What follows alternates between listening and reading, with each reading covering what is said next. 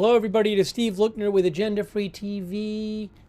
We are having a sound issue with one of these things. What are we having sound issue with? Is it this one? Okay. We're bringing you live coverage of the war in the Middle East. And let's see here. We're going to bring you the latest updates here. We have, you can see Beirut and Tel Aviv on the screen right now. I actually have a Haifa feed too.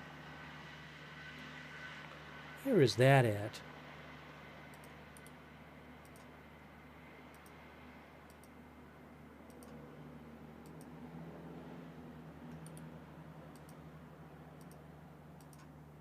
That's actually a Haifa feed. So things can get a little, there's maybe too many things on the screen at once. To start, I'll have them all on the screen, but I don't know that I'm going to stay with them all on the screen. It gets kind of a lot. Beirut, Haifa, Tel Aviv. They'll shut the Haifa cam off though if there's missile alerts.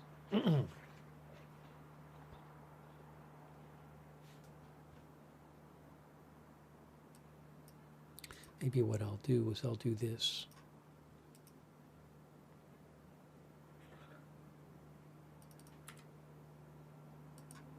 Ha, here we go.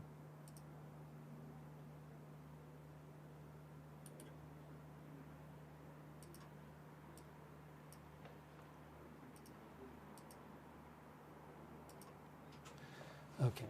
Anyways. I don't know why they haven't had the Haifa one for a while. Sometimes you have different ones. So I appreciate you guys being here. Thank you for joining us. Thank you to our moderators. We have Leslie, Ladyhawk, and Ruth and Roberts May Queen over there moderating on YouTube. Big thank you.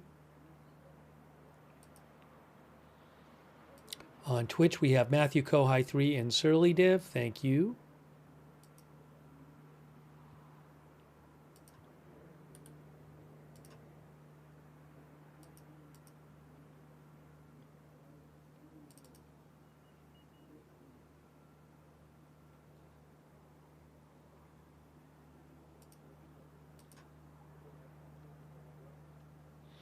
Thank you to our Facebook moderators, Kay Lowry Body, Margaret Riley. Big thank you. And Linda Belk, Larry, and Misha on X. Thanks for moderating. Thanks also for your support. Really appreciate it. Thomas PO419 from Sweden has given so many memberships, gave a bunch more memberships to you guys on YouTube. So thank you, Thomas PO419. I appreciate that.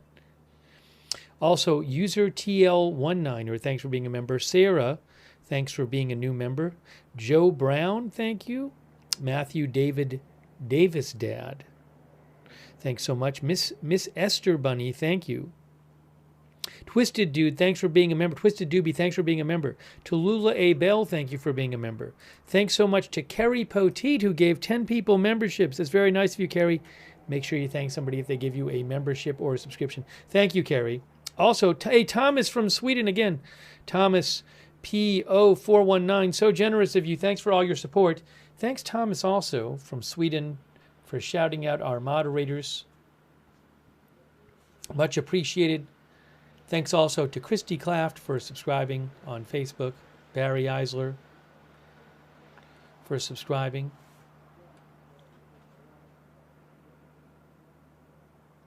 Oh, and thanks to our new mod in training, Andrea Holder. Thanks, Andrea. That's exciting. Over there on Facebook. All right, so let's get into the updates here. If you were wondering,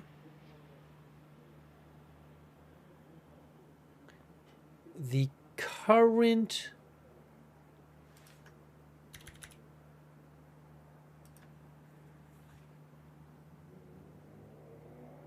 oil prices had gotten up to 119 for the Brent crude. Brent crude right now is at, it's gone back down to 107. Still higher than a couple days ago. Brent crude 107 or so, 107 or so. WTI crude is at 94 or so.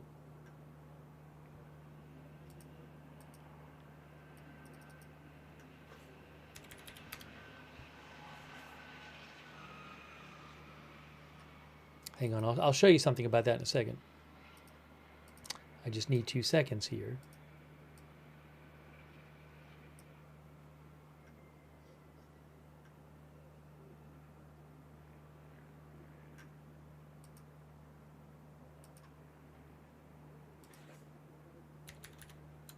Here, look.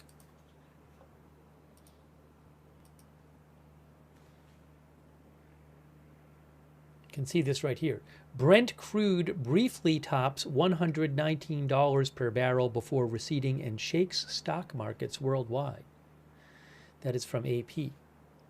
In the last couple days, there have been attacks on energy infrastructure by Israel as well as Iran. AP says a roller coaster day for oil prices showed how they're dictating where financial markets and maybe even the global economy are heading. Stocks tumbled in Europe and Asia when oil prices shot higher early on Thursday, but U.S. stocks pared their sharp losses as the day progressed and oil prices fell back.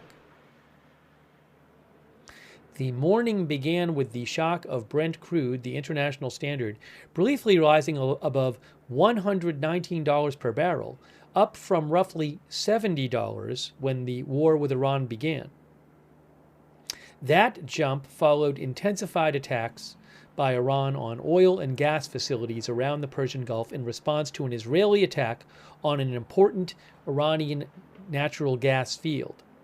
They worsened fears that the war could knock out oil and gas production in the Middle East for a long time, which would mean high prices could last a while and cause inflation to rip higher around the world. Stock indexes dropped 3.4% in Japan, 2.8% in Germany, and 2.7% in South Korea, but oil prices pared their big gains as the day progressed, the latest in their hour-to-hour swings since the war began.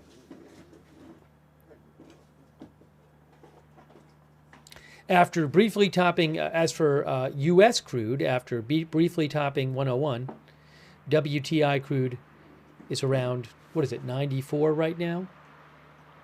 I think. That's what I'm seeing. The S&P 500 stocks U.S. finished with a dip of 0.3% after coming back from an early loss of 1%. The Dow dropped 0.4% and the NASDAQ dropped 0.3%.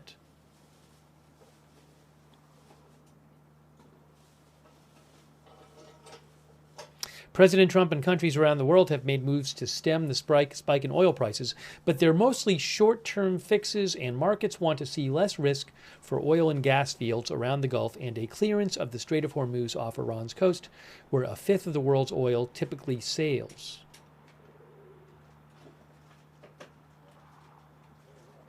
Late today, Prime Minister Netanyahu of Israel said, sounds like gunfire from Beirut. Late today, Prime Minister Netanyahu of Israel said his country will hold off on any further attacks on the Iranian gas field at Trump's request. Maybe at some point we'll look at some of what Netanyahu had to say today. I want to take some comments from you guys, but... Oh, there is an upcoming missile alert coming up. It's going to be for upcoming missile alerts. Up Tel Aviv. We got to keep an eye on the Tel Aviv camera, guys. Let's go Tel Aviv camera full. There's some static on the audio. I'm going to write to them about that. We're going full on the Tel Aviv camera because there's supposed to be alerts there coming up. I'll see if they can fix the audio.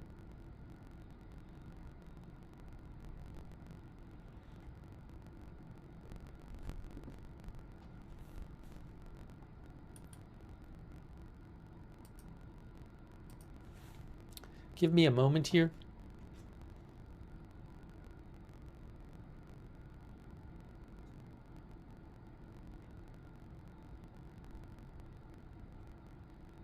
One moment, please. See if they can fix this.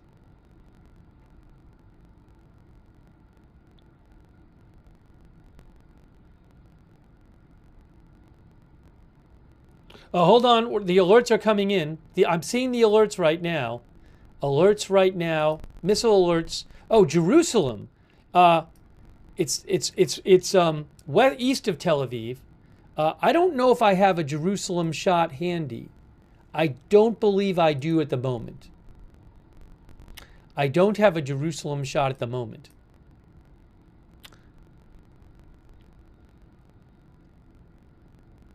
So I don't even know if we're gonna get if you're gonna see anything or hear any sirens on the Tel Aviv cam at this point.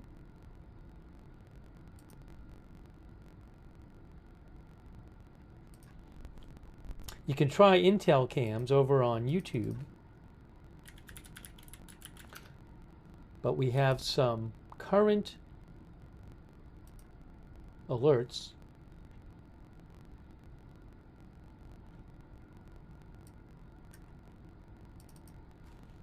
You can see there to the east of Tel Aviv, including Jerusalem, this area in here.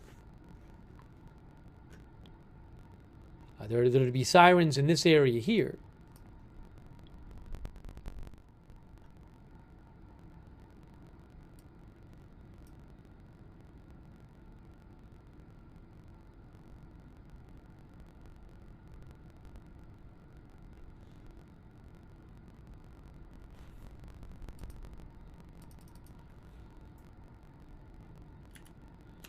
Let me check something here.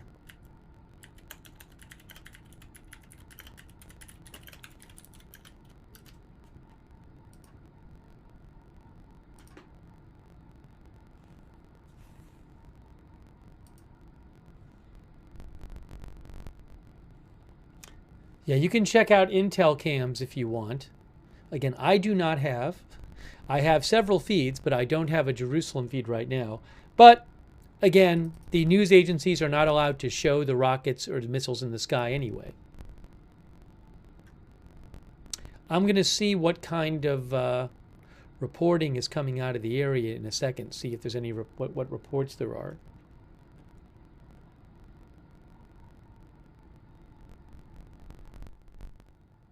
And again, I will check in about the static on the static. I'm actually checking on that right now.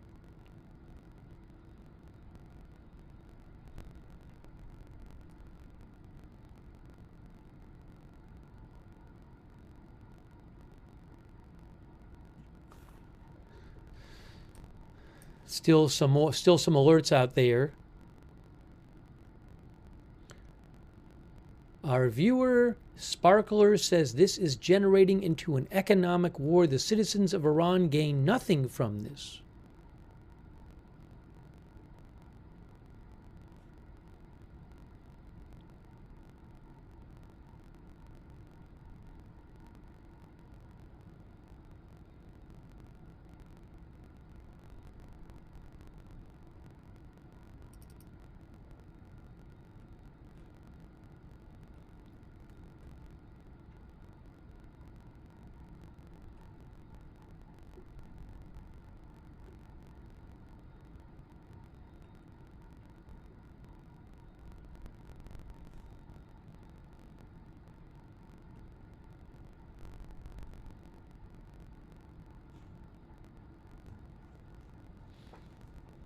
So you can see there's still some alerts there. Let me do a quick check here and see.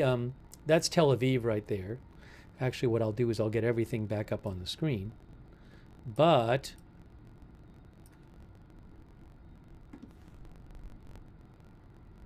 hold on. Now what's happening? Why is that there? Why is that there? Hold on. We want this. No, we want Haifa. We want the Haifa cam back up. That's what I need. Haifa. Haifa is back.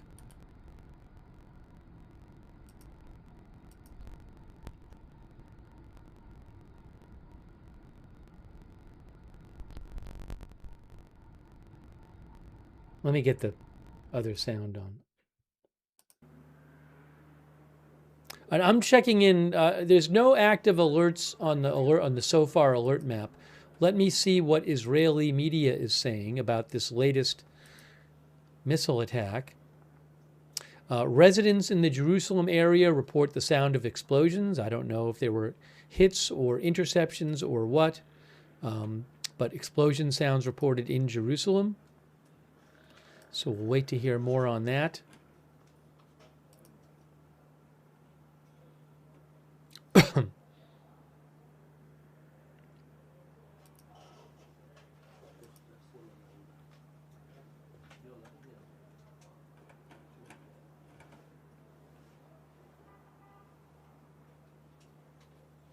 I don't have details yet.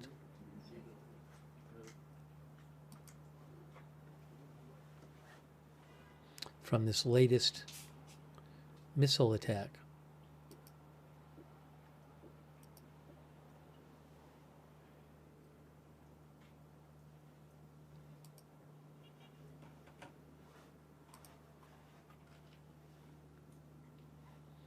The attack itself is over.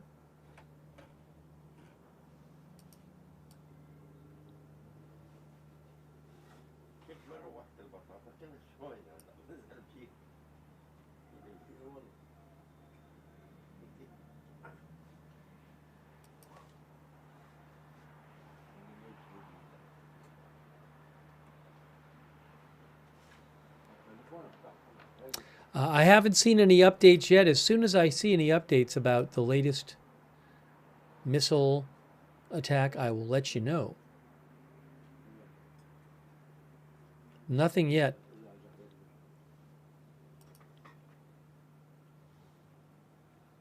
Zero Tolerance thought they saw a hit on Intel cams. Yeah, I don't have any confirmation yet of any hits. I will let you know. Hey, by the way, thanks to ZZZYYYZZ for your support, who says boycott USA and Israel Operation Epic War Crime. Thank you, ABZ Tract 1, for being a member. Hey, thanks so much to LAR NCM, who gave 10 people memberships. It's very nice of you, LAR NCM. Thank you. Also, our new member, Ryan L. Hobson 13. Thank you, Ryan. LAR actually gave 5 more memberships, so 15 memberships. LAR NCM, that's really nice of you. Thank you. Thanks also the Alaska, our member.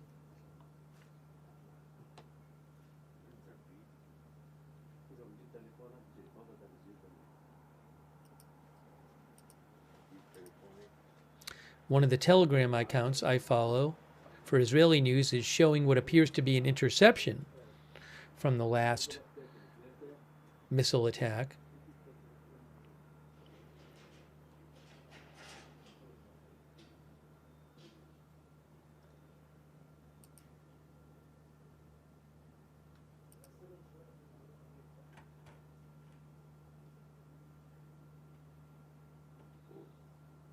Hang on a moment. Hang on, sir. I'm seeing something else I want to mention.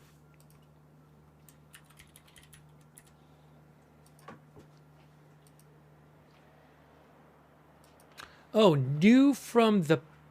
I didn't see this from before. I want to mention this.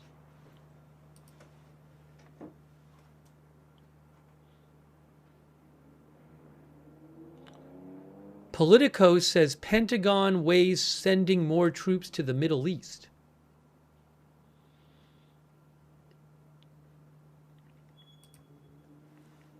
You know, last night we were talking about this story from Reuters saying President Trump is considering sending thousands more troops to the Middle East. Politico today is reporting, Paul McCleary, that the Pentagon is considering sending more troops to the Middle East. The size and scope of additional deployments are still evolving.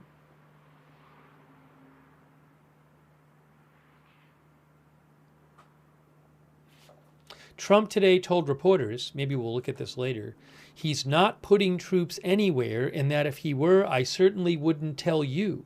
But I'm not putting troops. The 3 Navy ships with 2,200 Marines will arrive in the region as soon as next week from the Pacific, according to a defense official.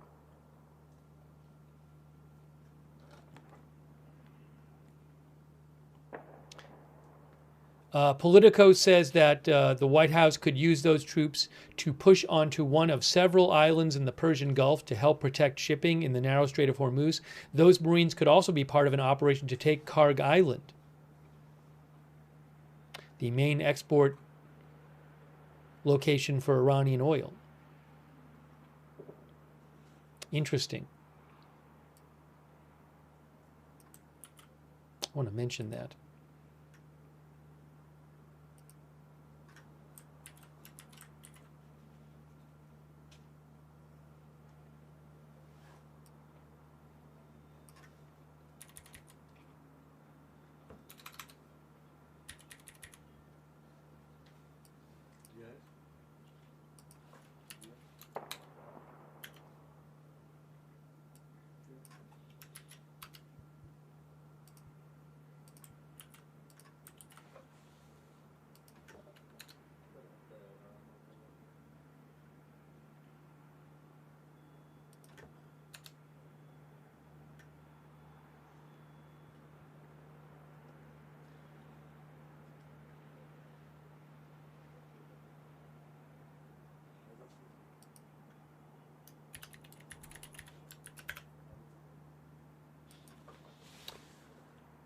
Let's see here. Sorry. So again, Politico, like Reuters, reporting that President Trump is considering sending more troops to the Middle East.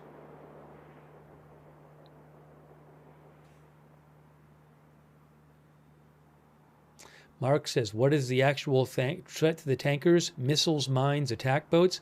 All of those. All of those. Drones, missiles, sea drones, air drones, attack boats, mines. There might be others too. Iran has a number of ways to attack ships.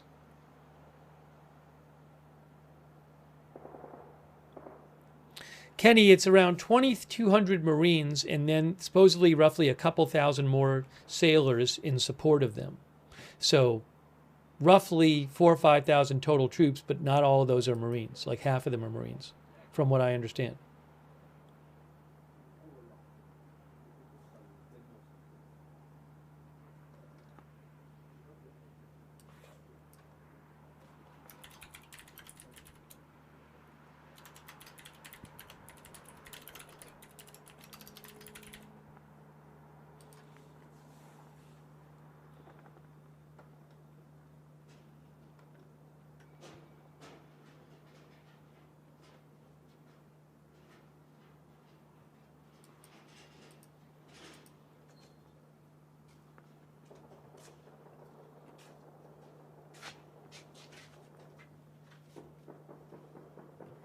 Hearing some gunfire from the Beirut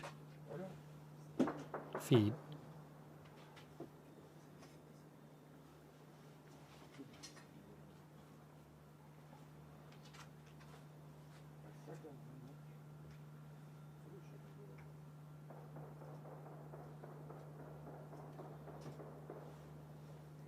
Hang on one second here.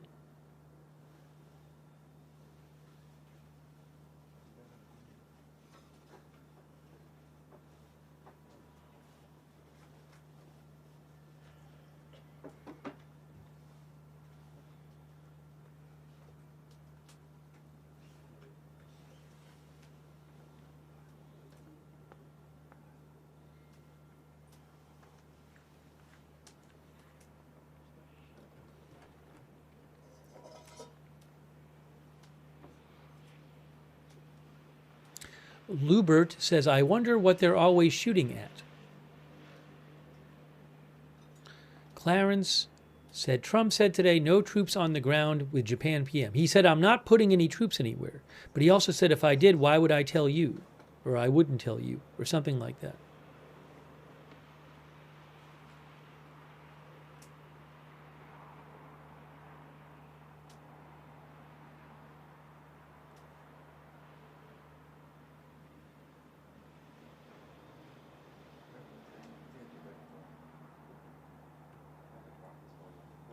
No injuries. Manny Fabian of Times of Israel reports no injuries in that last missile attack.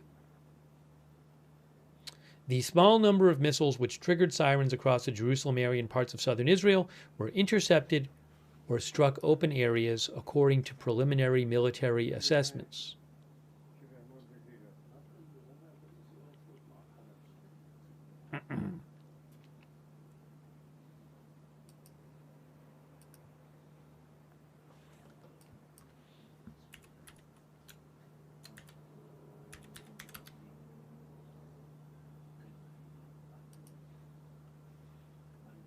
I wanted to mention also, F-35 jet is forced to make an emergency landing, U.S. military says.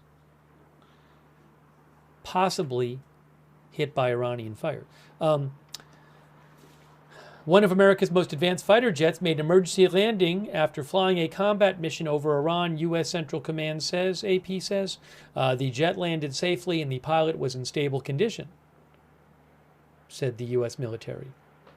CNN first reported the incident and said the jet was believed to be hit by Iranian fire. Iran State TV said its quoting a Revolutionary Guard statement, claimed its air defense system badly damaged an F-35. The U.S. military would not comment on the report and said the incident was under investigation. This stubby-nosed aircraft with stealth coatings cost up to $77 million apiece in 2023. So no confirmation that that plane was hit by Iranian fire. We don't know. Iran posted a video claiming to be video of the plane being hit, but it is unclear if that is legit video.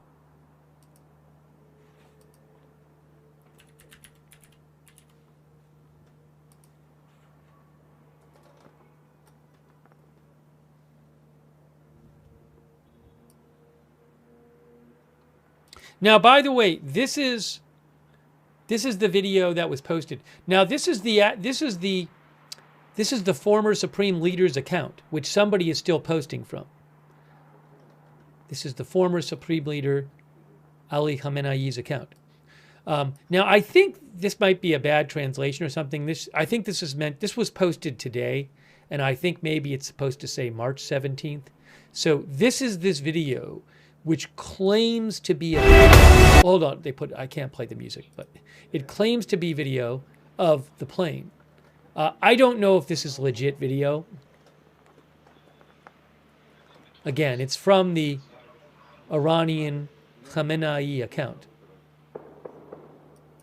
So what can I say? I do not know. I do not know if that's a legit video. Pioneer thinks it's from a video game. Some of our viewers think it's from AI.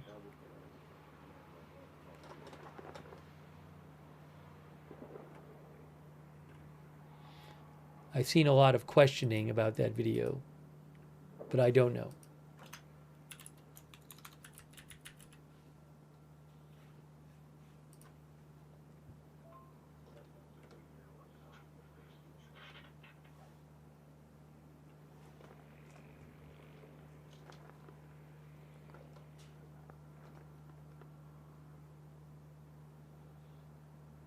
But it is true that an F-35 did have to make an emergency landing. The pilot's in stable condition, which doesn't tell you his absolute level. Stable just means not changing, not getting worse. CNN says that it was believed to be struck by Iranian fire. Hey, thanks to Cyan Brown for being a member. Thanks to our new member, Tawny Brown. Thanks, Tawny Brown. Docs Ex Machina, thanks for being a member. Thomas gave 5 more people memberships. Hey, thanks so much, Thomas P0419, for all the memberships. And then LAR NCM gave people 10 more memberships. Please make sure you thank LAR or Thomas or anybody else who gives you a membership or a gift subscription. That's very generous of them. Thank you, Blue Chew, our new member.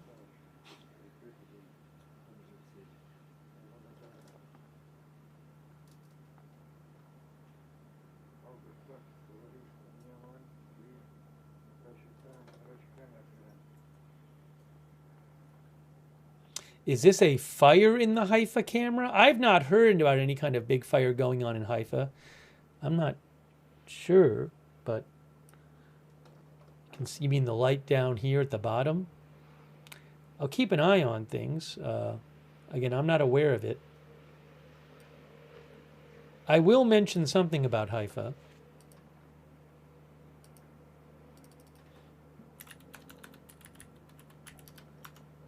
Which is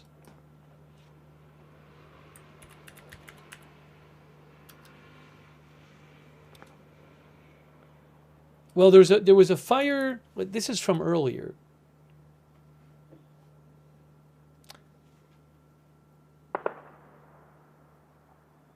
I thought I read that in Haifa there was a situation where debris hit a refinery. Let me see if I can find any updated reports about that.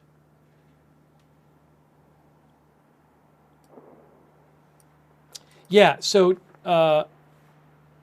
Times of Israel said that that the Israeli Fire and Rescue Authority said that they had gained full control over the fire at the Bazan oil refinery in Haifa. They said that the refinery was hit by an interception, fragments from a missile interception.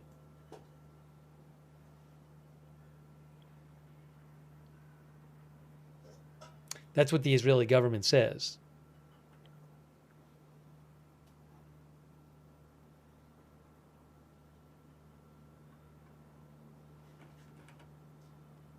I can't confirm that.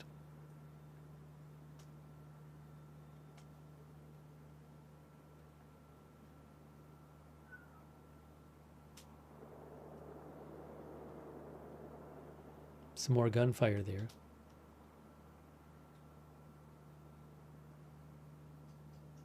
And again, that report about them gaining full control of the fire of the incident was from 3 hours ago.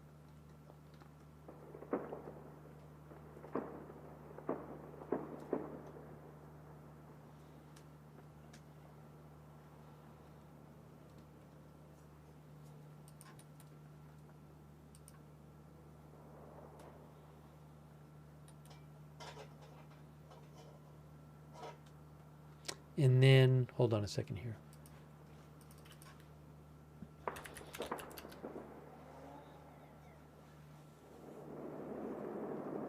More gunfire.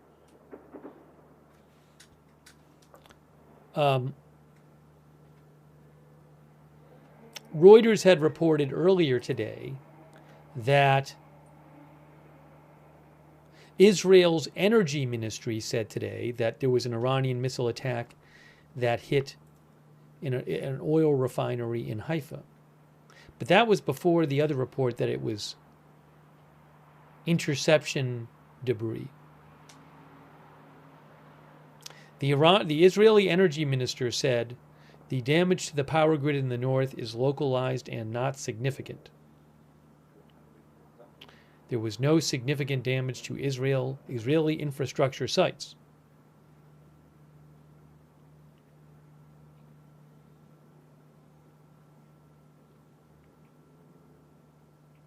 And the Israel Electrical Corporation said a power line in the Haifa area was hit by shrapnel, causing a brief outage, but electricity was restored within about 45 minutes. Also, Israel's fire and rescue services said debris fell in 2 locations at oil refineries and caused a fire that connected supply sources, but there were no casualties.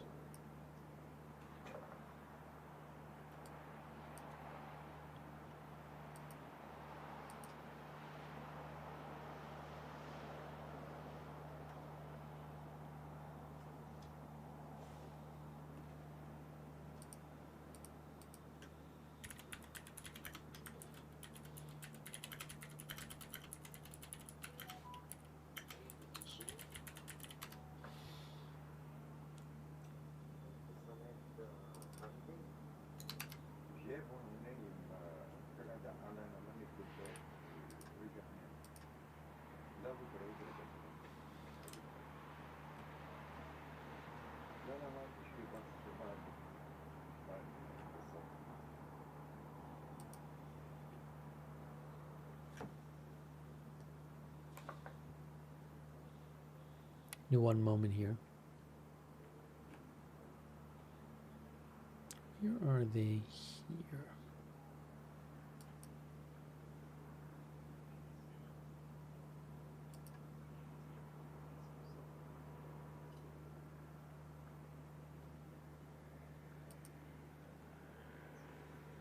Hang on.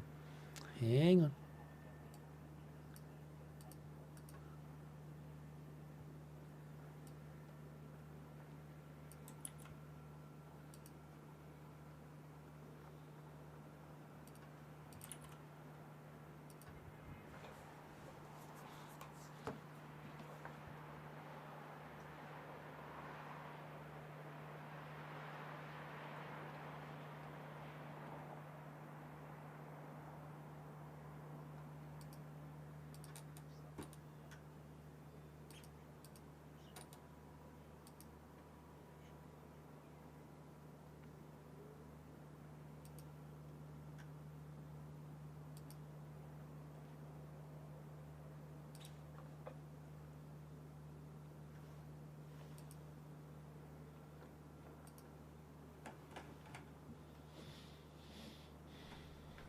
Hey, thanks so much to Jeff0630. Thank you, Jeff.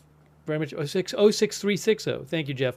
Also, Ronald Farhar for being a membership. Thank you, Ronald. Squeaky Geek, thanks for being a member. Give me a sec here. Thanks over on Twitch to DJXT for the gift sub. I got behind on Twitch. Thanks to the King of Wit. The King of Wit gave out 10 subs on Twitch. Wow. Thank you, the King of Wit, for the gift subs. Sorry for the delay. I just saw it.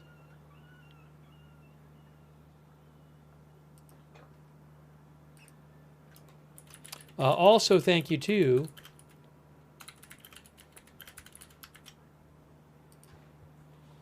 Rupert Lionheart for subscribing on Twitch.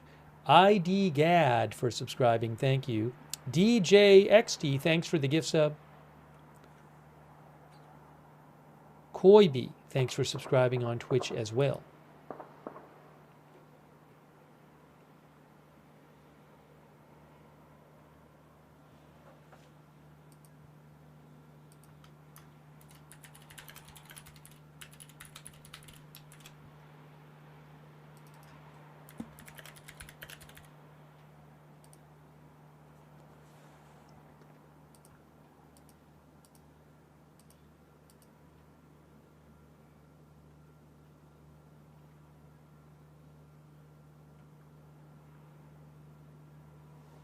The IDF is saying that, hold on.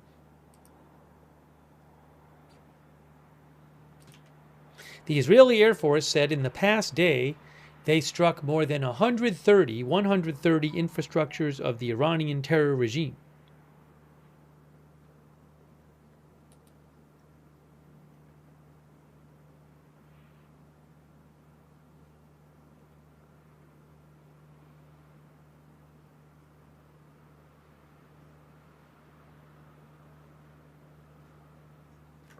Give me a moment here. Give me a moment.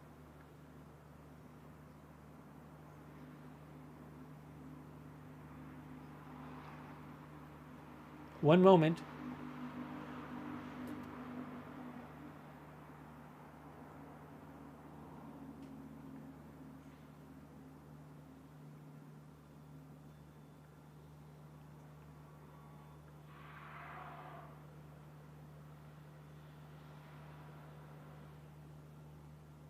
So I've just got to get a couple things up here so I can see them.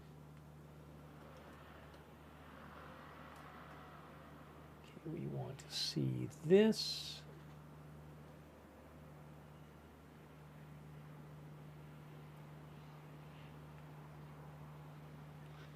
I need to be able to see.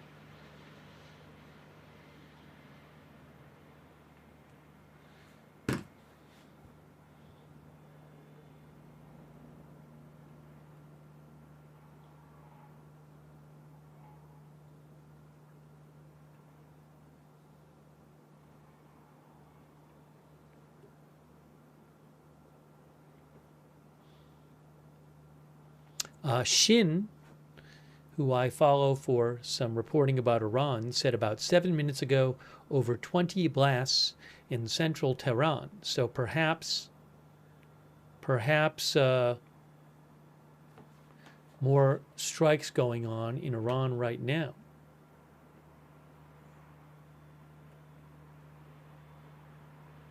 Also, Shin said there is anti-aircraft activity in central Tehran.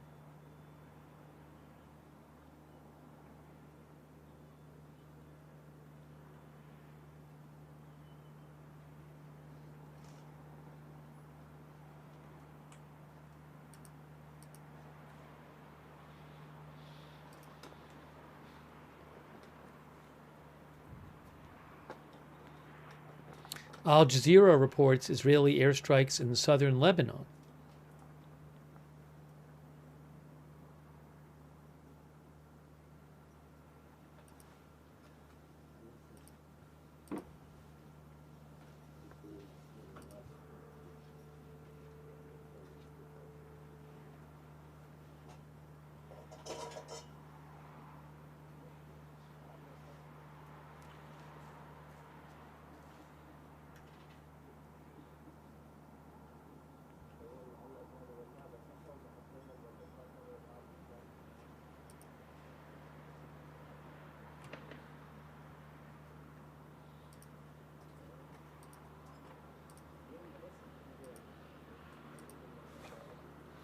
Give me a moment here. Just want to pull a couple things up so I can see them.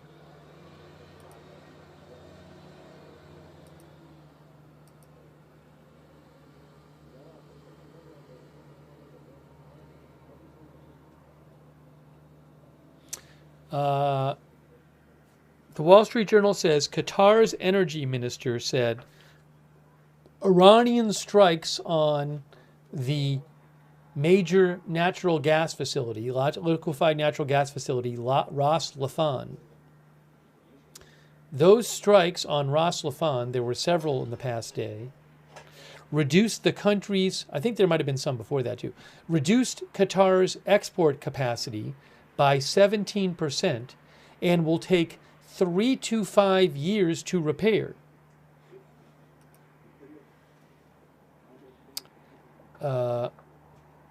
Those attacks damaged 2 liquefied natural gas producing trains, and that will cost about $20 billion a year in lost revenue.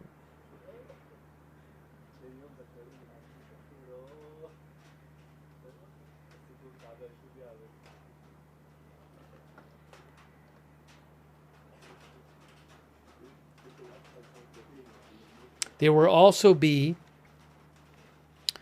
damage will result in a 14% reduction to Qatar's exports of helium, which is critical to the production of semiconductors.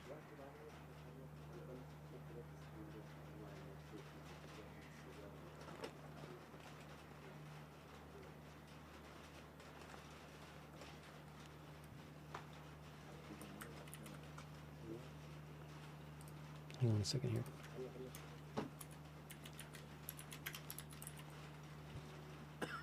I've been reading some articles talking about how even if the war ends, it may take a long time. That doesn't mean things get right back to normal. There could be long-term damage to energy facilities that takes a long time to fix.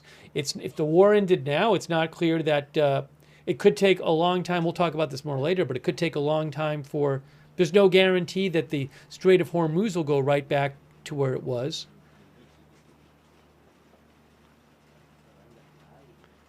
The Iranian Speaker of Parliament, I believe, a few days ago said it's never going back to the way it was, to the pre-war way it was, the Strait of Hormuz. I think I just saw something in state media about that tonight. Where did I see this? I was just looking at state media in Iran. Which one was it? Fars? Yeah, it said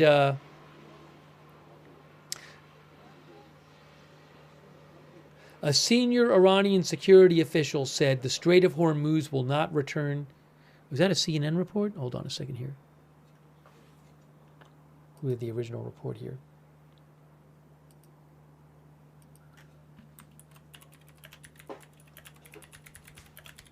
But the point is, there could be, even if the war were to end soon, there could be long-lasting economic impacts.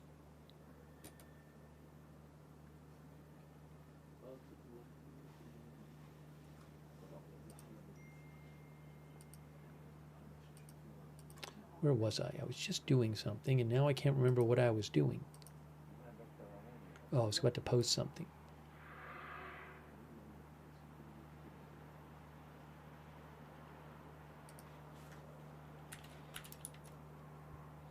I remember now.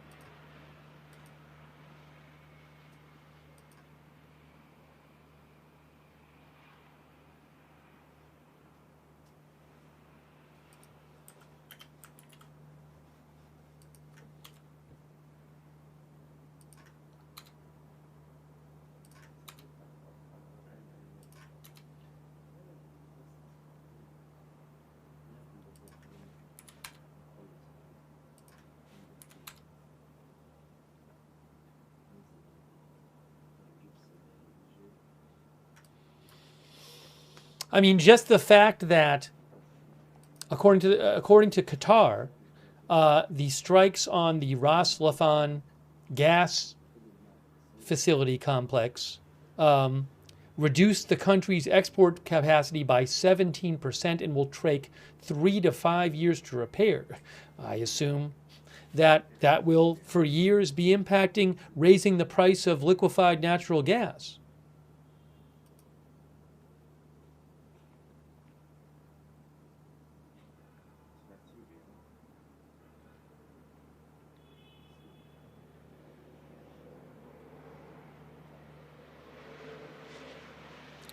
Jamie, our viewer, says ground operations in Iran incoming?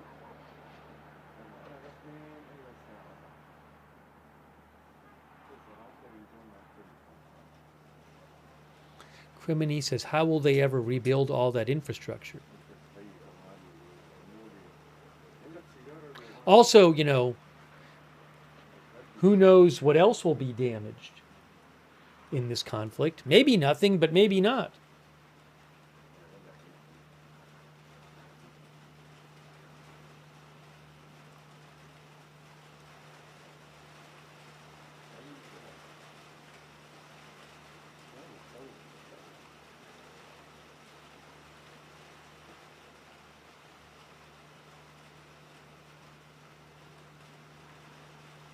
Zelch, our viewer, thinks we're witnessing Iran becoming a global superpower in real time. I think now some, to play devil's advocate, some might feel that Iran is being greatly weakened with all of the damage to their armed forces, for example.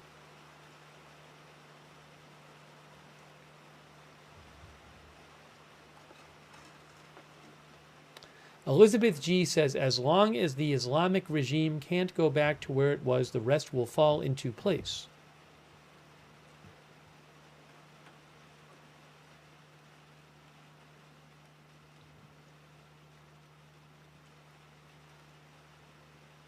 Thanks to Carrie0911 for being a member, Jennifer Steinbeck for being a member, Ruth Anderson, thanks for your support, Necromonikar, thanks for being a member. Thanks, Sachin, for 5 memberships. That's so nice of you, Sachin. Thank you.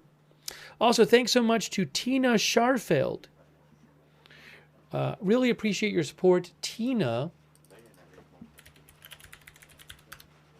who is in Romania. Thanks for watching from Romania, Tina Scharfeld, and supporting. Thanks, Buppy Gertrude, for being a member. Nove22001 in love for being a member. Ronald Farha, did I thank Ronald before? And Squeaky Geek, thanks for being members.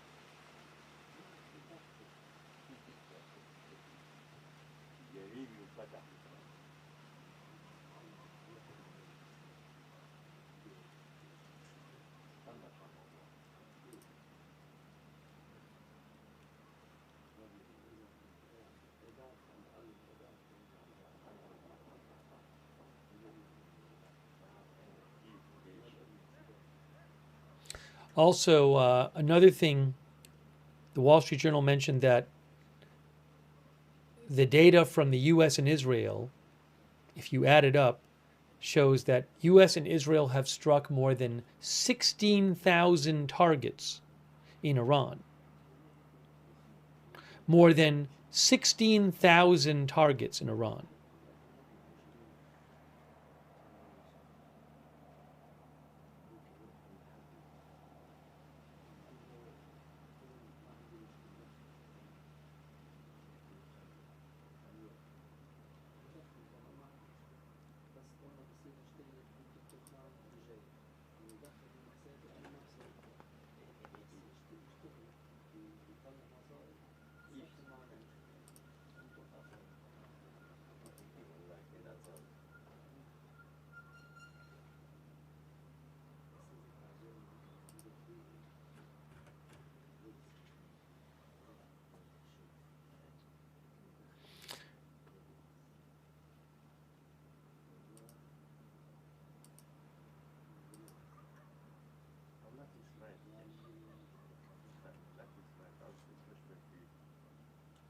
Do we have a pre-alert? Hey guys, we have a pre-alert. It looks like a pre-alert for missile alerts expected in Jerusalem area, Jerusalem and surrounding area. I do not have a Jerusalem cam right now, but there are pre-alerts now in Israel. Looks like another one or more missiles has been launched.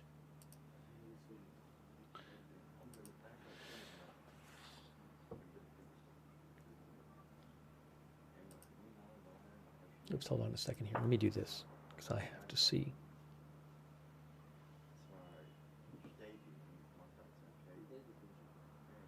Actually, let me do something. Let me try something here.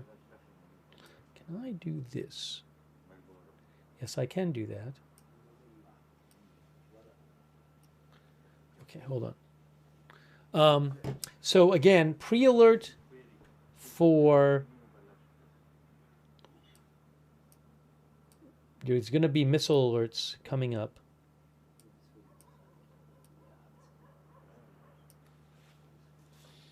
And it's Jerusalem and around Jerusalem, other areas.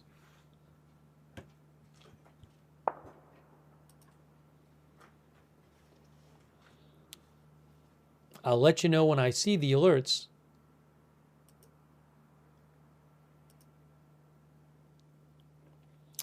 Jerusalem, Judea, the Dead Sea, Samaria, the Judean lowlands, Lachish, and the Bekaa. That is what the warning is for.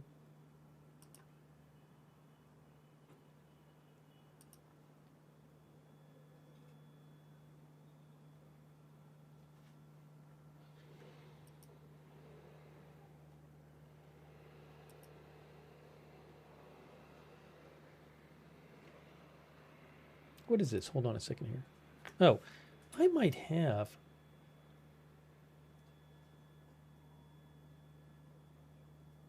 I'm going to check in on something here. There's an AP camera, but I don't, the AP camera, like the other cameras I have access to, generally shuts off when they're not allowed to show the images of the interceptions or the exact locations of strikes.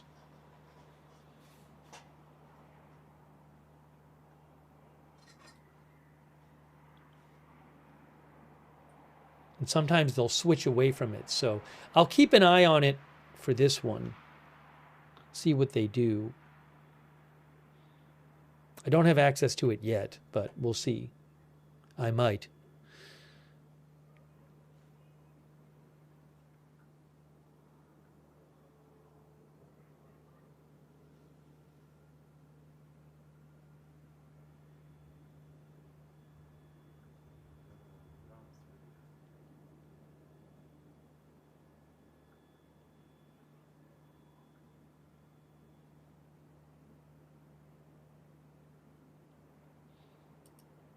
We're waiting for... Oh, the alerts are there. Here are the alerts right here. There you go. See that right there? So Jerusalem and east and west of Jerusalem, you can see. Give me one moment here. Did they switch this? What did they do here? Can you hear it on here? All right.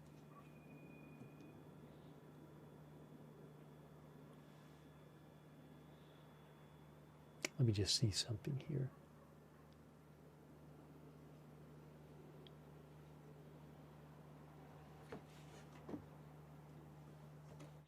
Give me 1 second here.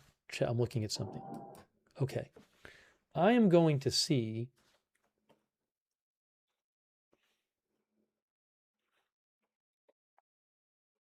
Again, we have some alerts going on. Jerusalem area. Anybody see anything on Intel cams? Intel cams has I thought they had a Jerusalem camera, and the number 6 in the sky.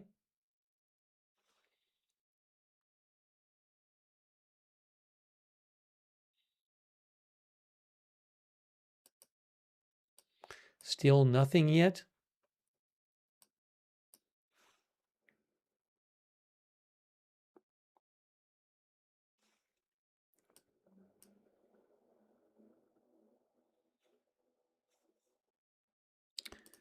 Yeah. One of our viewers mentioned it stretches all the way across. So it's all the way across here. It could be one missile and they just don't know where it's going to land. I thought I saw a flash in northern Israel, but it might be lightning. That's northern Israel's up here. I might have seen some lightning on the northern Israel camera.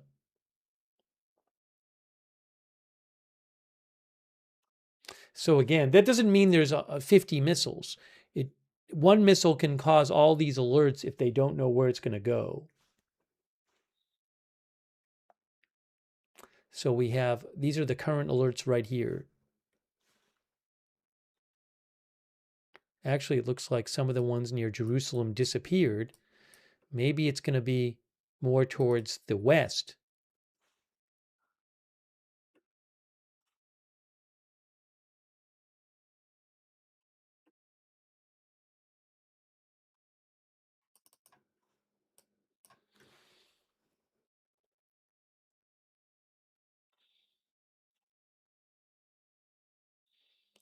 Hold on a moment here.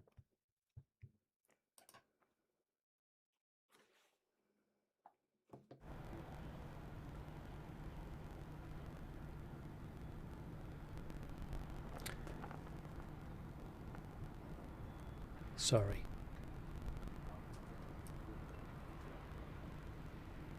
I'll let you know. Oh, something happened with my.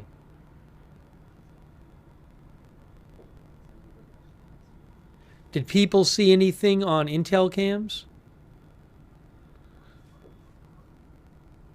Anyone spot anything?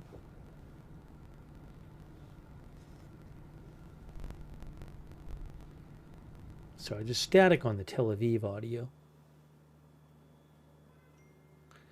Mr. T-Man said, I see nothing. Nothing. Yeah, a bunch of people in our chat are saying they have not seen anything on Intel cams yet. All right, so basically the alerts are, there's one alert there. You can see the alerts are not there anymore. So let me see if I get any update here from, let me see if I can get any update for,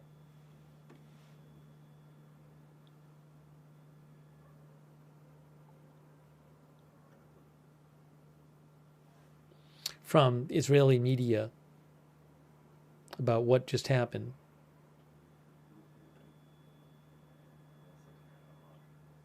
Unconfirmed report from an Israel news account I follow that it's a cluster missile. I don't know that for sure. Let's see. I haven't yet seen reporting on what happened.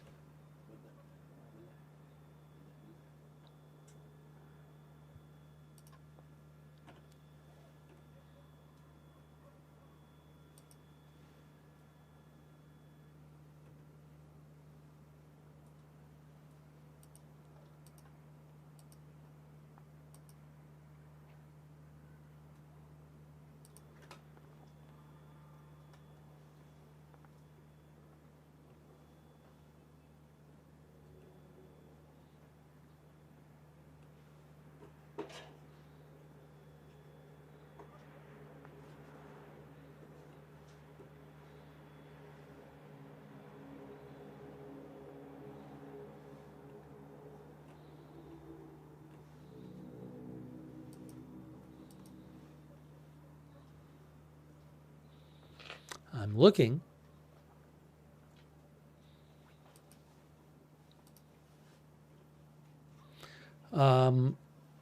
Yediot News says suspected. Oh, that I don't even know if that's related to the missile. So let me hold up. I don't know if we have any kind of damage from that latest missile alert. I don't see any reliable reporting on that yet.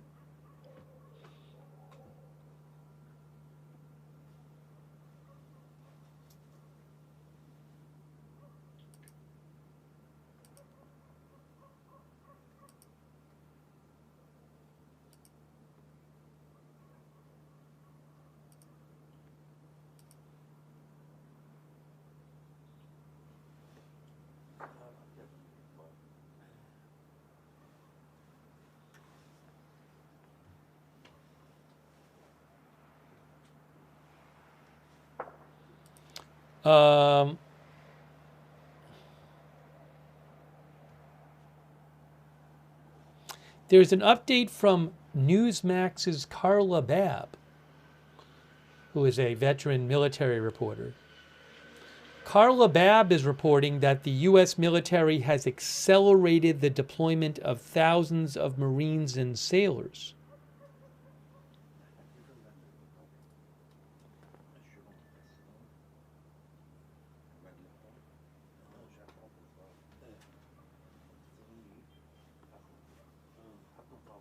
She says there are roughly 4,000 total service members aboard 3 ships.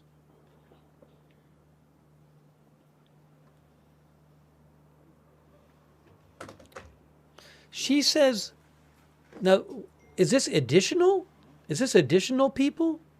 She says that Newsmax is reporting the Boxer Amphibious Ready Group and the embarked 11th Marine Expeditionary Unit is deploying ahead of schedule from the West Coast. I thought Marines were coming from Japan. I'm a little confused about this report.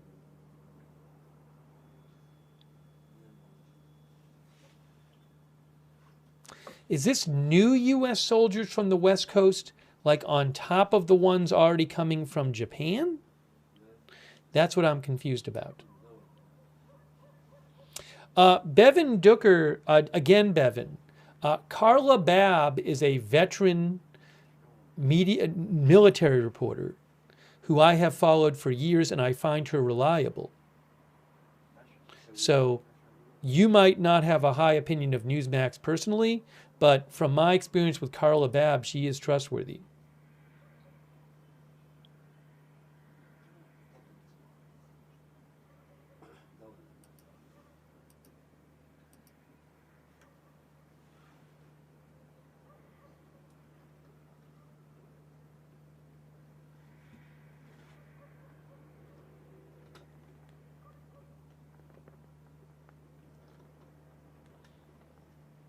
So I'm a little confused about that reporting. I don't know if that means there's additional troops or if that's the new troops we heard about before. I'll have to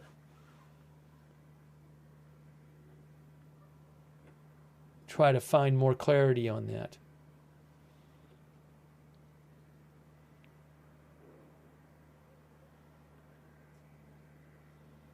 Mick says, how many Marines are going in now? See, yeah, so that's what I don't understand. That's what I don't understand.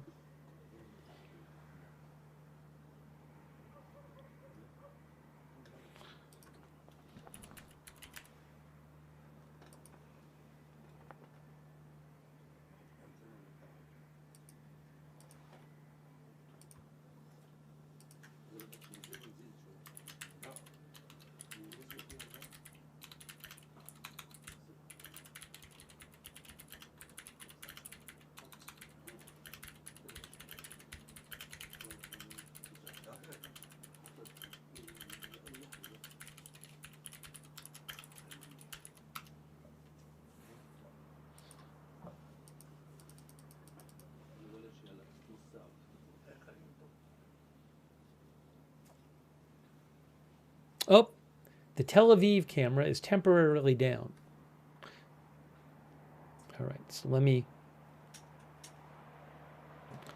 take that off for a second. Tel Aviv camera problem.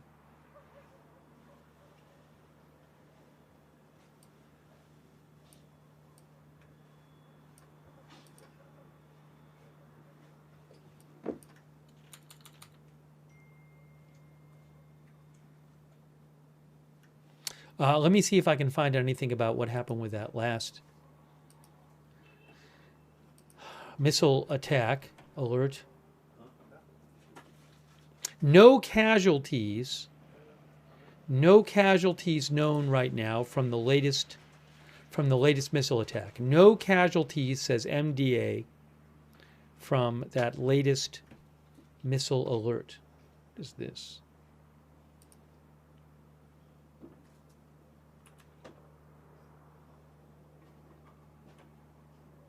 Shout out to our moderators. Ruth is moderating over on YouTube.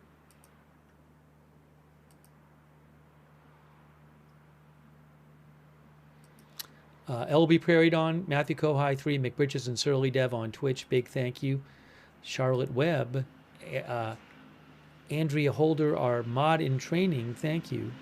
Margaret Riley, K. Lowry Body on Facebook, and Linda Belk, Larry, Misha on X. Thanks so much to our moderators. Oh, wow.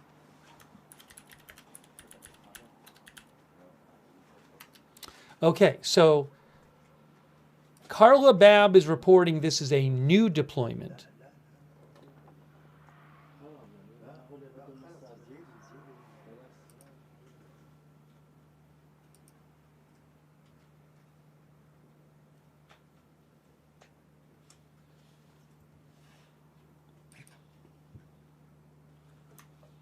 So she's saying this is a new report.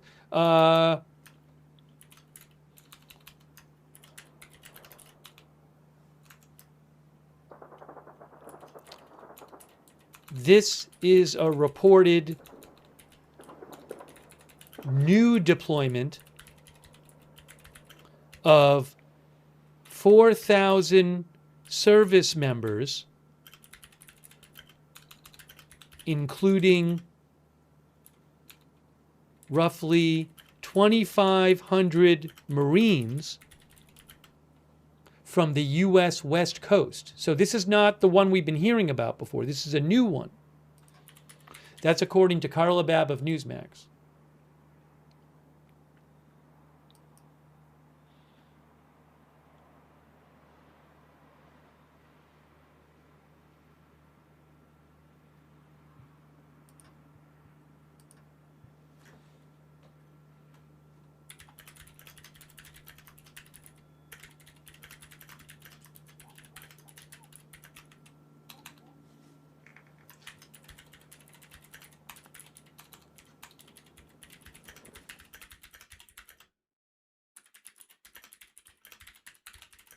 Hold on a second. I have to replace that camera. Give me one moment here.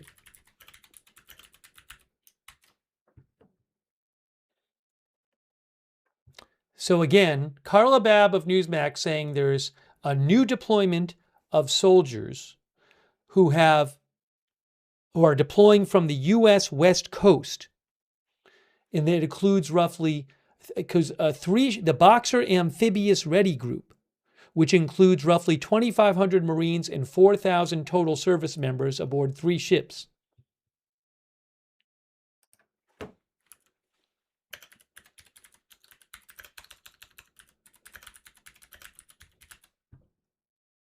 If I'm getting that right. Aboard 3 amphibious landing ships, by the way.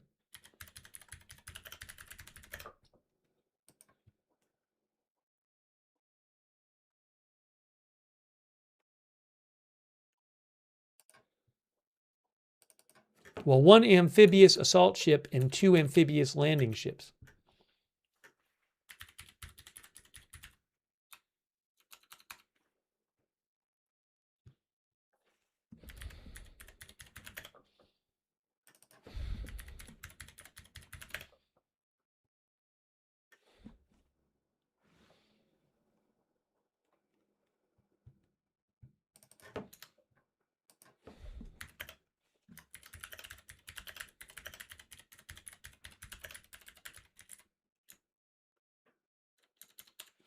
Okay.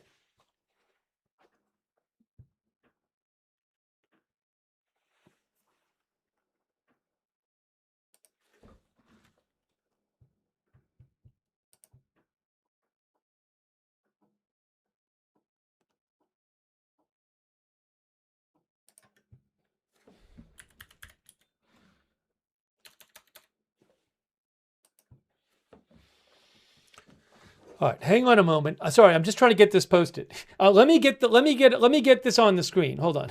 While we're waiting for me to post this, let me get the Haifa feed on the screen for you. Sorry, I'm a little. I want to get this report posted and mention this again. All right, this is Haifa. Okay, just bear with me for a second as we look at Haifa for a second. This is Haifa. So hang on a second.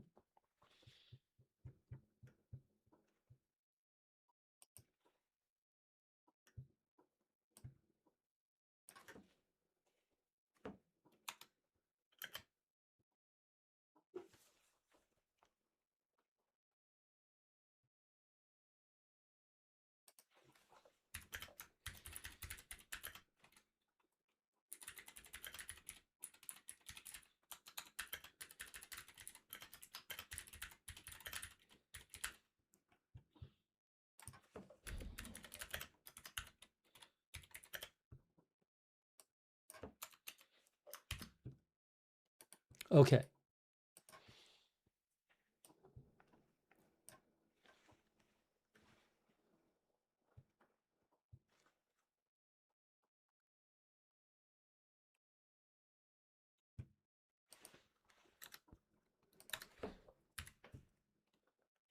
Okay, so again, I just want to go over this again. Carla Babb, who is with, she's a veteran military reporter. She's currently with Newsmax. She is reporting that the U.S. is deploying about 4,000 service members, including 2,500 Marines, to the Middle East from the U.S. West Coast, and it includes 3 ships, an amphibious assault ship, and 2 amphibious landing ships. It is the Boxer Amphibious Ready Group.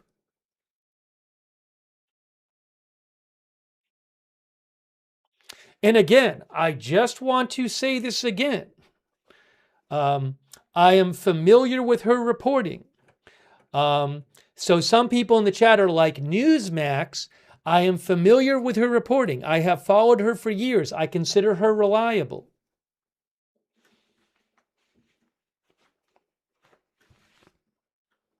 All right, now hold on a second. Are there pre-alerts now? Hold on a moment. Just give me a moment here.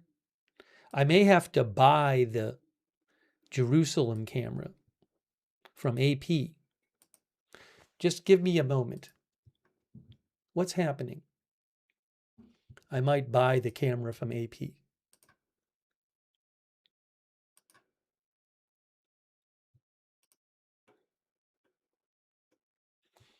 Yeah, I'll buy it. I'm going to buy the Jerusalem camera.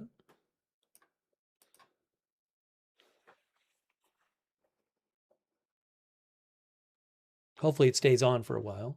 If it doesn't, I'll ask them about it. But we're going to pull that up on the screen for you because this is a alert for Jerusalem and surrounding area.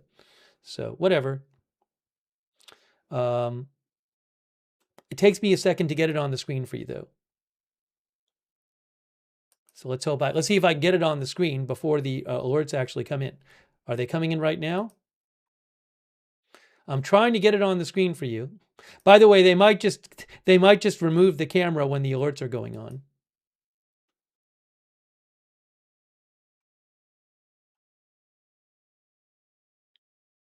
I don't have it yet. I have it now. Can I get it on the screen for you? Let's see. Here, I have it. Here it is. Here it is. There it is. That's Jerusalem. That's Jerusalem right there.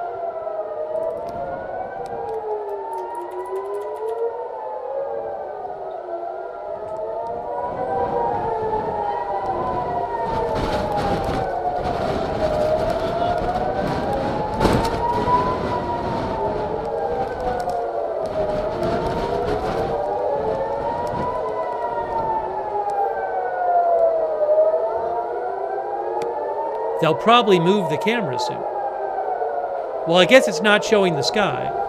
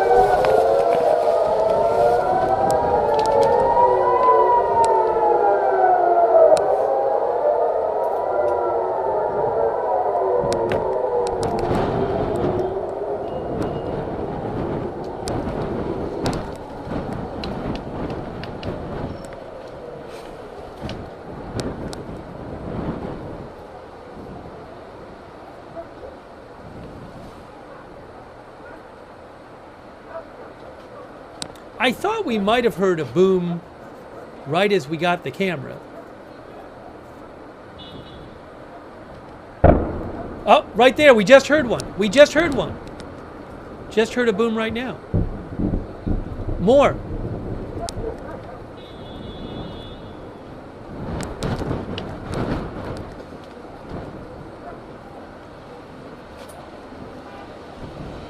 Some alerts to the west of it, too.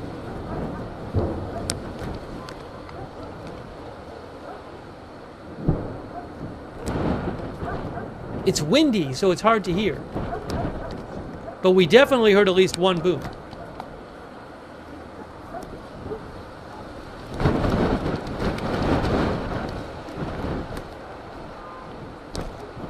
There were some alerts to the west, too. More over towards Ashdod. So. And also right now.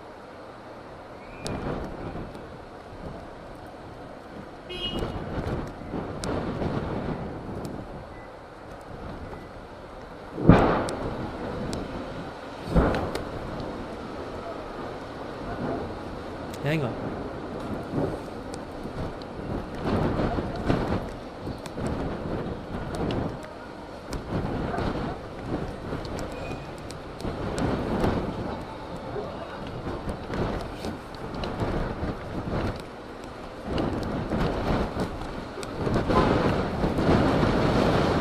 Windy.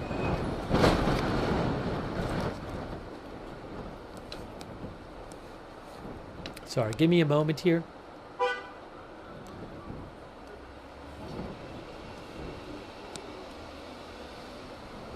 I'll have to try to find out what happened.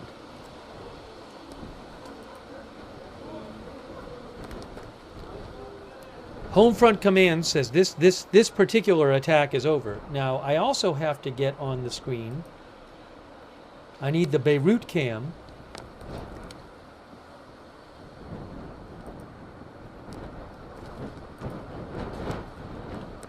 Actually, I have this.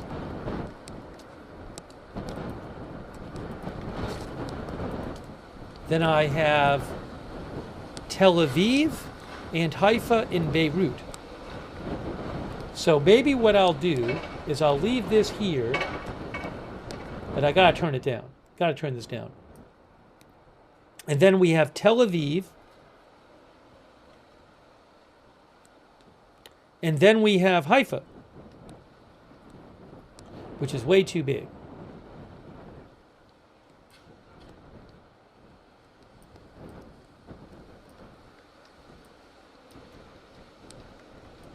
Jerusalem, Tel Aviv, Haifa.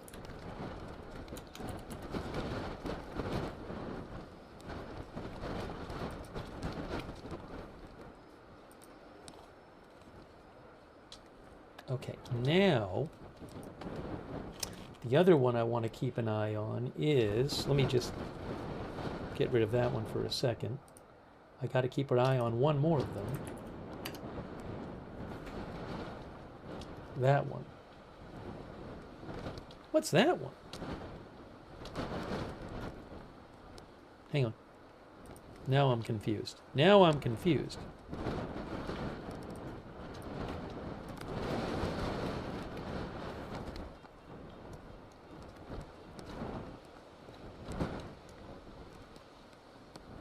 Okay.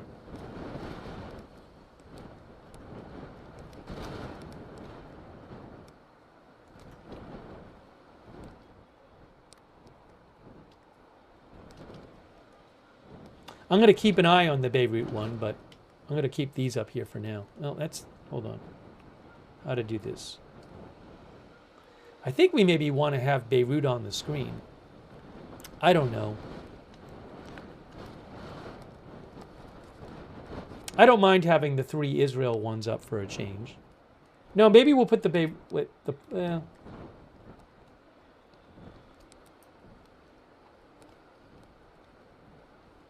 I'll put the Haifa one up.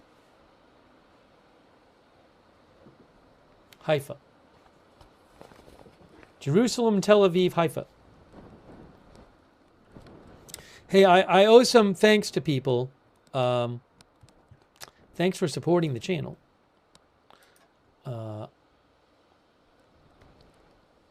Thank you, Live Animal, who says, I'm so tired of this mayhem. Thank you, Live Animal. Thank you also, Marty Franza, who says, my best friend lives in Jerusalem. She just told me she's in and out of the bunker every 30 minutes. She's exhausted. We've seen a couple of alerts in Jerusalem. Thank you very much, Marty. I hope your friend stays safe. Thank you, Space Fraggle. Really appreciate that, Space Fraggle. Lolly Lollipop, thank you so much for your support, Lolly Lollipop. I'll put it towards the feed. Thank you. Thank you, Trisha Creighton. Thank you, Tanami. Tanami says, Carla Babb is correct. My son is aboard the Boxer. If that's true, I hope he's doing okay, and I thank him for his service, and I hope he stays safe. Thank you so much, Tanami. Thanks also, Haley Girl. Hey, Haley Girl, I appreciate that. Thank you. And Phoenix Rising, thank you. Also, Tony Jones and Emil Blagoychev. Thank you, Emil Blagoychev. Also, Hey New Girl, Frodes3, Jane Bullymint, thank you. Josh Barnes, thank you. Sean Johnson, thank you. Lisa, our new member. Mr. Negative, thank you for the memberships, Mr. Negative. Very nice of you. And Kerry0911 and Jennifer Steinbeck and Ruth Anderson. And let me just make sure I'm not missing anybody.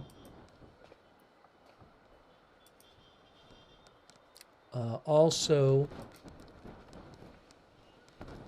Mongol Mama on Twitch, who says, this is an evolving disaster for everyone. Unwinnable. U.S. needs an off-ramp fast. Thanks, Getting Hut, our subscriber on Twitch.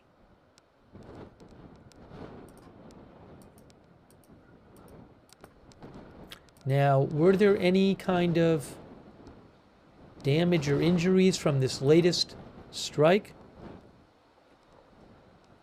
I don't know. No reports of casualties at the moment. No reports of casualties at the moment.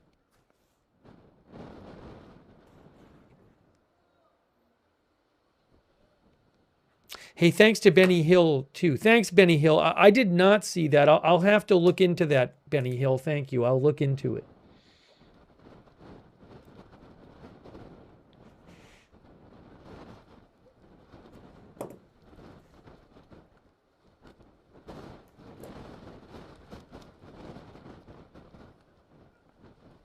MDA says no calls have been received at the MDA hotline for damage or I guess it would be for injuries, but they're not even right now going out. They haven't received any calls at their hotline. MDA is the emergency medical response.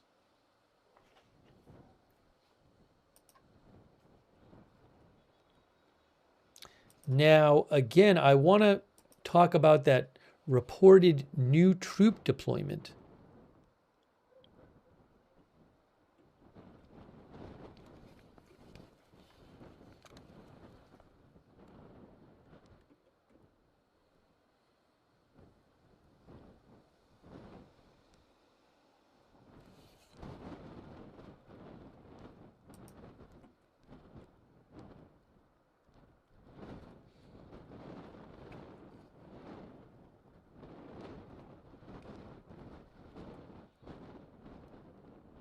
Oh, more incoming?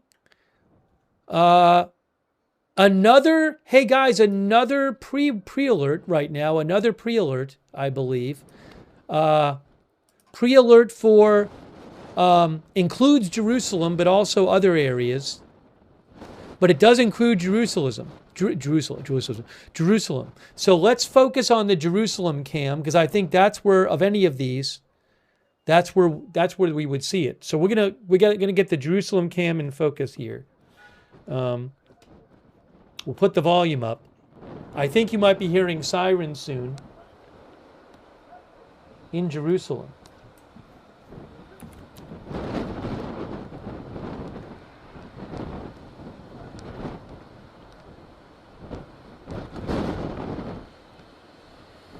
We are expecting more missile alerts.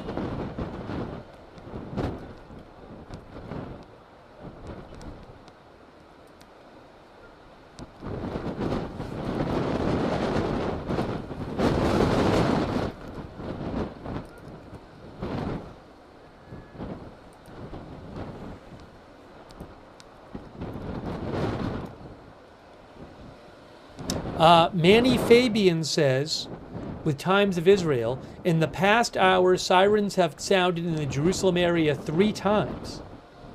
None of the previous attacks have caused damage or injuries.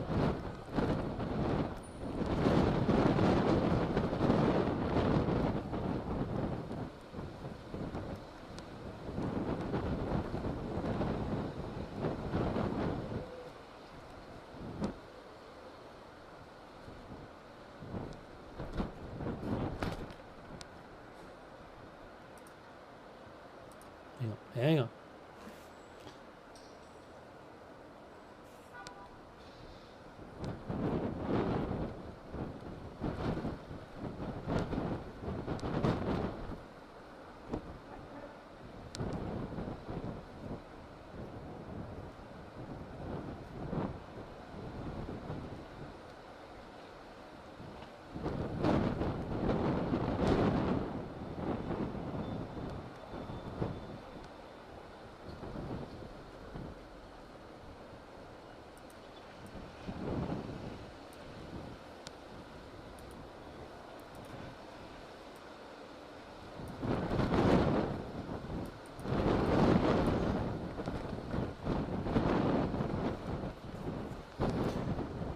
Again, we're expecting alerts in Israel, including Jerusalem.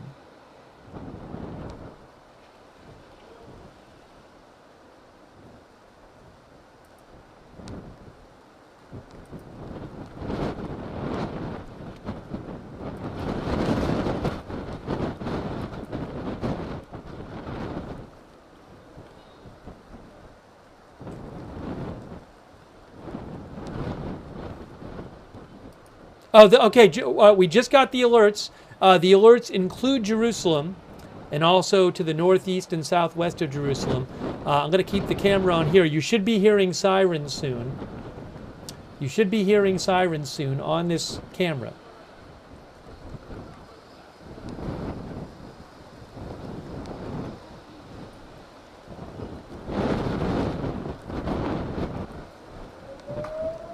There are the sirens right now.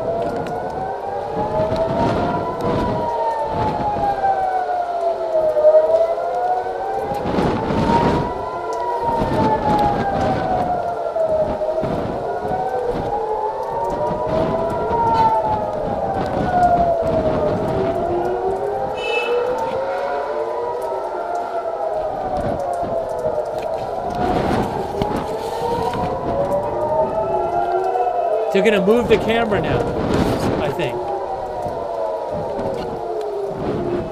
No, they didn't move the camera. I think they were going to move it to the ground or something. I mean, zoom in, but the sirens stopped.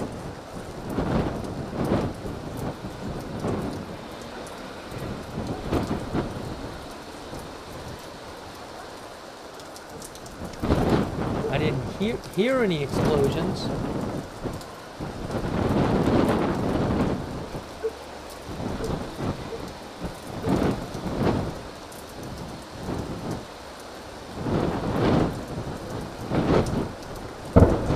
Oh, we just heard a boom. We just heard one right now. Just heard one.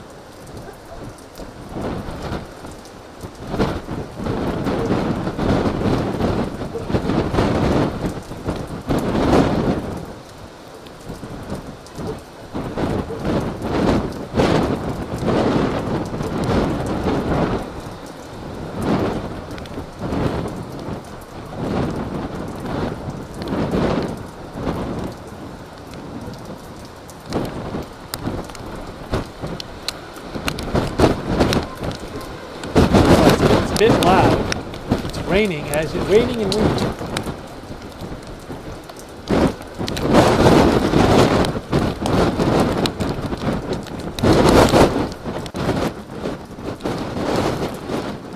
We gotta turn that down. Let me see if I can find out anything about what happened. In the meantime, I will put up on the screen. Hold on. These. Where's the other one?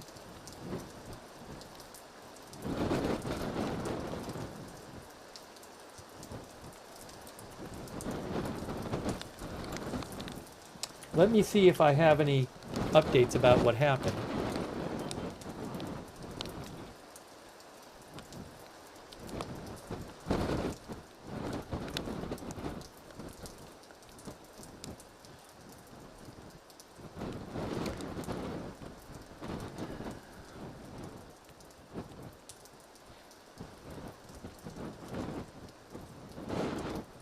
We did seem to hear one boom. I don't know if it was an interception.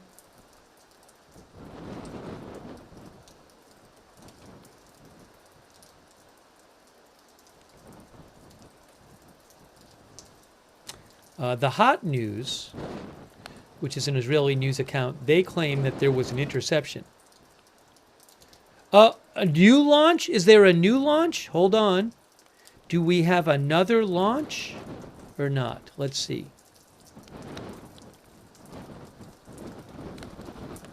Or is this rocket alert? Hold on. I'm not sure. Waiting to see. It's a bit confusing.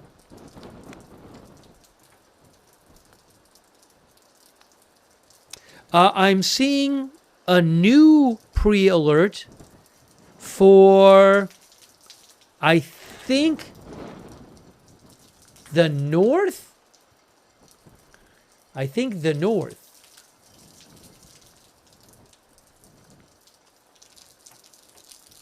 New pre-alert, another one. Northern Israel. So I don't think it'll be on any, well, let's see, hold on a second. I don't think, does it not include Haifa? Oh, it could have Haifa. It could include Haifa, possibly. Possibly.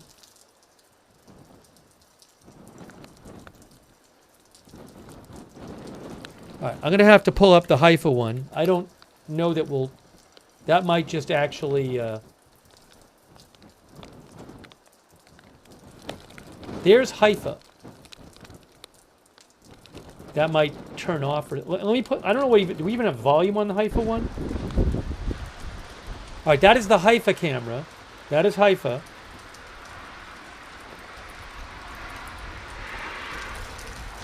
Right there. So we're expecting more alerts.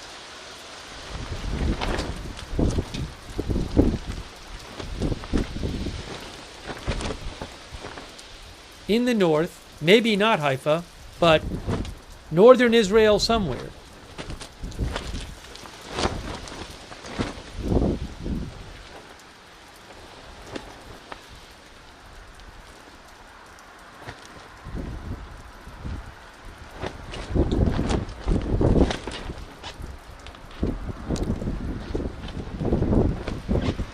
We very well might hear sirens on this Haifa camera as long as they don't cut the camera.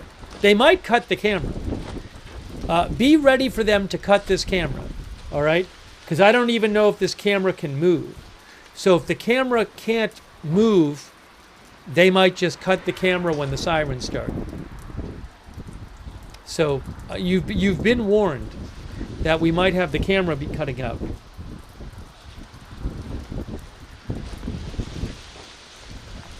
I'm sorry, but I don't have control over it.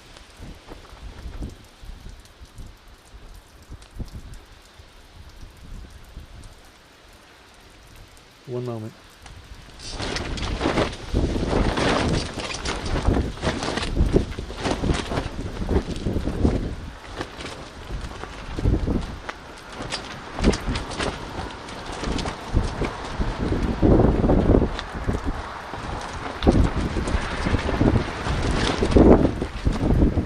The government makes them cut the camera. They're not supposed to show, the Israeli government does not allow news agencies to show the missiles going through the sky.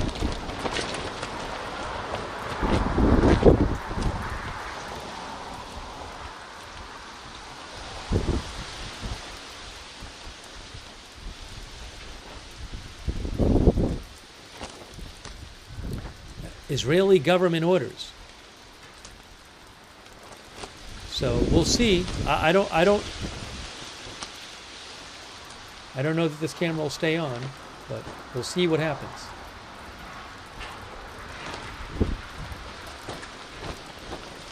Oh, hey guys. We saw some flames before on the Haifa camera.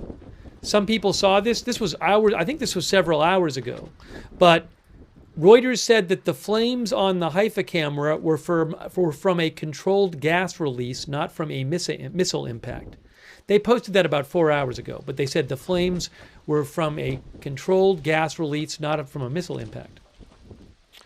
During air raids, this shot will go to Slate to comply with Israeli security directives, says Reuters.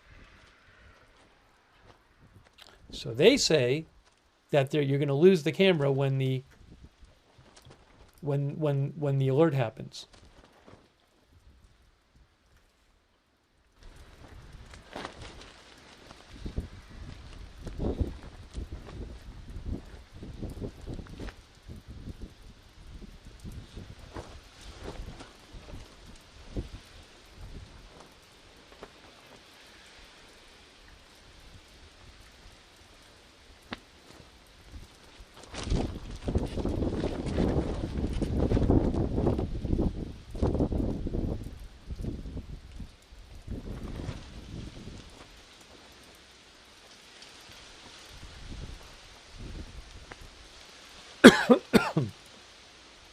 Again, we're waiting for the new alerts.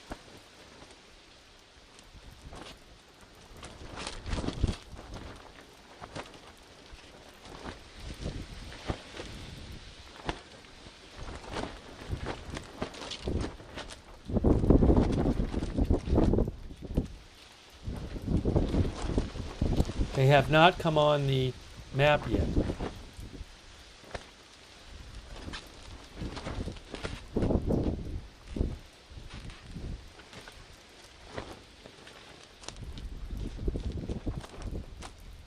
Oh, they're on. All right. So Haifa, it has alerts now. I think you're going to see the camera go away. Haifa is in the alert area. Haifa and surrounding area alerts. Maybe we'll catch the sirens before the cameras go away. I don't even know if you can hear the sirens. But,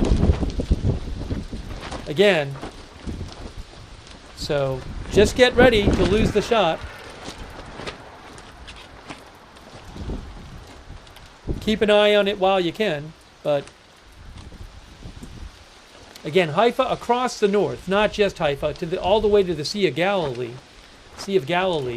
alerts in northern Israel, actually some east of the Sea of Galilee.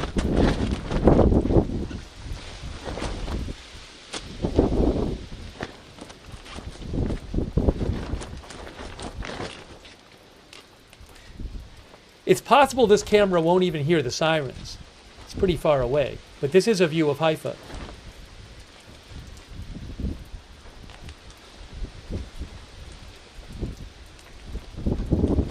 I don't see anything yet.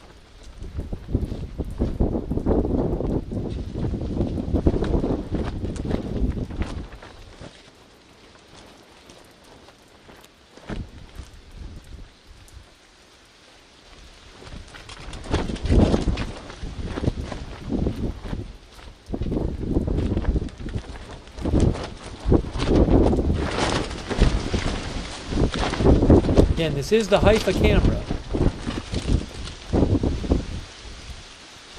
I have not seen anything in the sky on the Haifa camera yet.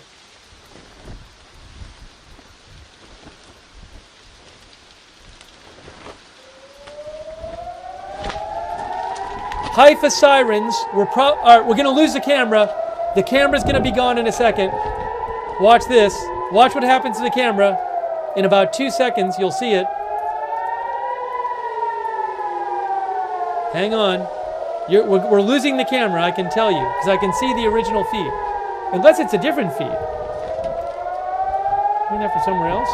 No, that is coming from Haifa. I think we're losing the camera. Still up. There you go. Camera gone. Camera gone. They killed the camera for the alerts. So I can't help that, but that's what happened. Further live coverage is expected. So as I told you, Reuters says they do that. It's because of the Israeli government. The Israeli government has ordered them to do that. Now, right now, if I look on the alert map, I see one left there.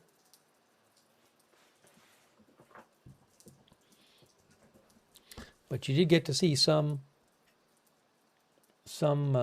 some sirens. Intel cams, I'll keep an eye on. I'm looking at Intel cams as well.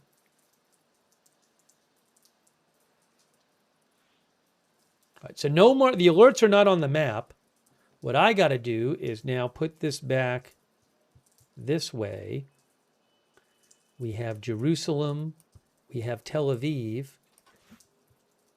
we have Haifa, but the Haifa camera's off. Hang on a moment. I'll try to get you updates. We're getting a lot of alerts in Israel. I mean, it doesn't seem like it's a lot of missiles, but it's like for the last hour or so, every 15 minutes, a new alert.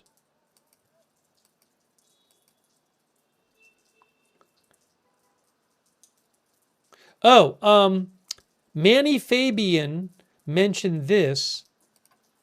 He's with Times of Israel. He says, one of the ballistic missiles launched from Iran at northern Israel a short time ago carried a cluster bomb warhead, footage shows. See right there.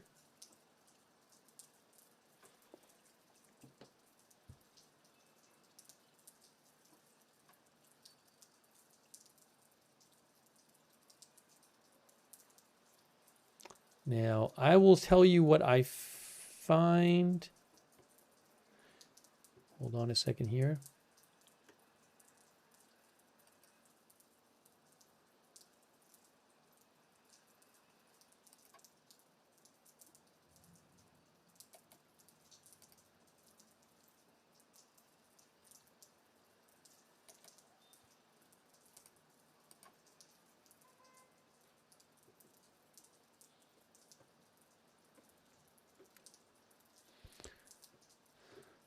We haven't even gotten a chance to talk about the reported new deployment of troops that there's a report about. We really haven't gotten much of a chance to talk about that. Faye Tuck's News says it's the most active evening of missile alerts in a long time in Israel.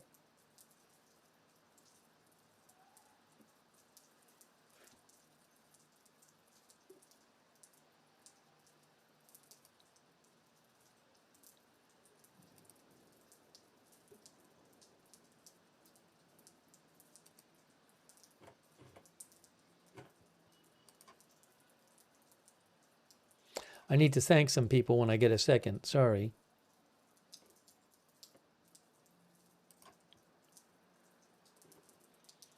So far, no casualties reported from any of these missile attacks that have happened while we've been on the air.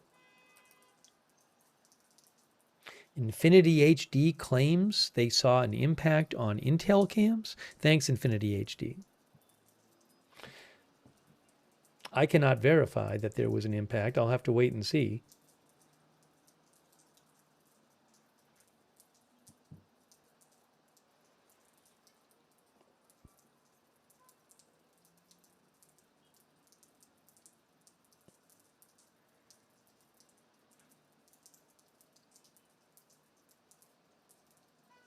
MDA says no casualties are known. That's new from the MDA. No casualties reported from the latest missile attacks. No casualties.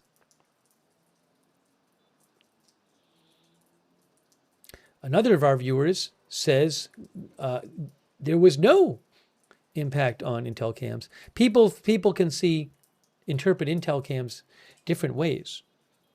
Hey, let me thank a couple of people. Thank you again, Infinity HD. I really appreciate it. Thank you so much, Montana Sunshine, our member. Thank you, Sydney, for the memberships. Thanks so much, Sydney. Make sure you thank Sydney if she gave you a membership. Thank you, Josh Barnes. Thank you, Josh. I appreciate that. Yeah, I've spoken to, again, without getting to all the technicalities, I cannot use Intel cams. Cameras. It's not even a question of buying them or not. I just can't use them. So if you want to see them, go over there. A really nice guy, Intel Cams, who does the channel. But again, that's not something I can do. So you are welcome to go over there and check them out. Thank you, Mono Sapien, for your support.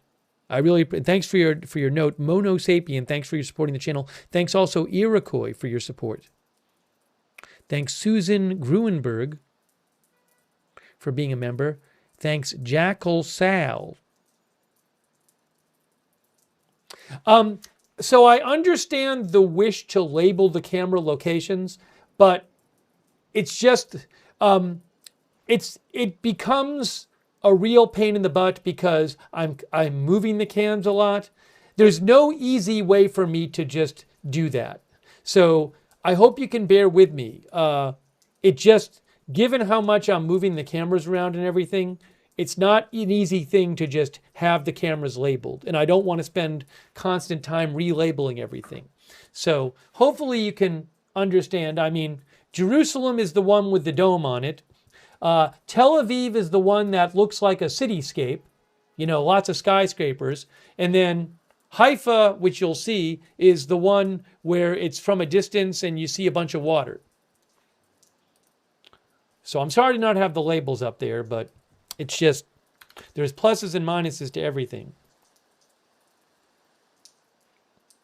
Hang on, somebody mentioned a camera on Intel cams.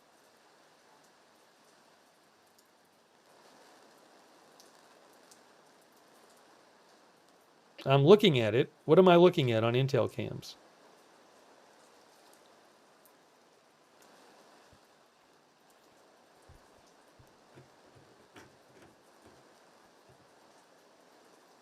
Again, no injuries reported. As of a few minutes ago, no injuries reported by the MDA. Thank you so much, Jackal Sal. Christopher Noyes, thank you, Christopher. I appreciate that. Also, thank you to News with Snacks.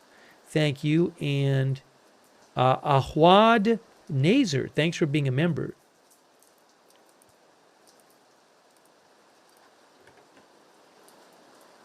Also on Twitch. Thanks to Fruit Shop. Thank you, Fruit Shop. Thank you, Mongol Mama. Right.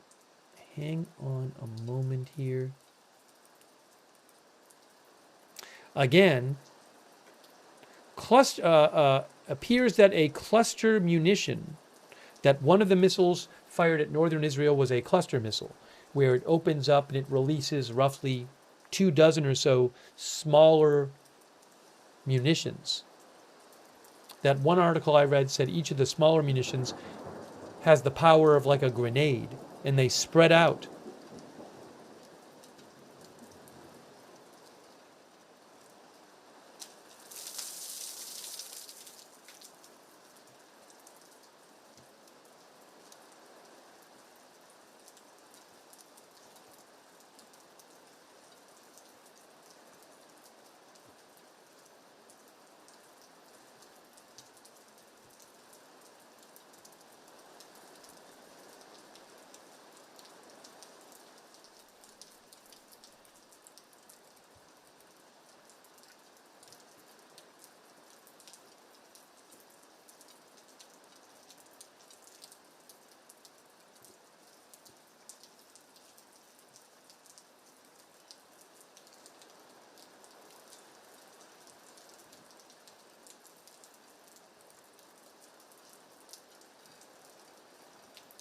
Yeah, some viewers sent me a video that TMZ posted of a journalist I'm not familiar with who was, I guess, was near where there was a missile strike. I don't really know the background of all this.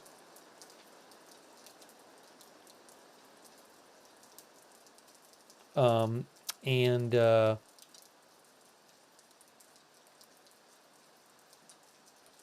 it's weird though. TMZ posted video, then they removed it.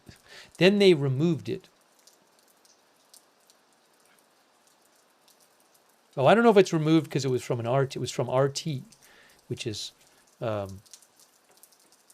Russia state media. So again, I don't really know the background of all that.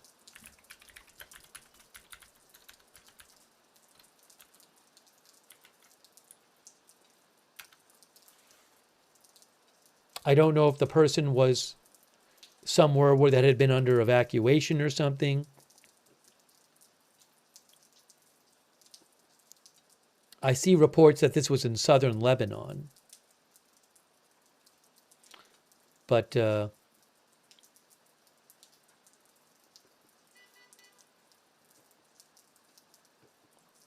I'm also seeing some claims online that the person was near a target that Israel said they were going to hit. So again, I don't really know. I don't want to get into do a big research project right now on that. But there's a video floating around of a reporter who was in Lebanon right near where a missile struck. But again, I know that Israel has been launching lots of strikes in southern Lebanon.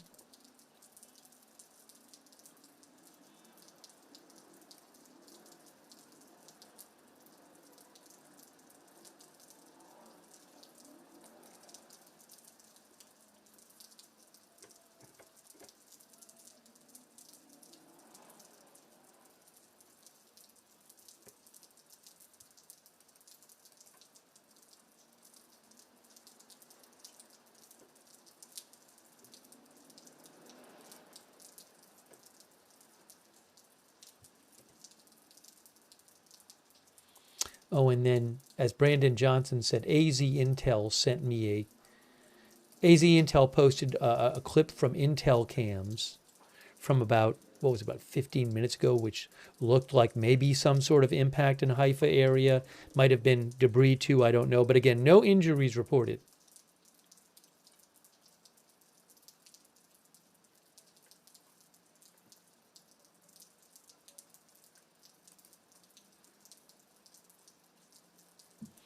Oh, hold on a second here.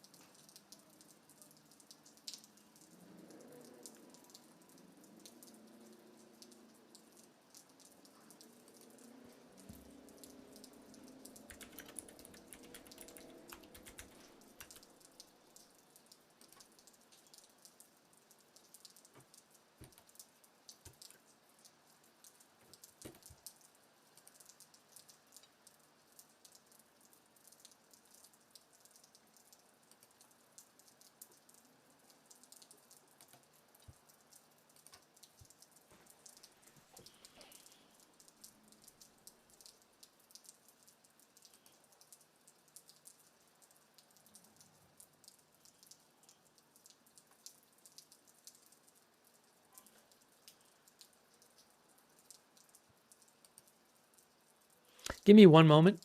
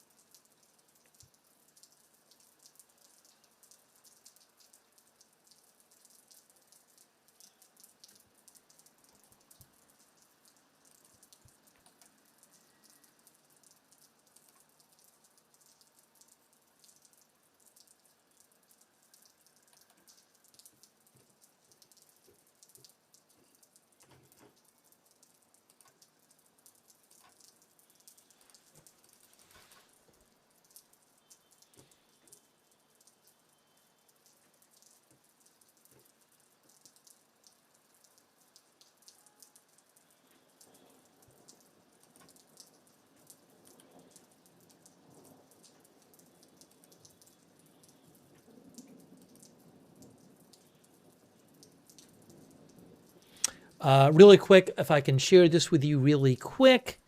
The New York Times posted what it would say. It says the U.S. Treasury has approved a Trump coin that commemorates the nation's 250th anniversary. It is one of at least 3 coins that will circulate as currency. And this is from the U.S. Treasury. They say this is from the U.S. Treasury, the approved design.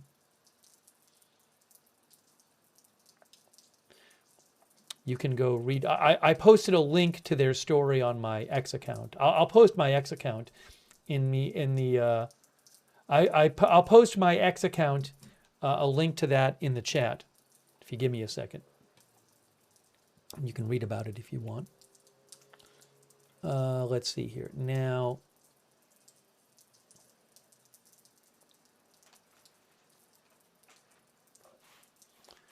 But I need to get that posted. I haven't posted it.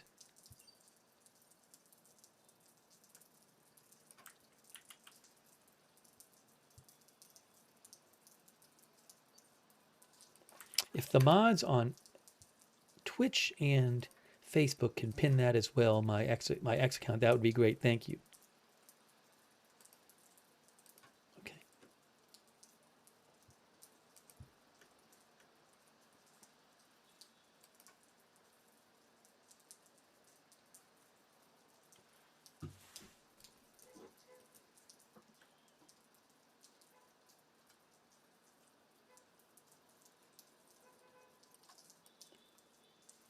Oh, Intel, Intel posted a video supposedly of debris hitting northern Israel. I'll post a link to this in the chat too. Where is that from? Well, hang on. One moment here. Yeah, I'm seeing that video as well. Guys, I'll post a link in the chat. I've seen this video online. AZ Intel and others posted it. Supposedly, it's a video of Iranian missile debris hitting in northern Israel.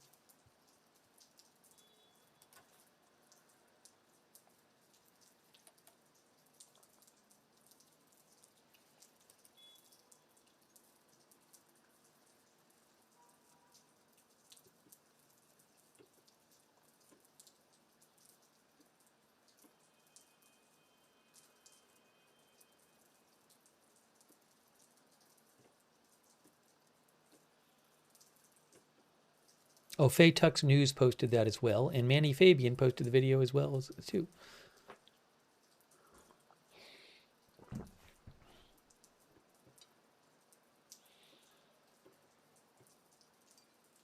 All right, can we take a second and talk about this report of new troops? There's been so many missile alerts, haven't really got a chance to talk about it.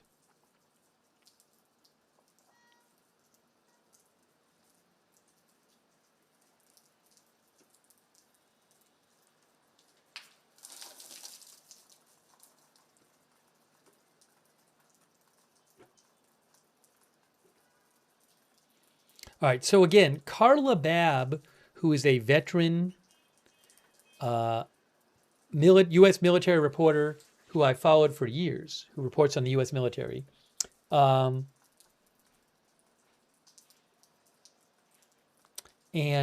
she now reports for Newsmax. She is reporting that today that the U.S. military is sending thousands of troops from the west coast of the U.S. to the Middle East.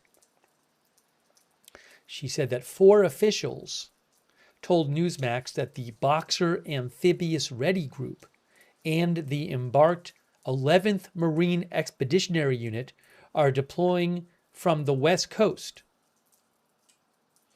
And she said this includes 3 ships, a amphibious assault ship, the USS Boxer, which serves as a mini aircraft carrier, and 2 amphibious landing ships. And she says there are around 2,500 Marines and 4,000 total service members on these 3 amphibious landing and assault ships. The USS Boxer, the USS Portland, USS Comstock. That is a different group than the troops that we've heard are coming from the Japan area, which has about reportedly 2,000 or so Marines and about 4,000 total troops coming from there. That group also is an amphibious group as well. So they could make landings from water.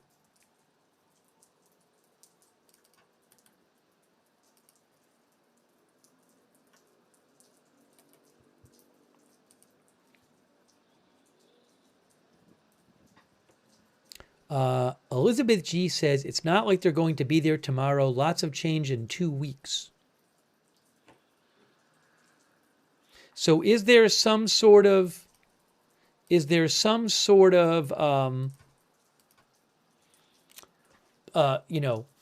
plan to land Marines on one or more places in, near Iran, in the waters off of Iran, or it could be the Iranian coast.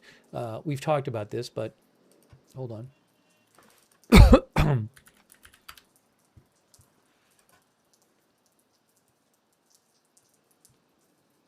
Actually, maybe we'll do a poll in a second. We might do a poll in a second because it's kind of what we're talking about right now.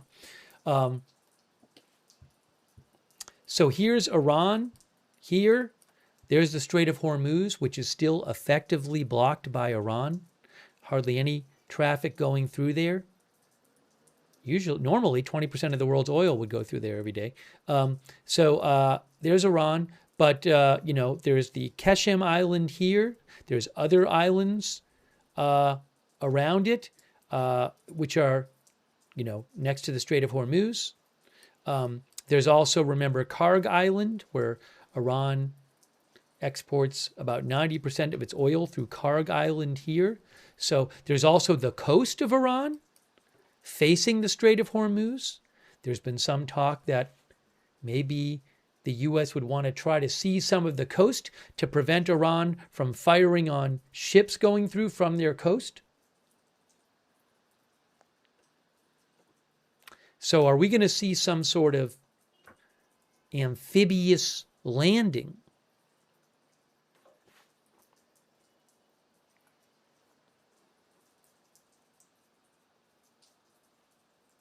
Why are people saying they can't hear me? Some people said they can't hear me, but I think people can hear me. Please refresh if you are having issues. Yeah, most people are saying you can hear me, so I don't know why they'd say that. You can always refresh. If you ever have a problem with the stream, I would try refreshing. Okay. Sometimes stuff happens with the stream where you can have an issue and you refresh it and it fixes itself. So anyways, okay.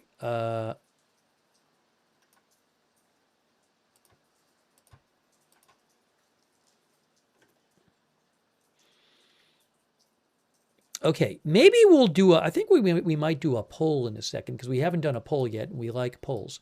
People like polls. Give me a second here. I think here, let me get organized here. Hold on. Just hold on a second here.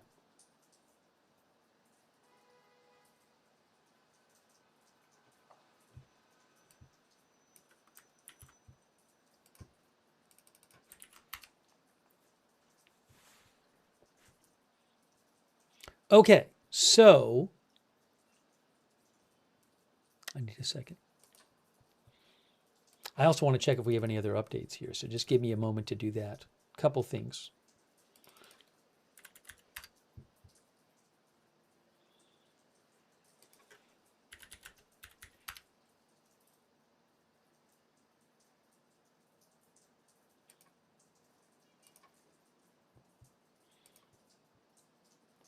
We haven't had any new missile alerts since, what, half an hour ago or so?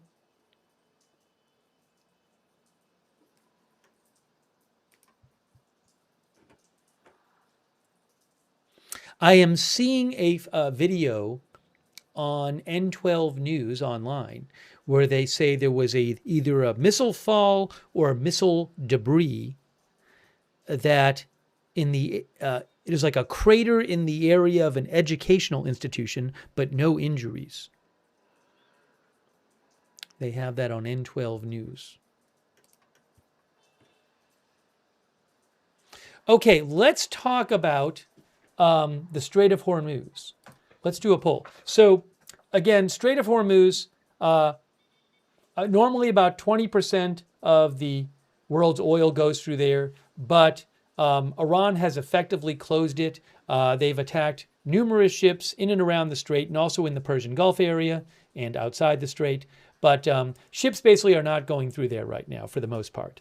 So there's been talk that, and look, I've been saying for like a week, I've been saying, well, look, at some point, President Trump, they want to keep it closed. But President Trump obviously does not want the Strait of Hormuz to be closed, and he has talked about that. So it seems like something has to give. And there are these questions that, the troops, however many there are, that are heading towards the region now, and maybe more to come. Will there be some kind of action by President Trump to unblock the Strait of Hormuz, however specifically that attempt happens? Okay, so I want to talk about that. Let me just make sure of something here. Okay. Yeah, we're going to do a poll in a second. All right. So my question is going to be, good luck if he does, says Benny Hill. Troops on the ground is a yes, yes, yes, says user. Well, I want to do this. All right. So, and so the question I'm going to ask you guys is, I'm going to get your opinion on this, is when will the traffic at the Strait of Hormuz return to normal? So by when will it be normal traffic again? And our sponsor today is Kalshi. So before I ask you, I want to show you what is going on at Kalshi, how people are assessing this question over there. Kalshi is an online prediction market where you can trade on the outcome of future events. You can also go to the site and just check what people are thinking about certain events. So, when will traffic at the Strait of Hormuz return to normal? Over on Kalshi right now, there's only 11% chance it's before April 1st. Today is March 19th. 16% chance before April 15th, 19% chance before May 1st, 41% chance before May 15th, then June 1st it gets up to 56%. Before January 1st is 80%. Now, I've heard some speculation that, remember, the Speaker of the Parliament in Iran said a few days ago, it's never going back to how it was. So, I have no idea how long this is going to take, but, you might wonder, when will some operation happen? Will the operation be successful? If it's partially successful, is that good enough? I don't know. So I'm interested in seeing what you say about these dates. But you can see it looks like a lot of people don't think it'll be before May. But then those numbers start going up towards June and July, and then by January of next year. All right. So I'm going to do the poll with you right now. I'm going to put the poll in the chat and see what you think. And I do want to say, the other thing I want to mention real quick is, the last thing I want to mention is, if you want to, you can go to kalshi.com/agenda-free and get a $10 credit to trade on any market of your choosing at kalshi.com/agenda-free. All right, now I'm going to ask you, but this poll is going to take a second to actually write it out because I got to put a bunch of options for you. How can I do it without putting 8 options? What option should I choose? When will the Strait of Hormuz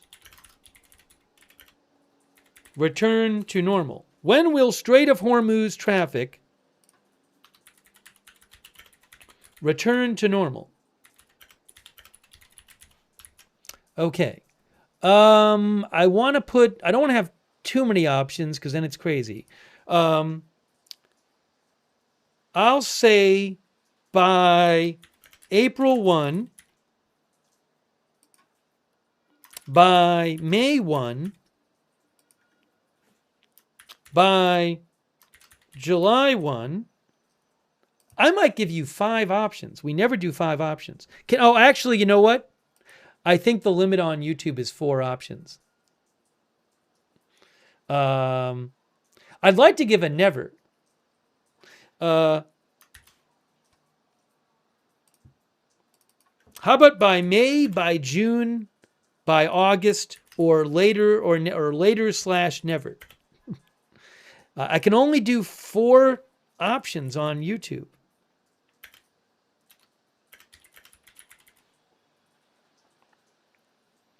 So I have by April 1, by June 1, by August 1, and the last option is later or never. All right, so I just posted that on YouTube. Okay, now I have to post it on Twitch.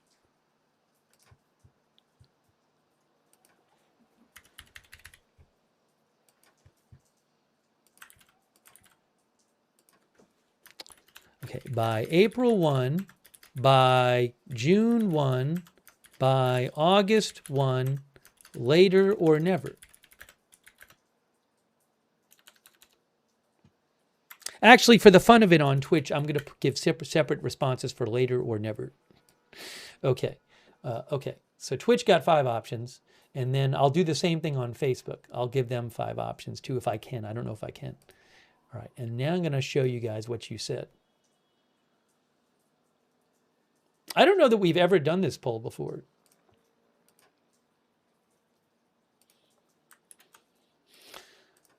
I can only have 4 options on Facebook as well.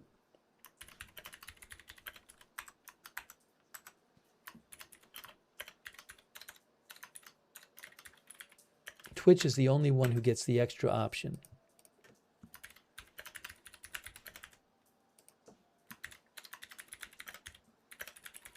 All right, I am now posting the poll. I've posted it on Twitch and YouTube. I'm posting it on Facebook. Activate poll. Okay, now I'm going to show you what people have said. Let's look.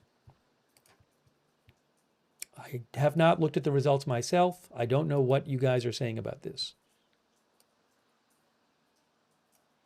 YouTube, 46% say later than August 1st or never.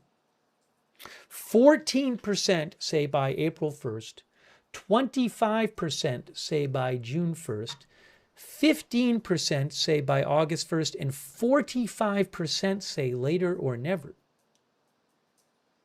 So about more than half of you think it'll be by August 1st, but almost half of you think later or never. Oh, I didn't do the poll graphic. Hold on, it's time for the poll graphic.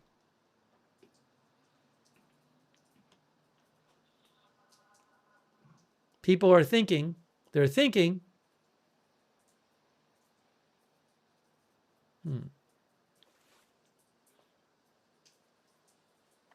Now, how about Twitch? Well, first, let me check Facebook. Facebook, 55% on Facebook say later or never. 13% by April 1st, 16% by June 1st, 16% by August 1st. And on Facebook, it is 55% later or never. And then let's see what people are thinking over on Twitch. And Twitch got separate options for later and never.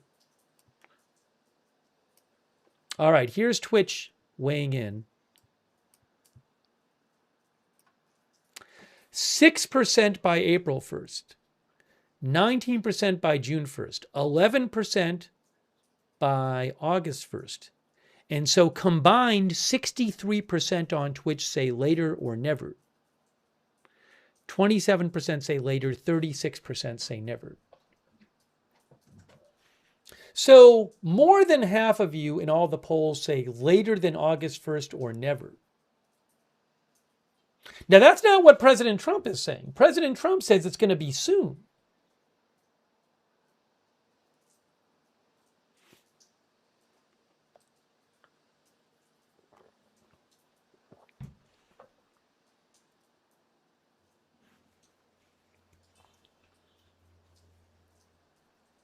Lee Meredith, our viewer, says, I think it will be a very, very long time before it opens. Frukhar Tafine said he said it over 2 weeks ago.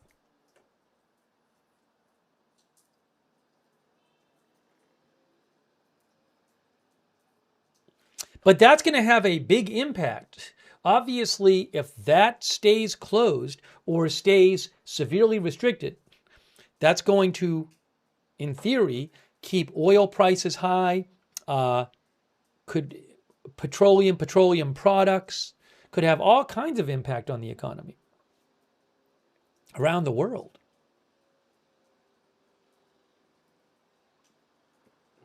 All right, so thanks for voting in our poll. We'll have to see what happens. But not that many of you think, again, by April 1st, 8%, 15%, and 16% said by April 1st. So most of you don't think it's going to be by April 1st. April 1st is 2 weeks from now. Hey, by the way, a quick thank you to Mid-Hudson Security. Mid-Hudson Security, that's so nice of you. I really appreciate that. Mid-Hudson Security. Thanks for all your support for the channel. Mid-Hudson Security. Oh, what is this? Hold on. I have EU Summit. There's a press conference coming up about after the EU Leaders Summit, guys, where they talked about Iran, I think. What's happening here? Macron is talking. What is he? Is he talking in French? Hold on a second. Macron is talking. Oh, still have the old thing up there. Oh, it's in French. Oh no, I have the old I have the graphic still up. We don't want that. Okay. So Macron is talking, but I think we lost the Haifa cam for the moment. Is he going to speak any English? It's possible that the European Commission President and European Council President will talk in English. Le ministère des Affaires étrangères russe a réagi au propos du ministre Jean-Noël Barrot qui a évoqué la chute de Bachar al-Assad, celle de Nicolas. Again, I'll keep an eye on that, but I'm going to take it off the screen right now. There's no great need to have it up there. Give me one moment, please. We need to just get rid of that. Okay. We have Jerusalem and Tel Aviv. And, okay, we have Tel Aviv, Jerusalem. Oh, I can put Beirut up just to have it up there. Why don't I do that? Hey, look, I have Beirut for you. It's actually not. It's a bit of a different shot. That is Beirut? It says Beirut. Am I crazy? That's different. I think it is, though. Let's see. Was it zoomed at all?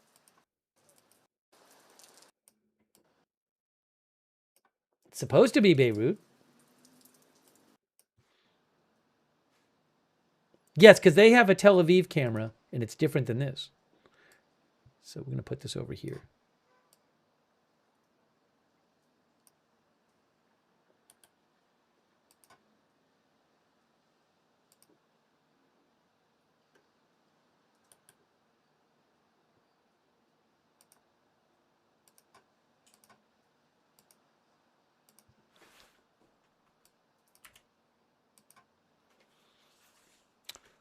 They have a different camera of Tel Aviv up. It literally says on the camera Beirut.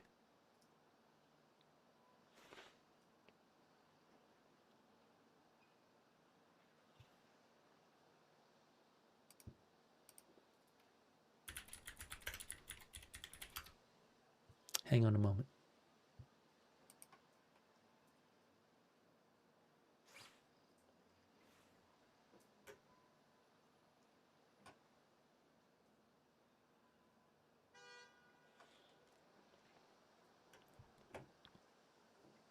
Kitsachi says that is the Beirut skyline. It's not the angle we normally have. Hold on, I need to thank some people. Let me thank some people. We're waiting for a press conference with some European leaders that may be in English. I'd like to show you that. Hey, quick thanks to thanks so much to Jackie Collins. Jackie Collins, that's very kind of you. I really appreciate your support for the channel. Jackie Collins, thank you. Also, Uren Sohn from Germany. Thanks for watching from Germany and supporting the channel. Thank you, Mitchell Pilot. Mitchell Pilot said, remember for months Trump said there will be land strikes on narco-terrorists very soon. Thank you, Benny Hill.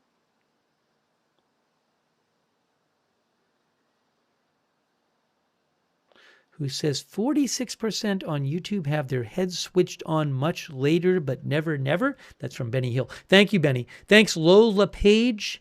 Thank you, Lola. Thanks, Goxbirds.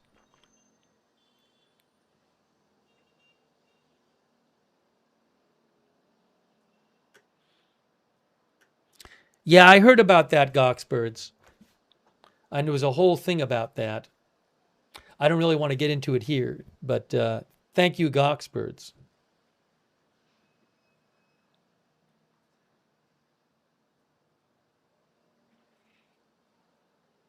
Thank you also, Kurt Hensley. Thank you, Kurt. And EMC 608, thanks for being a member. Pema Dakini, thanks for being a member. Thank you, 1AXCD, who thought earlier there was an impact on Cam 11. That was a while ago. Sorry, just seeing this now. Thank you, 1AXCD. And also Bonzilla on Twitch, thanks for subscribing. Big Dog Gaming, thanks on Twitch. Fruit Shop, thanks on Twitch. And shout out to our moderators who are here.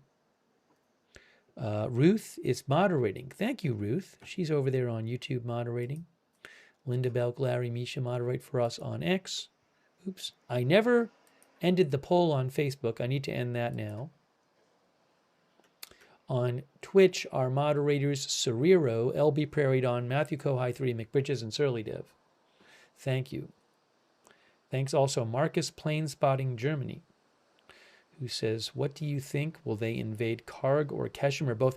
I don't know what if U.S. troops are going to try to land on any of these islands. I have no idea. Or on the coast of Iran. I just don't know.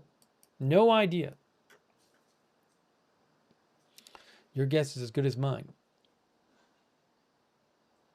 Seems like something's being planned. I can't imagine President Trump's going to be like, okay, I'm cool with them just blocking the Strait of Hormuz indefinitely. Thanks also to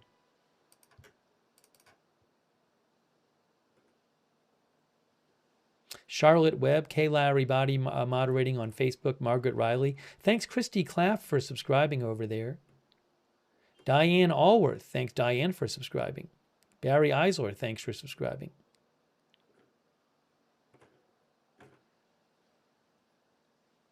J.R. Prusky on Facebook says, so much for no new wars.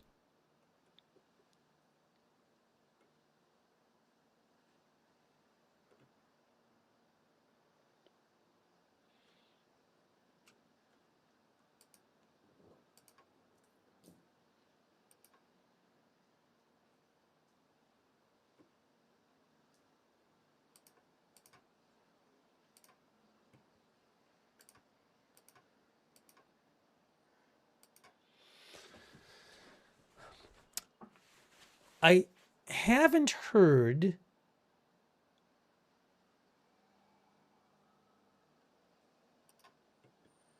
yet of anyone else besides Carla Babb reporting troops being deployed from the West Coast, U.S. West Coast. I'm interested to see if anybody else reports that.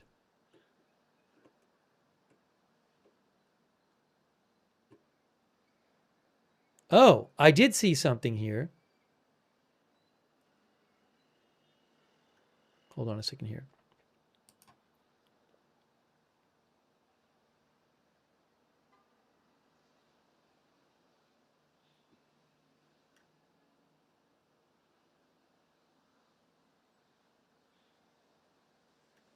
Lucas Tomlinson, who I follow, who is with Fox News, he reposted someone named M.T. Anderson, who claims that this USS Boxer amphibious assault ship is underway, heading to the Middle East. We'll see if anybody else reports this.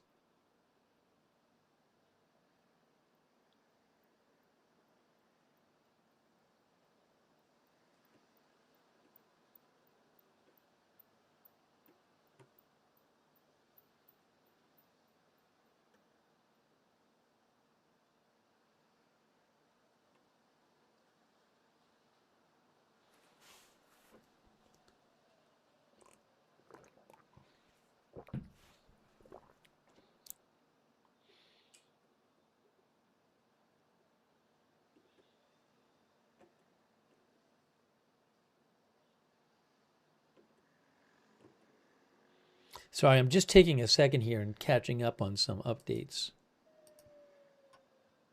Bear with me.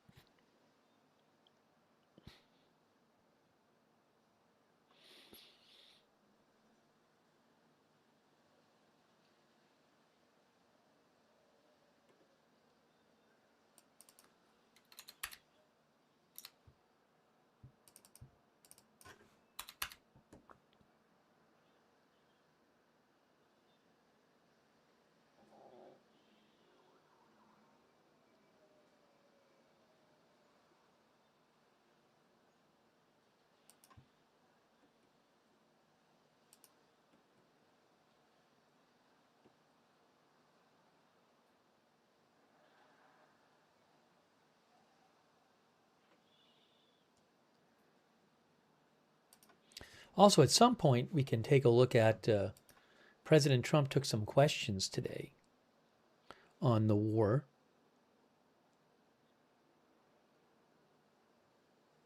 And there is supposed to be this European press conference where they might be speaking English on the war.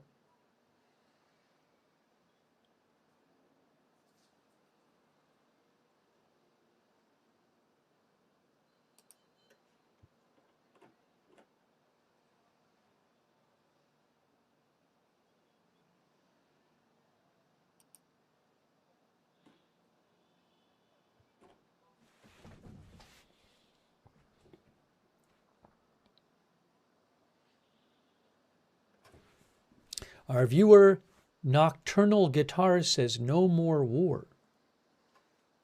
Ooh, I never put Beirut up here.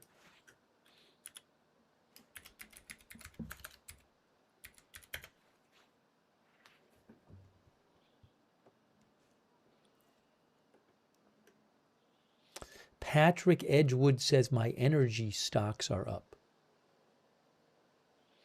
Chapman, our viewer, says $5 loaf of bread coming soon to a store near you.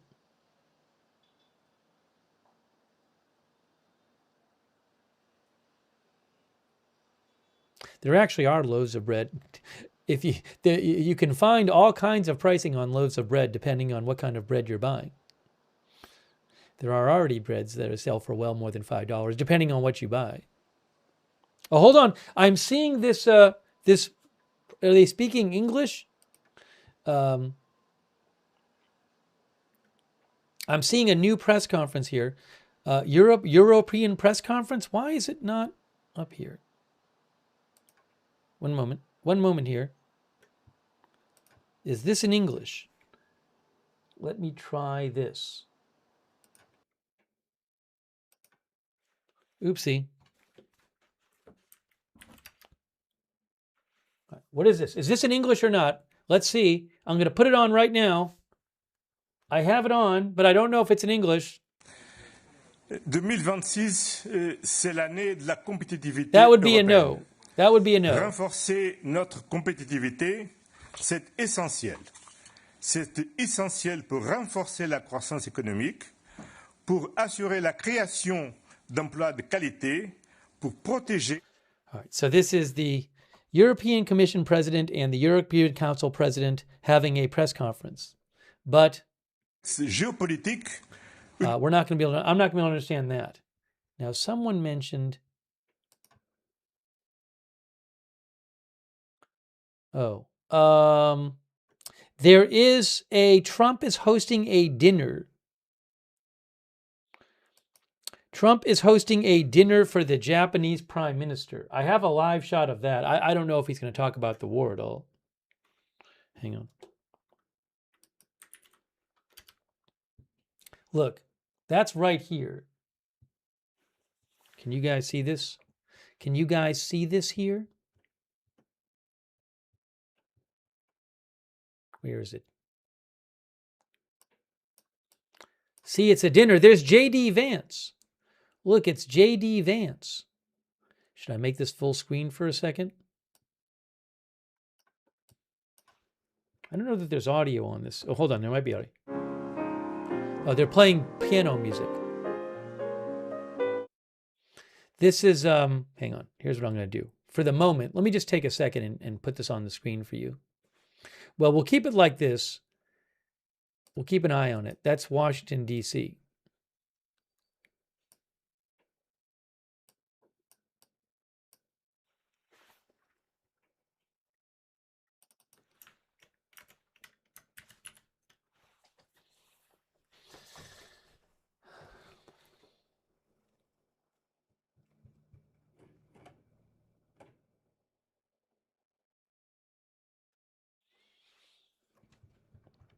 Again, this is Trump hosting a dinner for the Japanese Prime Minister.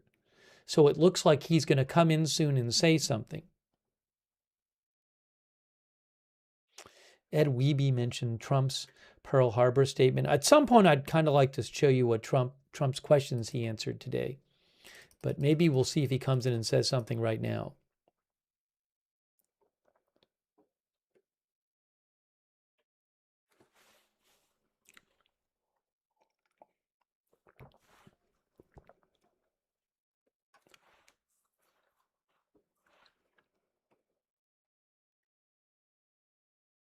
Thanks to Ed Wiebe and Lidwine Elizabeth.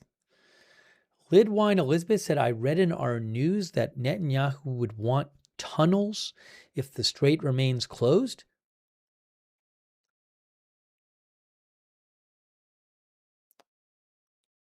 Like building tunnels to get oil out of there or something? I haven't read that.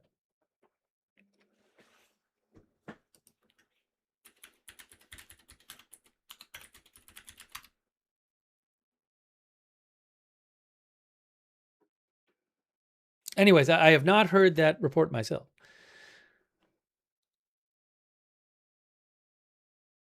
Thank you so much, Lidwine Elizabeth. Maybe it's for the oil, she means.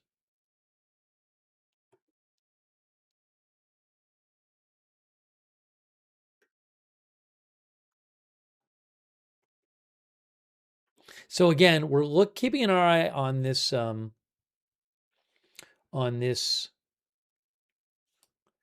This is the White House there, and President Trump is hosting a dinner for the Prime Minister of Japan, and I think he's going to come in shortly and say something.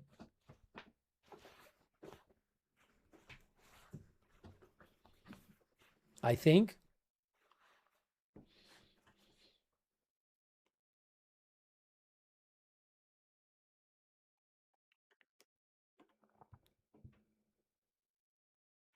And you can see J.D. Vance right there. There is J.D. Vance.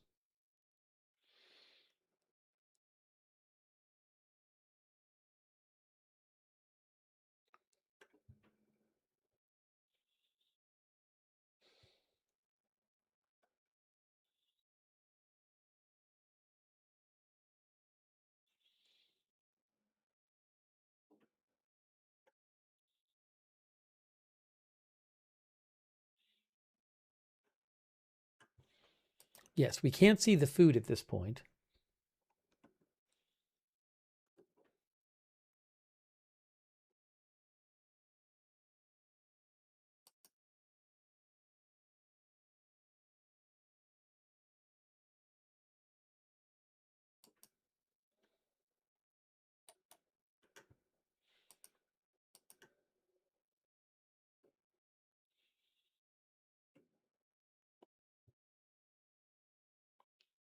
Oh, Paul McCleary of Politico.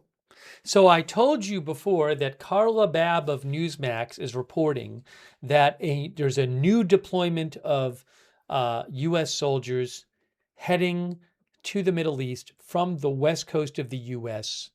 About 2,500 Marines and 1,500 other troops on three ships that do amphibious assault and landing. One amphibious assault ship and two amphibious landing ships. So Carla Babb is reporting that. Paul McCleary, for what it's worth, he reports for Politico on national security. He just reposted Carla Babb's report. And Paul McCleary says potential second Marine Expeditionary Unit heading for the Middle East. One is in the Caribbean, he says, and none in Pacific or Europe, because there's troops on the way from the Japan area. But now, again, this is reportedly a second Marine Expeditionary Unit that's being sent to the Middle East.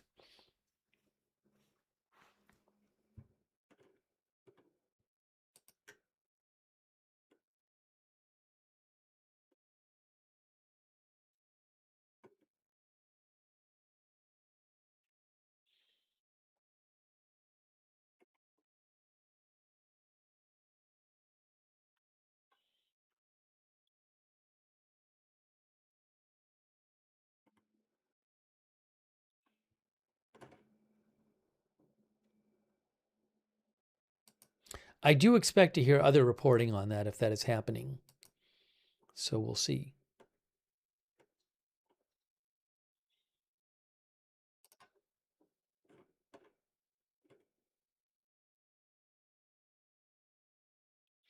Dabney Offermind says these are all dignitaries.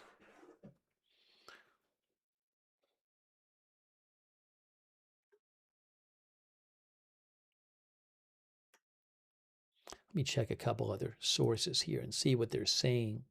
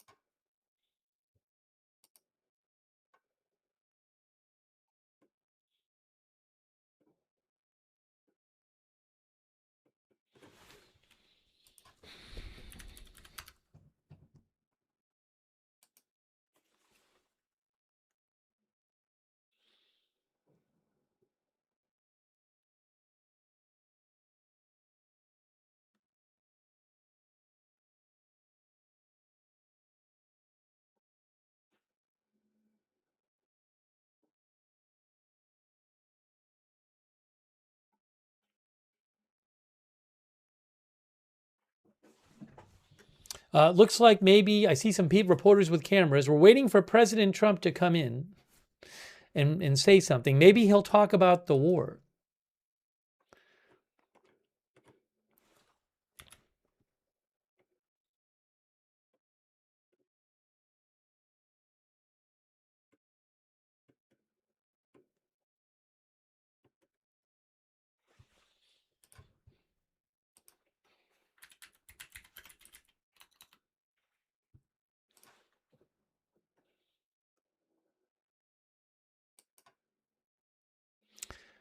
As I mentioned before, I'm looking at a post from Qatar Qatar Energy Company.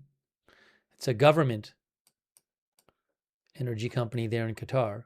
Hold on a second. I think President Trump is coming in. I think President Trump is coming in now. Wait a second here.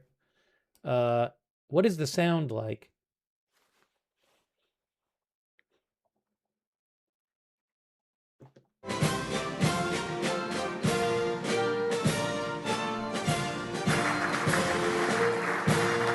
Okay, here's President Trump.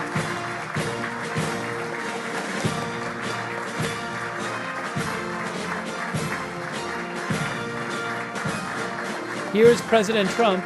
He's live.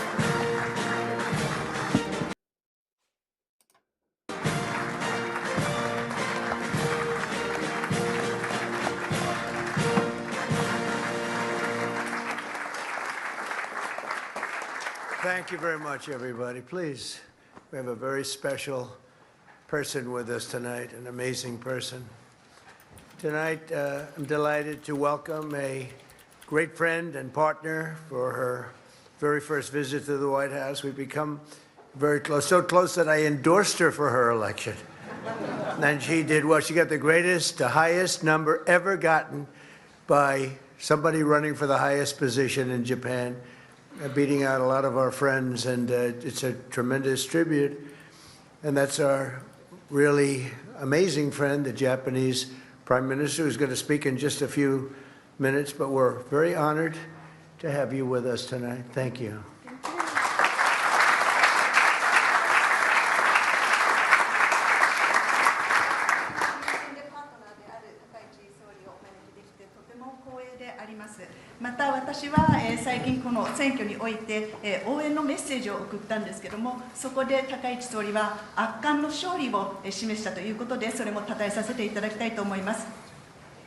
And I want to congratulate the Prime Minister on that unbelievable, all over the world they were talking about it, that victory in last month's election, winning by numbers that, as I said, nobody's ever seen in Japan before.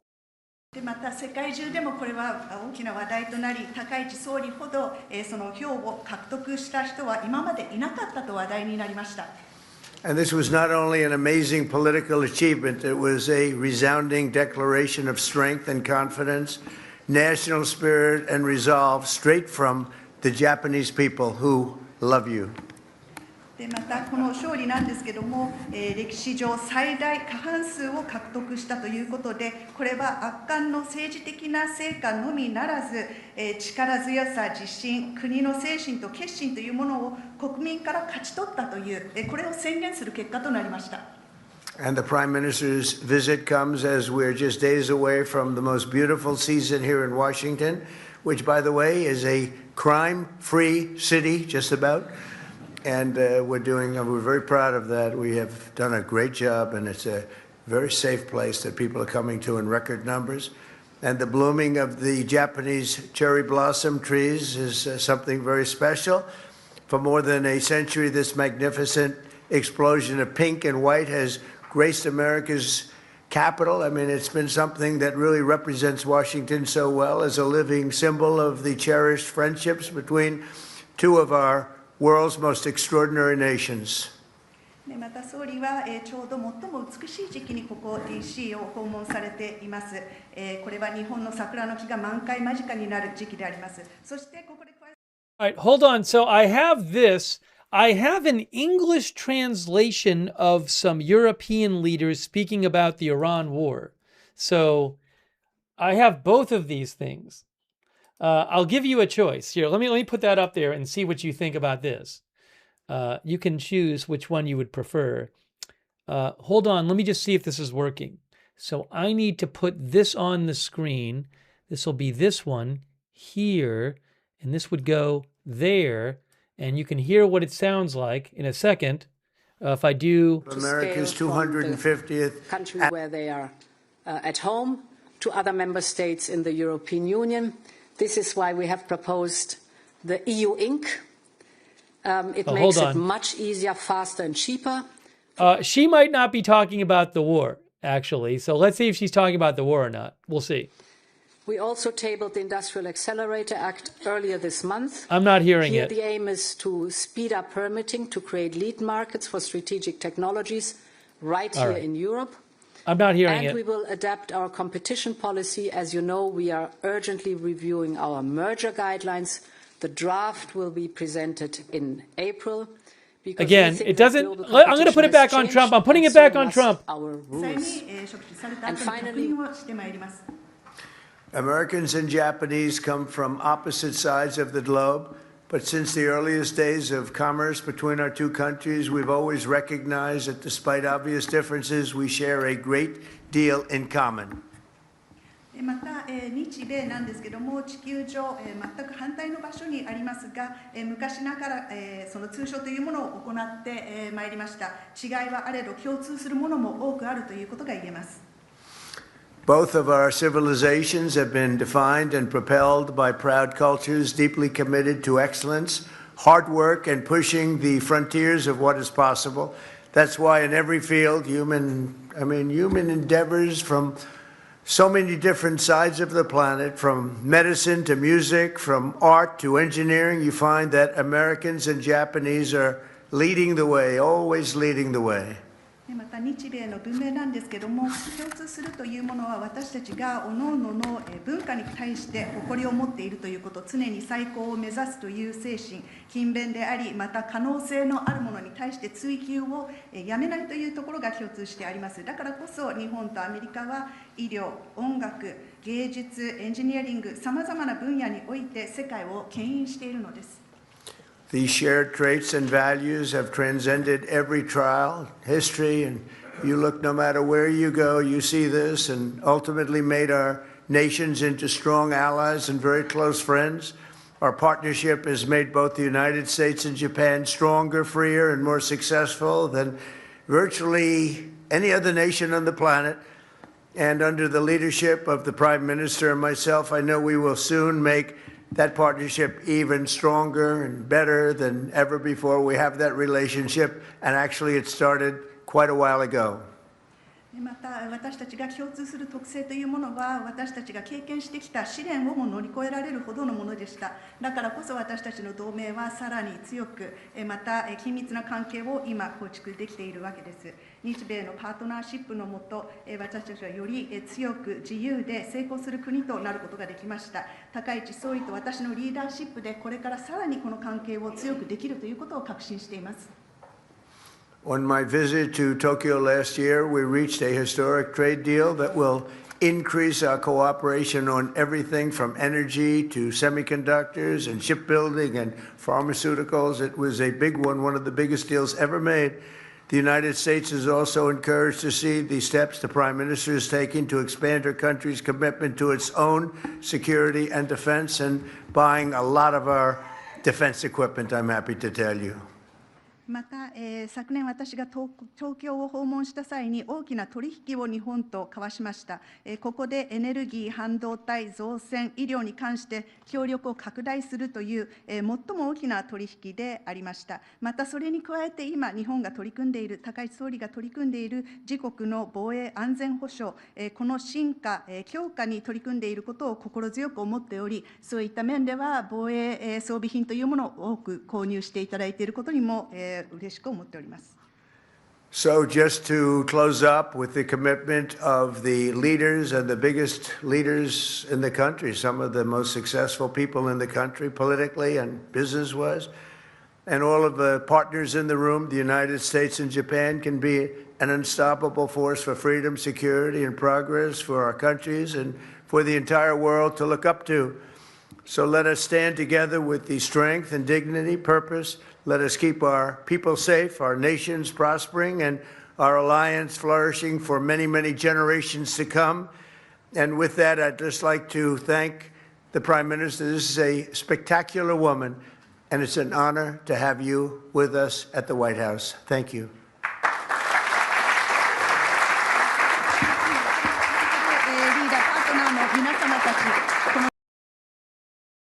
All right, so I was basically having this on to see if he talked about the war, but he didn't.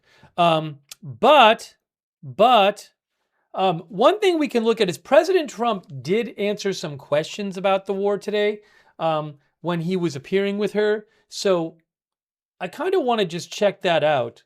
We don't have to watch the whole thing, but if you give me a moment here, so this is over here.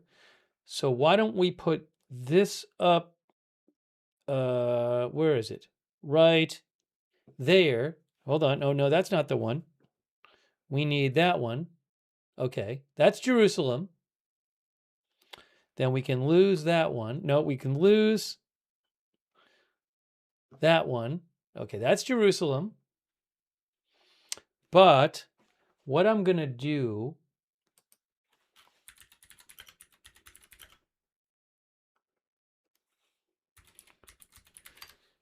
is see if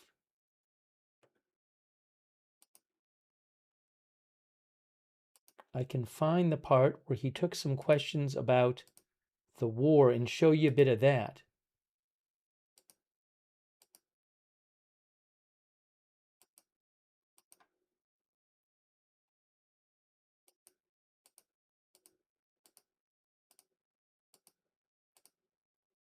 Okay.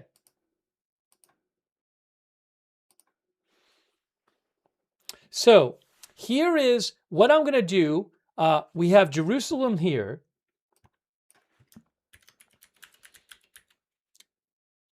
There's been several missile alerts since we came on the air. We're in Jerusalem. And then what I'm going to do is I'll put up here. I'm not going to make it this. We don't need it this big. We can put it at the top here so you can see it. I'll just show you some of what President Trump had to say earlier today about the war. And what I also want to do is put up there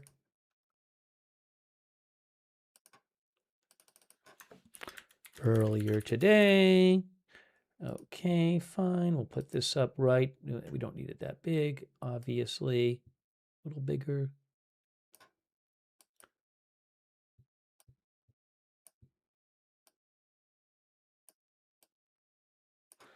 Okay, and really quick, I want to say thanks to the Ottawa guy. Ottawa guy says you can be against Bibi's war aggression in the Middle East without being called an anti-Semite.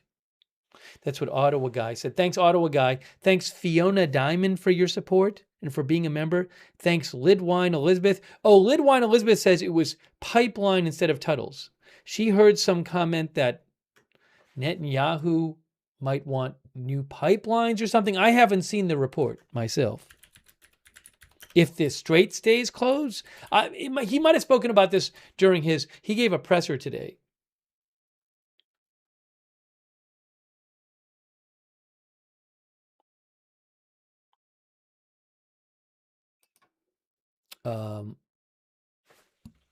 So maybe we'll watch some of his press conference later. But, Haaretz said today Netanyahu reiterated past plans to have an oil pipeline from the Arabian Peninsula through Israel to bypass the Strait of Hormuz. Okay, also thanks to Kenny E80. Thanks, Kenny. Also, Mr. Mick Spunky, thanks for the memberships, Mick Spunky. Mick Spunky gave 10 people memberships. It's very nice of you, Mick Spunky. Also, Tattoo Marnie, our member. Night Vibe TV, who says Putin sends 2 gas tankers to Cuba to destroy the energy barrier. There are a couple tankers headed with Russian oil to Cuba. Maybe we can talk about that later. Possibly we'll talk about it later. Thanks to Ed Weeby, and thanks to, I'm going to play this right now. Thanks to Coffeeologist. Uh-oh. It says Jerusalem. Oops, sorry. I had a typo up there. That's true. Now it says it. Thanks, Coffeeologist. Also, thanks to James A995 on Twitch and Bonzilla. Okay, let's check out some of what President Trump had to say about the war when he was asked about it. And I am also keeping an eye on other updates as well. Okay, I am keeping an eye on things.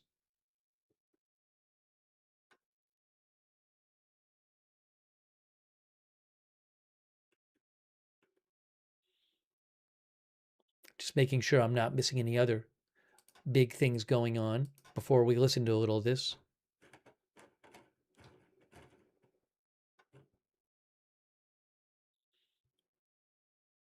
I'm not seeing it.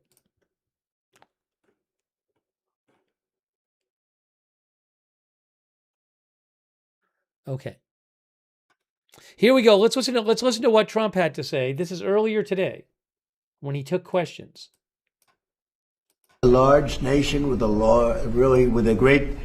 great reputation, but it's a tremendous victory. Congratulations to everybody. I'm very proud of you. Very proud of you. We've become friends, and I'm very proud of the job you've done. It's not easy. Any questions, please? Mr. President, are you fully satisfied with the level of support that you're getting from Japan on Iran, including around minesweepers? Well, we're going to be speaking about it today. Go ahead, you can go. 日本から、機雷兵などの支援に関して、その点について今の状況に満足していらっしゃいますか? We're going to be speaking about it today. We've had tremendous support and relationship with Japan on everything, and I believe that based on statements that were given to us yesterday, the day before yesterday, having to do with Japan, they are really stepping up to the plate. Yes. 非常に日本から素晴らしい支援も受けていると思います。おとといのコメントから、日本からはそれに対して非常に力強いメッセージを得ていると私は思っています。Unlike NATO. NATO とは全く違いますね。Please. Mr. President, do you intend to lift sanctions on Iranian oil, and do you intend to potentially put U.S. troops or more troops in the region? No, I'm not putting troops anywhere. If I were, I certainly wouldn't tell you. But I'm not putting troops, and we will do whatever is necessary to keep the price as low. I actually thought when I did this, look, the Dow just hit 50,000 a couple of weeks ago.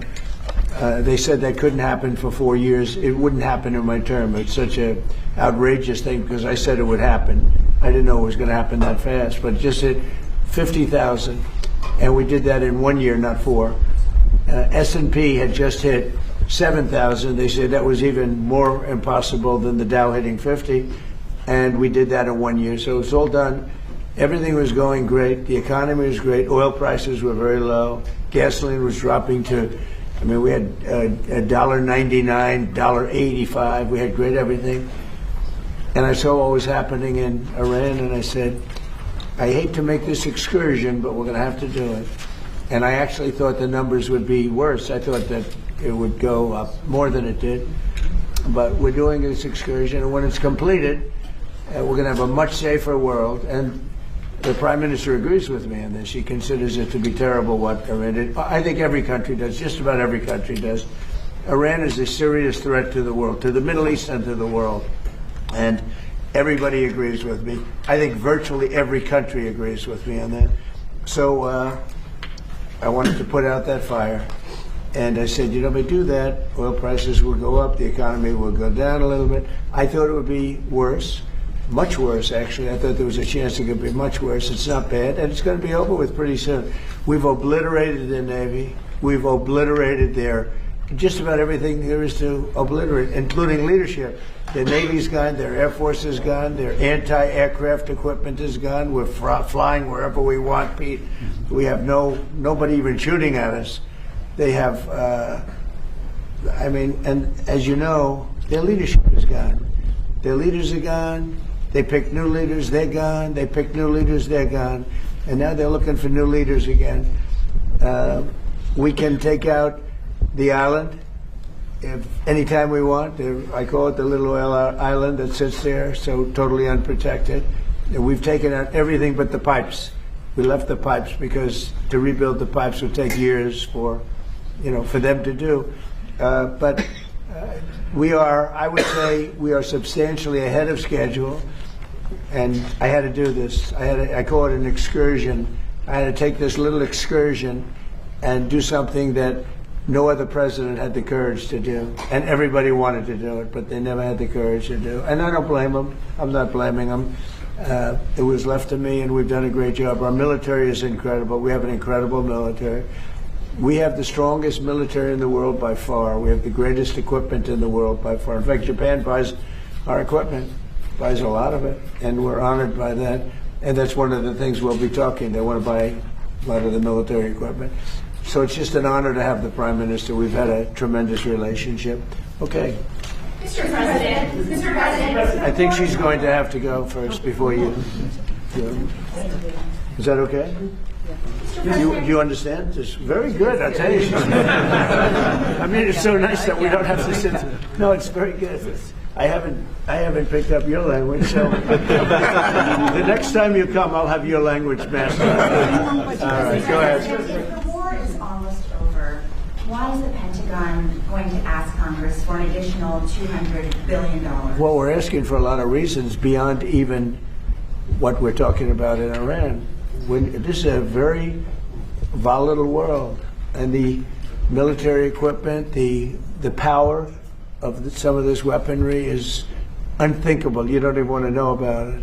Oh, you could end this thing in 2 seconds if you wanted to, but we are being very judicious. What we want to do, don't forget, Biden gave away, I rebuilt the military in my first term. Biden gave away so stupidly to Afghanistan a lot. He didn't want to move it. He was too lazy, too stupid to move it. But it was a very small amount. It was a lot, but it was very small relative to what I purchased and what I built. We want to have vast amounts of ammunition, which we have right now. We have a lot of ammunition, but it was taken down by giving so much to Ukraine. They gave so much. Biden gave $350 billion worth of cash and military equipment to Ukraine, and he didn't rebuild anything. Fortunately, we have a lot. We have a tremendous, unlimited supply of what you'd call middle and upper middle armaments and military equipment, munitions, armaments, but munitions in particular.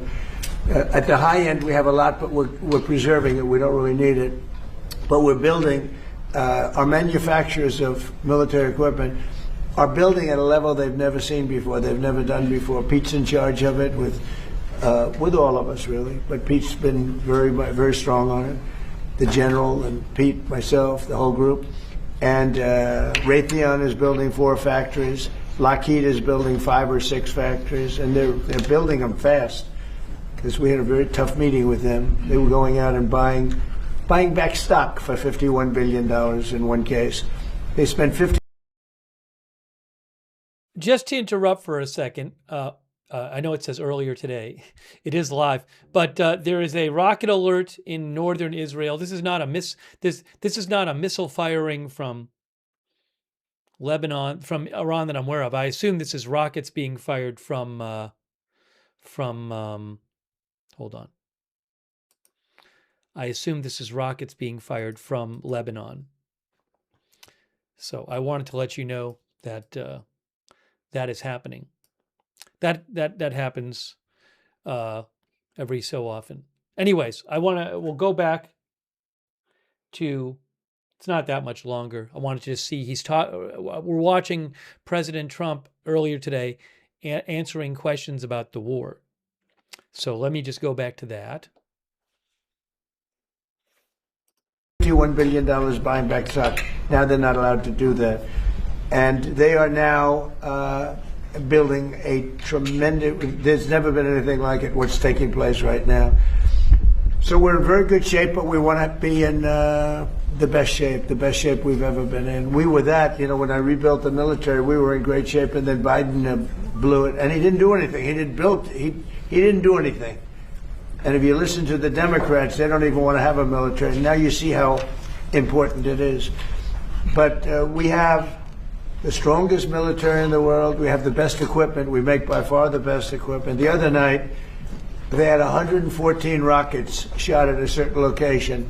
And out of 100 highly sophisticated rockets, out of 114 sophisticated rockets, every single one of them was shot down with our equipment. All our equipment. It's amazing, actually, how good it is. So we want to be sure, and it's a small price to pay to make sure that we stay tippy-top. Mr. President, can I ask about the Treasury? Thank you, Mr. President. The Treasury Secretary this morning said there were defections among Iranian leadership. Are you aware of that? And is there anybody the U.S. can work with as a leader going forward? Well, we have a man named the Treasury Secretary here, so maybe maybe he wants to discuss it. Does anybody know? Do you know who he is? Central Casting. Yeah, so we are seeing the defections at all levels as they're starting to sense what's going on with the regime. It doesn't get reported here in the U.S. very well, but you know, we are trouncing them from the air, and the regime will probably collapse within itself. At Treasury, we've seen where they wire their money out of the country. We're coming for that. We're going to get it back to the Iranian people. And are you seeing defections? Yes, sir. On Israel, there's a lot of military defections also. You have a lot of military defections in Iran. I don't blame them. Thank you, Mr. President. Have you talked to Prime Minister Netanyahu about attacking the oil and gas fields? Yeah, I did. I told him don't do that, and he won't do that. We didn't discuss. You know, we do. We're independent. We get along great. It's coordinated, but on occasion he'll do something, and if I don't like it, and so we're not doing that anymore. And the last one, if I could, the Fed chairman told me yesterday that he plans to stay until a new Fed chairman is confirmed, and he also plans to stay on the board until the investigation into the Federal Reserve is done. Well, he's under investigation because he's building a building for hundreds of billions of dollars more than it's supposed to cost. The building you see over there is under budget and ahead of schedule. That's the ballroom. The ballroom is a much bigger building. It's a much more complex building than what he's doing, and it's at a fraction of the cost. Something is going on, whether it's contractors. That's what I do best in the world. I build great buildings. I've always done it, and I build them under budget and ahead of schedule. They could have $4 billion. This is a renovation job for $4 billion. And if you look at the building, it's not even, I don't know if Kevin Warsh is ever going to be able to move into it. It's been under construction for years. It's the most expensive building ever built. Now, I know it's grossly incompetent because I happen to think he's grossly incompetent. Today, certainly you should be lowering interest rates, all right? Certainly, who would not lower them? But he's stubborn, and he's got Trump derangement syndrome. But a lot of people have that, you know. It's not a curable disease. But he's also building. He should be lowering rates immediately. But he won't do that because he's a stubborn, incompetent person, and that's a bad thing. You know, when you're stubborn and incompetent, I think it's the worst combination. And he's also not a smart person. But he's building a complex over there that's under his jurisdiction. He started it, and it's out of control. It's billions of dollars for a little building. I could have done that building and made it beautiful for $25 million. $25 million, and it would have been beautiful. Look what I've done at the White House, fixing it up, and I mean the place was in bad shape. You see the floors and everything; it was in bad shape. I could have made that building beautiful for $25 million. They're spending $4 billion. All right, so there is criminality. Maybe it's with the contractor, but. Because I know more about contractors than any human being maybe that's ever lived. But that contractor is a very rich man. Whoever the contractor is, and we know, but whoever the contractor is an extremely rich man. He's going to make I mean, he could make millions of dollars. I'm hearing numbers from $3 to $4 billion. That would make it the most expensive building on a square foot basis ever built in history. And you're not even building a building, it's a renovation. The exterior skin is staying, the steel is staying, the structure. So all I want to do is bring out to the public that this guy is an incompetent. He's a very incompetent guy. And he may be a dishonest guy, but somebody's dishonest because there's no way that building could be $3 to $4 billion. Mr. President, on the Strait of Hormuz. Please. Mr. President, you just mentioned Japan. This looks like one of your people, right? Thank you. Is he good or bad? Good. Is he a good reporter or bad? You know? So. Not a, all right, looks like a nice guy. Go ahead. Mr. President, you just mentioned Japan is stepping up. What kind of the support do you expect from Japan in the future? Look, I expect Japan to step up because, you know, we have that kind of relationship, and we step up for Japan. We have 45,000 soldiers in Japan. We spend a lot of money on Japan, and we've had that kind of a relationship. So I expect. I'm not surprised that they would step up. We don't need much. We don't need anything. I mean, honestly, we don't need anything from Japan or from anyone else. But I think it's appropriate that people step up. In the case of Japan, I hear they get more than 90% of their oil through the Strait. So that's a big reason to step up. I mean, we've demolished, that country is close to demolished. The only thing is the Strait. It's very hard. You could take two people and they could drop little bombs in the water and they're holding things up. We don't want that to happen. But honestly, Japan, China, Europe, parts of Europe, get a lot of their oil through the Strait. We get none, practically. We're less than 1%. We don't have to be any percent. We don't even, I think we do it just to be nice. But we think of it, we don't use the Strait. We're defending the Strait for everybody else. And then in the case of NATO, they don't want to help us defend the Strait, and they're the ones that need it. But now they're getting much nicer because they're seeing my attitude. They're getting much nicer. But it's, as far as I'm concerned, it's too late. You know, UK wants to send aircraft carriers now. And I said, I want the aircraft carriers before the war. I don't want them after the war is won. They want to send me aircraft carriers after the war is. There's practically nobody to shoot at them. You know, their missile count is down. Maybe you could discuss it by about 90-something%. The drones are way down, and the factories are being demolished. Maybe. Yes, sir. Our missiles being shot are down over 90% since the beginning. One-way attack drones down 90% since the beginning, which is a reflection of overwhelming firepower. But you mentioned the most important part, Mr. President. Their defense industrial base. If you can't make more of it in the future, then you have a limited supply. And so we're going after all of their defense contractors that make all of their exquisite weapons and ensuring that even if they wanted to rebuild more launchers or more missiles, they couldn't in the future. And that's a level of devastation for their military that they've never seen before. So we have, in literally 2 weeks, we've demolished their Navy, their Air Force. All technology is gone. All communication is gone. And all of the leaders are gone. Other than that, they're doing quite well. Okay, how about one more question for the Prime Minister? Let me pick a beautiful-looking person from Japan. A question for the Prime Minister. Go ahead. Yeah, sure. Oh, he doesn't believe he's beautiful. Oh, he's sounding shy. Go ahead, please. Of course, no. Japan and US are very good friends, but. One question, why didn't you tell U.S. allies in Europe and Asia, like Japan, about the war before attacking Iran? So we are very confused about we Japanese citizens. Well, one thing, you don't want to signal too much. You know, when we go in, we went in very hard, and we didn't tell anybody about it because we wanted surprise. Who knows better about surprise than Japan? Okay, why didn't you tell me about Pearl Harbor? Okay, right? You know, he's asking me. Now you believe in surprise, I think much more so than us. And we had to surprise him, and we did. And because of that surprise, we knocked out, the first 2 days, we probably knocked out 50% of what we, and much more than we anticipated doing. So if I go and tell everybody about it, there's no longer a surprise, right? Okay, one more for the Prime Minister. Are you going to for the Prime Minister? Yes. Go ahead for the Prime Minister. Thank you very much. Japan's TG Press. Japan's biggest concern is China.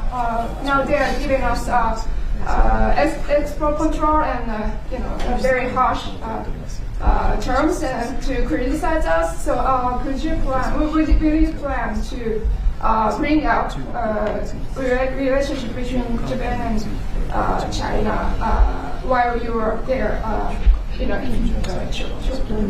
Well, I'll be going to China very quickly, but I think I'd really like to have the Prime Minister talk about China because I know they have a little bit of an edgy relationship, and I'd just like to know where it stands, how you're doing with China. So, please. で、日本はいつも中国に対してオープンです。会話はオープンにしています。それから冷静に対応しています。で、とにかく米中関係も含めてですね、これが地域の安定、それから世界のサプライチェーン、これに貢献するものであることを願っています。日本は常にオープンです。So first of all, Japan has been consistently open to dialogue with China. And also, second, we have been addressing our relations with China in a calm manner. And also speaking of the U.S.-China relationship, my sincere hope is that the relationship will be something conducive for regional security and also ensuring the global supply chain in the world. Once again, I would like to reiterate that Japan has been consistently open to dialogue with China. And I think we're going to have a great trip. The trip has been postponed for about a month and a half. It's been reset, and we look forward to it. And I'll be speaking Japan's praises when I'm in China with President Xi. But we're going to have some good talks today. And I think mostly about trade, because they want to do a lot of trade. They're a tremendous purchaser of our energy, our oil, gas from, in particular, Alaska. Because Alaska, believe it or not, is very close. It's much closer than any other source. It's just, it seems a little cold compared to, but it's just a short trip. So that's something that we will talk after this war, at least. We'll be discussing trade, and a lot of the talk will be about energy. Thank you very much, everybody. All right, so that was President Trump earlier today talking about the war. At one point he said, we're not putting troops. I'm not putting troops. But he also said if he was going to put troops somewhere, he wouldn't tell about it publicly. So let me put back on the screen here. Hang on. I need to get on the screen. Give me a second. We need to get that off of the screen. We need to get this back on the screen. And we need to get this one back on. Okay, I almost have everything there. We don't need earlier today. We have Jerusalem. We have Tel Aviv and Beirut.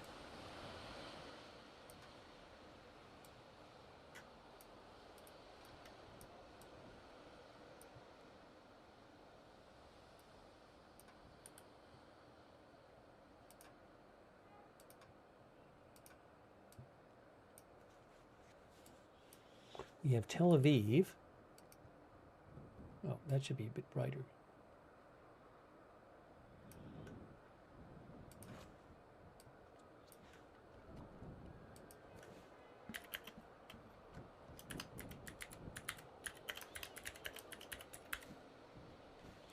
Okay, we have all that. Then I want to take some comments from you. At some point in the near future, I'm going to have to make some food. Green Eggs and Ham says troops definitely on the way. I did share with you, I haven't seen more reporting about it, but the military reporter on military affairs, Carla Babb, who I have followed for years. She is currently with Newsmax. Newsmax is reporting that there's a new deployment of thousands of troops from the west coast of the U.S., consisting of 2,500 Marines and 1,500 other service members. And she said this deployment is of the Boxer Amphibious Ready Group and the 11th Marine Expeditionary Unit, and they are being deployed to the Middle East along with 3 ships, an amphibious assault ship, and 2 amphibious landing ships.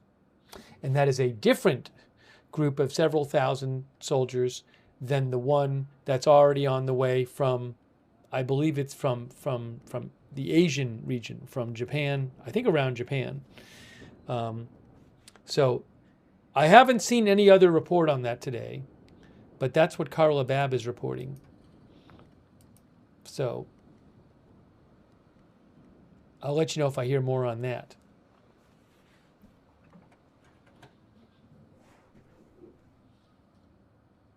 LGS says it's just getting too deep in this war now. Not a cat lady says whole new level with Marines.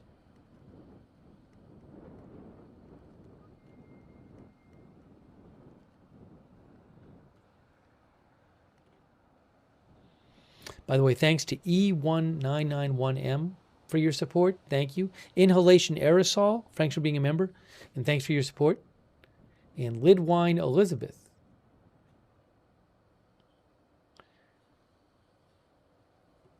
Who talked about the Pearl Harbor comment. There was some controversy today about President Trump's remark about Pearl Harbor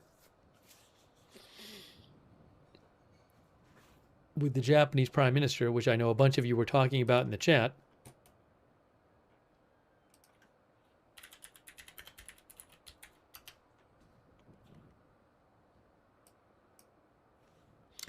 Trump draws parallel between Pearl Harbor and U.S. strikes on Iran and meeting with Japanese Prime Minister.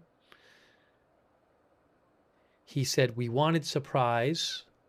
Who knows better about surprise than Japan? Why didn't you tell me about Pearl Harbor?" when he was asked why he had not told allies about his war plans.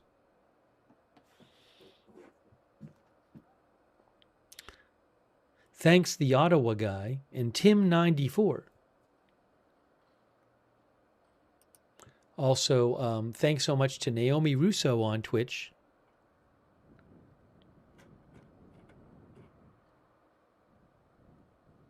Oh, one of our viewers mentioned the oil prices. Toilet brush. Current oil price that I am seeing is around 94 for WTI crude, U.S. crude, and about 108.5 for Brent crude. There has been a bit of a spread between Brent crude and American crude in the market. Where was I looking at something about that? Hold on a second. Can I find it here?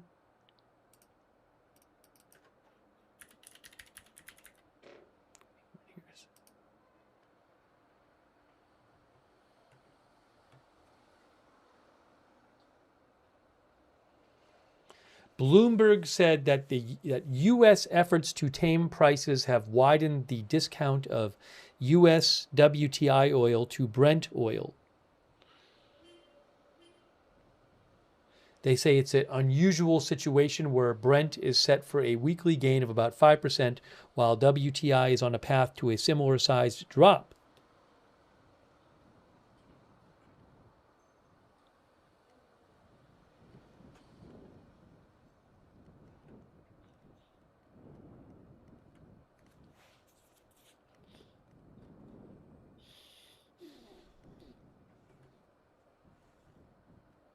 As our viewer Zombears says, the U.S. and Israel say they have hit more than 16,000 targets in Iran.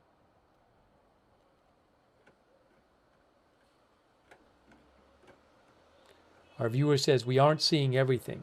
Yeah, I mean, we don't really usually see any kind of photos or video of the Iran strikes. Once in a while something comes out, but 16,000.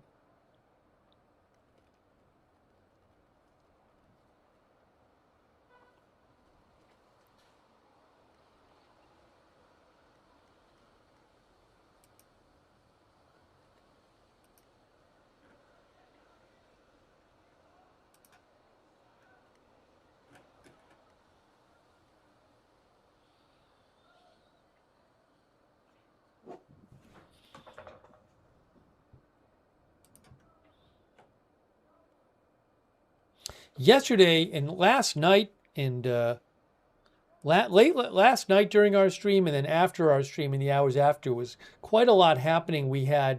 Israel had attacked this key natural gas field that Iran uses a lot of that gas domestically, and then in response, Iran had attacked all these different various different energy targets in the Gulf. That seems to have slowed that back and forth. We're not seeing right now.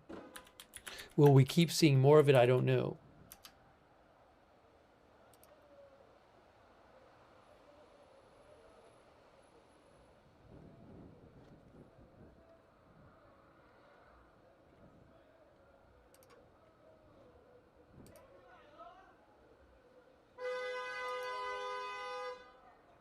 Here is, speaking of Qatar, though, I talked about this earlier. I just wanted to show you this.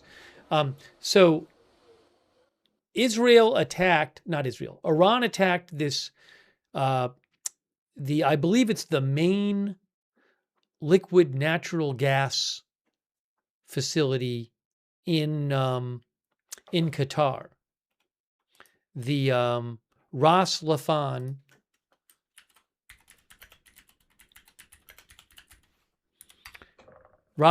Industrial City. It's Qatar's main site for production of liquefied natural gas and gas to liquid. And so Qatar released some more details today. And something to keep in mind is it could take a long time to fix some of this stuff that's getting hit, some of this energy infrastructure. So you can see the minister, HE minister, Saad Sharida Al-Kabi, the missile attacks reduced Qatar's liquefied natural gas export capacity by 17% and caused an estimated loss of $20 billion in annual revenue. Extensive damage to our production facilities will take up to 5 years to repair and will compel us to declare long-term force majeure. That's where you say we can't fulfill a contract because of some unforeseen circumstance.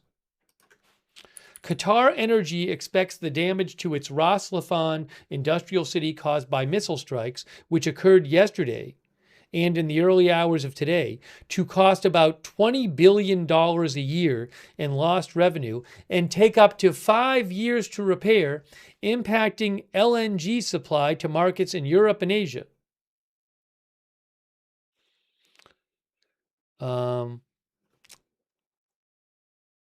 The attacks damaged 2 liquefied natural gas producing trains 4 and 6,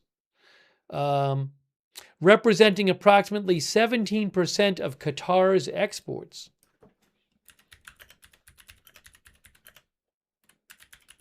And I think Qatar supplies about 20% of the world's natural LNG. If I have that right. Yes, Qatar supplies around 20% of the world's LNG. And 17% of their export capacity was lost in these missile attacks. The minister said the damage sustained by the LNG facilities will take between 3 to 5 years to repair. The impact is on China, South Korea, Italy, and Belgium. I guess that's who they give a lot of their LNG to. This means we will be compelled to declare force majeure for up to 5 years. on some long-term LNG contracts.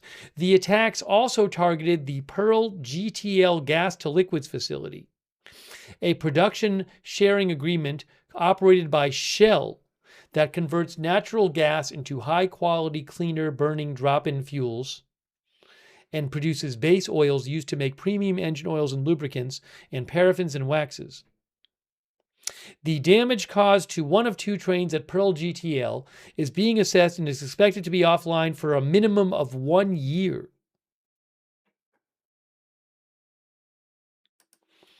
There will be a loss of associated product production due to this outage as follows. Condensates, around 24% of Qatar's exports. Loss. LPG, around 13% of Qatar's exports, and so on and so forth. All right, so, and that is just what happened with the missile attacks at this facility yesterday and this morning. There could be more missile attacks at this facility. This is just from yesterday and this morning.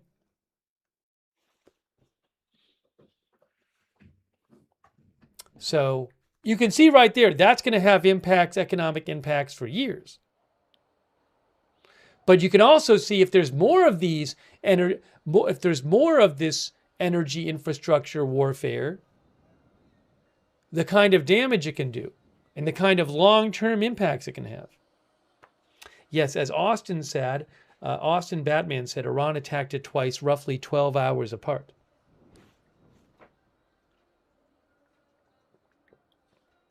Messi thinks there'll be likely many more back and forth. We haven't really seen it today. But it started when Israel attacked Iran's South Pars gas field that supplies about 80% of the gas that Iran uses domestically for things like energy and electricity and heating homes.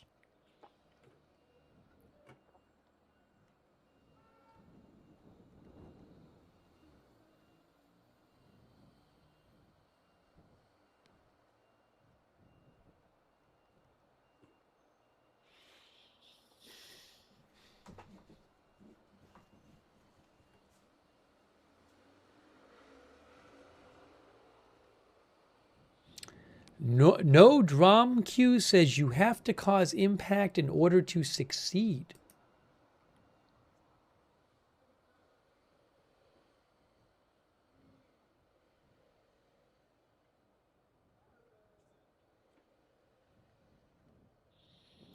Let's see here.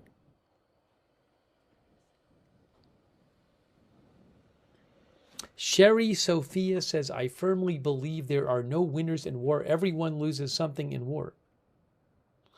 DJN says, Iran can do very serious damage to the Gulf countries if they really want to.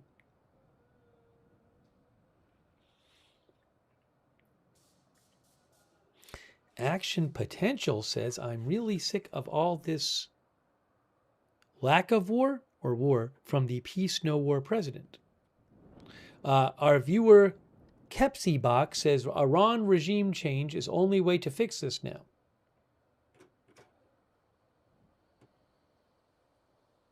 Master Sergeant says I think we're going to see over $8 a gallon in gasoline.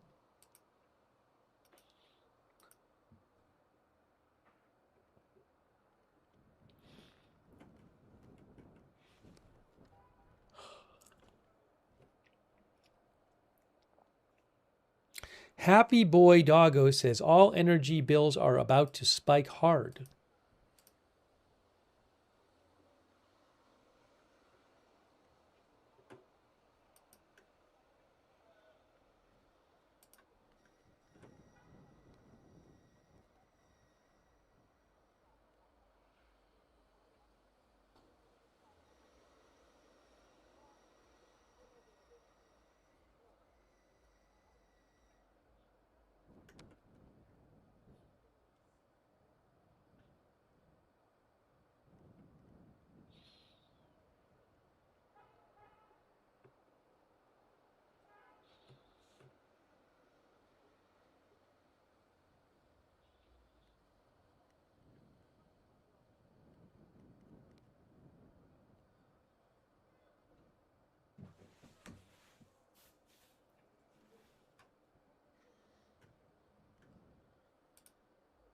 Hang on 1 second here.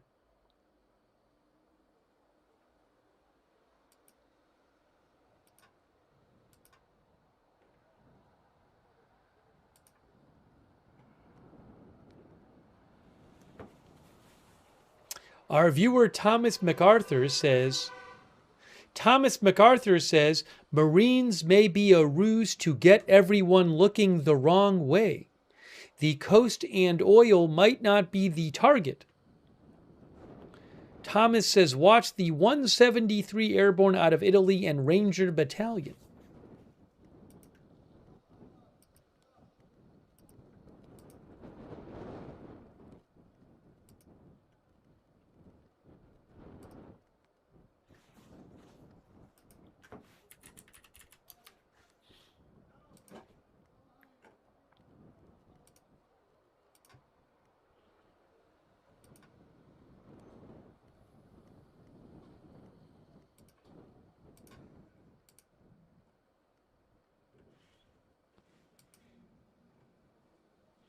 So just checking some of the other messages people have been sending me. I appreciate people writing in and sharing updates. Michelle Lauzon, our viewer, thinks the Strait of Hormuz will never return to normal.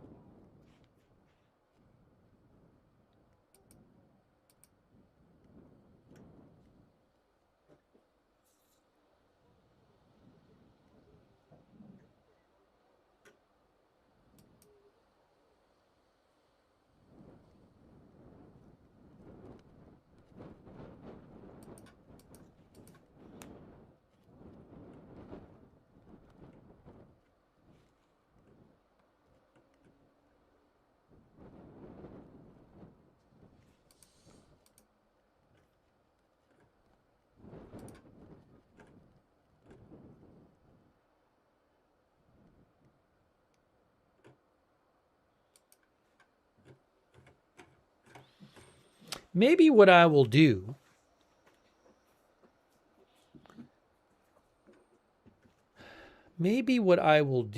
is take 5 minutes now and put a little food in the air fryer, because I got to eat at some point. Why don't I do that? And we're going to talk more about everything. We'll keep you updated, read more comments. But let me take about 5 minutes just to put the food in. And by the way, thanks to I Am Charlie, who says DJT, multidimensional chess. Let me put the food in, and then I'll come back, and then we'll talk while it's cooking.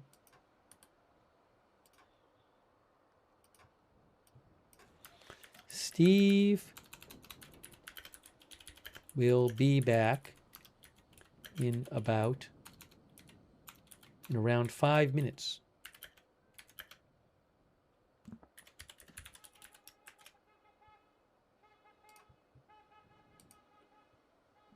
Give me about 5 minutes. Coming back, and I'll see you in about 5 minutes.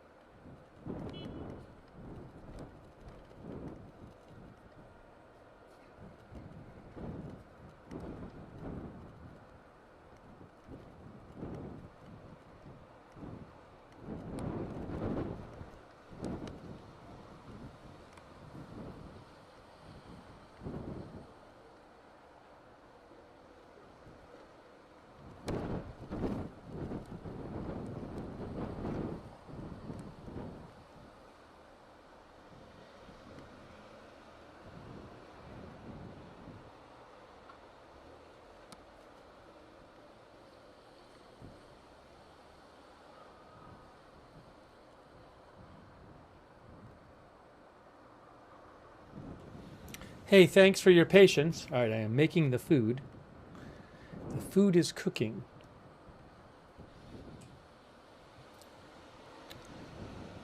If you, for those who didn't see it earlier, real quick, I wanted to mention the F-35 thing. For those who didn't see it,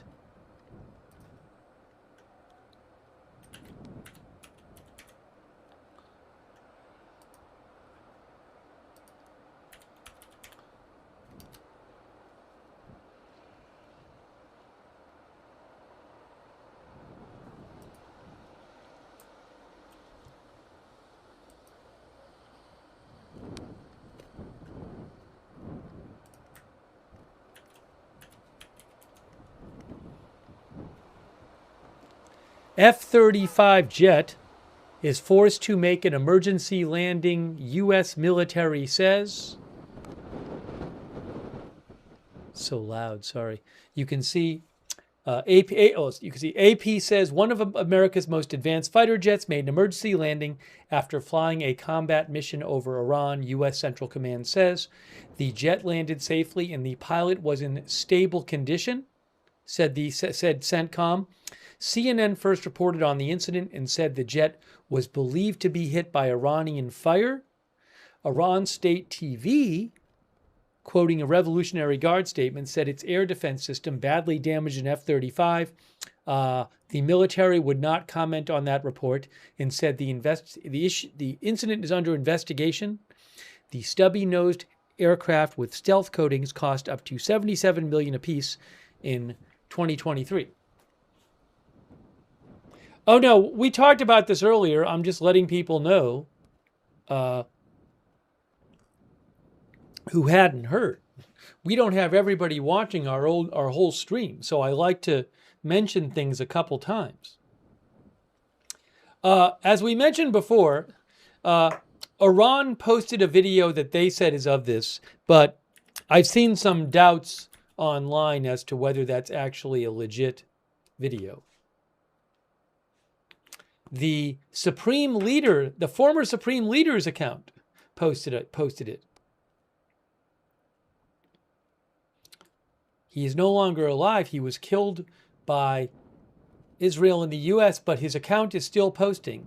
See it right there? Right there.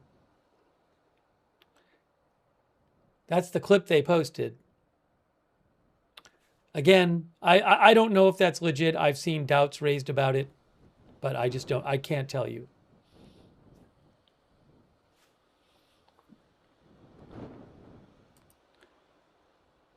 Badass American thinks it's fake. Gulf War Vet says very fake video.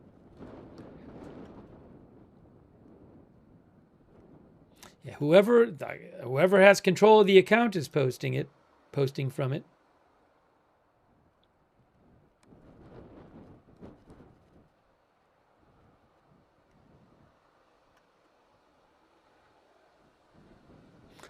Zoros thinks it's fake.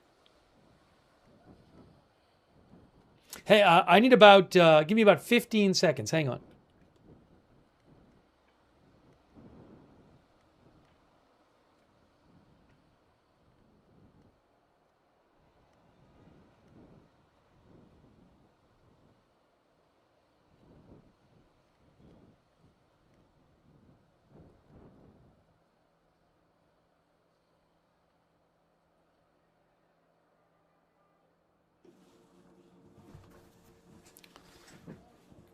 Okay.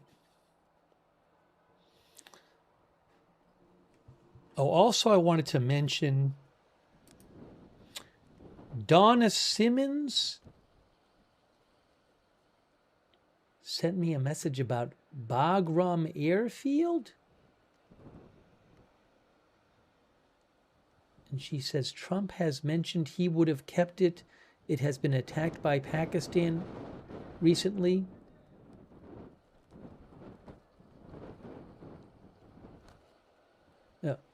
So Donna Simmons I think what Donna is saying is, could these troops that are heading to the Middle East be doing something else? She's like, could they be getting sent to take back Bagram Air Base? So I haven't heard any reporting suggesting that's going to be the case. I would assume these troops going to the Middle East are going to do something for this pressing need that President Trump has of wanting to open up the Strait of Hormuz.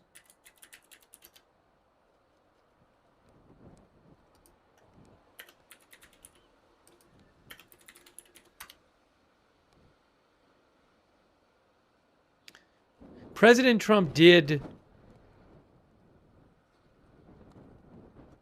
late last year talk about the possibility of getting Bagram Air Base back, I believe. Anyways, I don't want to... Yeah, late last year he said we're trying to get it back. But anyways, we'll see what happens. Thank you, Donna Simmons, for writing in.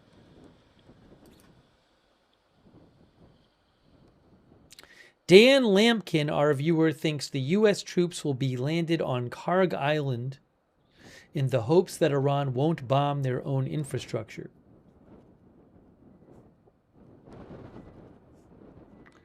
Dan thinks the Shia-Sunni factor of Iran versus Saudi Arabia is now in play like never before.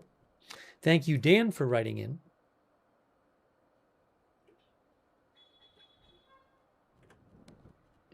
Excuse me.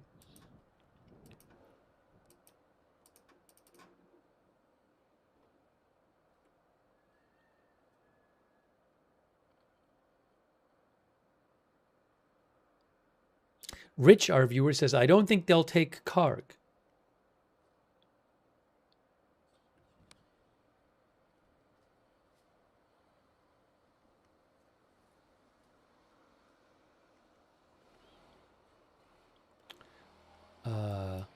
I don't know if this is due to Iran. Qatar says the Ministry of the Interior says civil defense is dealing with a fire in a warehouse with no injuries reported. They don't say that it was caused by a drone or something. I don't know. I need about 15 more seconds. Hang on.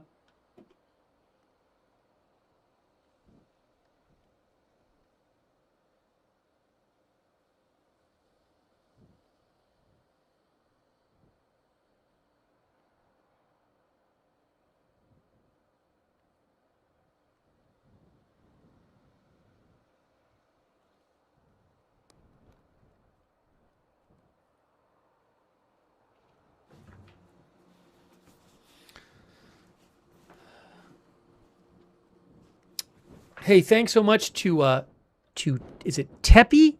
Teppy, thank you so much, Teppy. Also, Tipsy Gypsy, thank you, Tipsy Gypsy. And Georgia Peach and Driving Welsh Roads. Hey, shout out to our moderators. You guys are awesome. Our moderators are here. Beth Mythical is moderating right now over on YouTube. I really appreciate it. Also, we have moderating over on Twitch. DeBears and Surly Dev are there. Speaking of Twitch, thanks to Tech Slug for your support. Appreciate that. And did I thank Naomi Russo, coffeeologist, and James A995? I don't know that I did. Thank you. Also, Linda Belk, Larry, Misha, who moderate for us on X. Also, our Facebook moderators, Charlotte Webb, Margaret Riley, thank you. Paul Anderson is over there moderating. Thank you. Thanks Barry Eisler and Christy Claft for subscribing over there.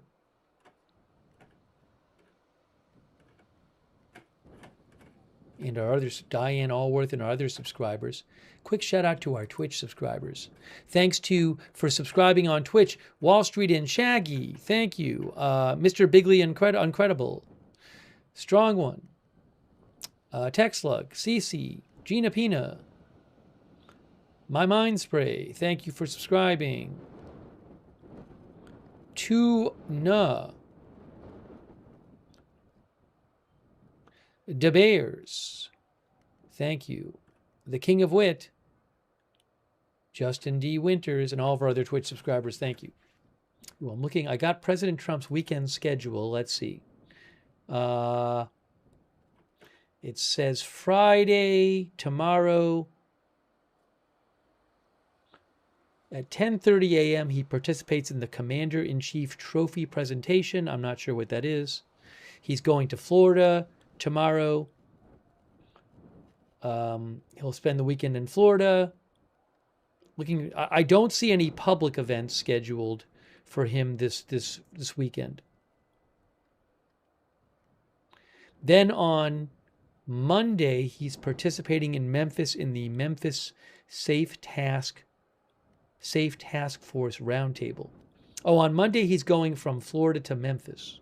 Then he goes back to the White House. So he won't be back to the White House until Monday, looks like late afternoon or evening, if you're wondering. Thanks, Cosmic Brownies, by the way. I'm going to be eating in about 2 minutes or so. So do you guys, so when I go to eat, do you want me to leave up, do you want the Beirut camera to be the big camera? Because I haven't really seen anything going on in Beirut today, but odds are more that you'd see something in Beirut. So I can make Beirut the bigger camera if people have a preference. That's what I normally have.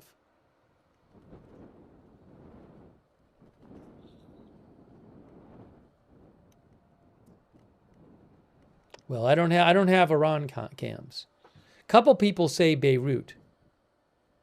Yeah, some people are saying Beirut. So why don't I do that?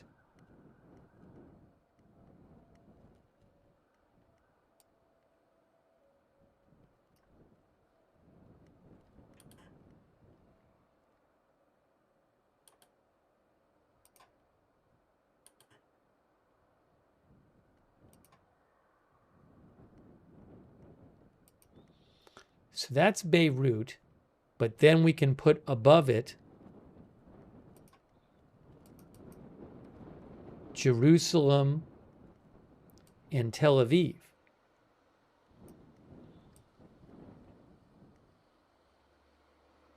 If something happens, I can always, if something big happens, I'll just stop eating and come back in. That's what I normally do.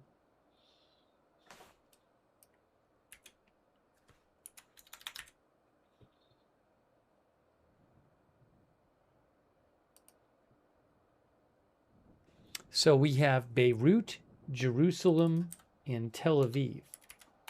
I should probably put the audio on from Beirut. If there's like a, you know, like some big missile attack or something, hope there's not, but if there is, I can always come back in. Are we hearing the audio from Beirut? Why am I not hearing audio from there? Oh, hold on.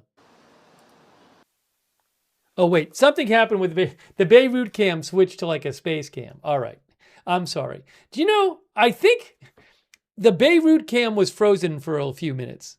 I didn't realize this. We had it small. At some point, I accidentally froze it.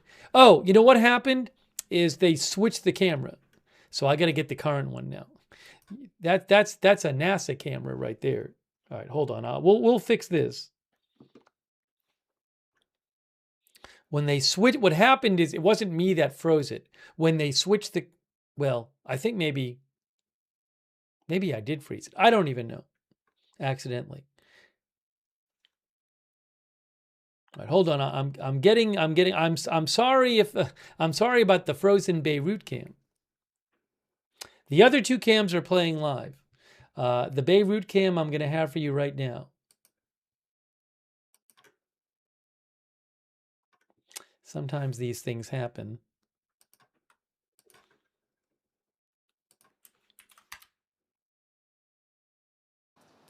Beirut is live. Look at this. Look, it's live. You can see it now. You can see it. There it is. There's Beirut. It is back and live.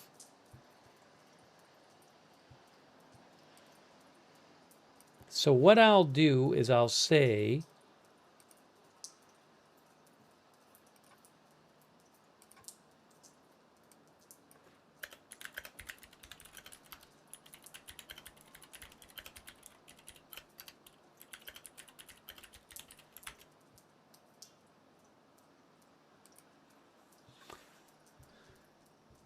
Okay.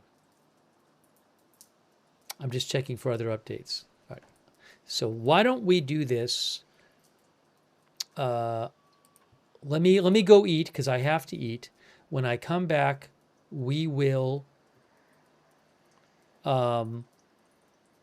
talk more about what's going on with the war. We're going to take more comments from you guys. Ooh, I see a 7.0 earthquake happened.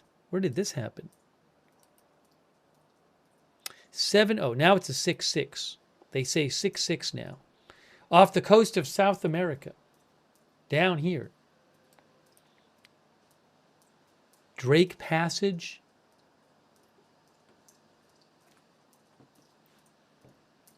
They've revised it to a 6.6.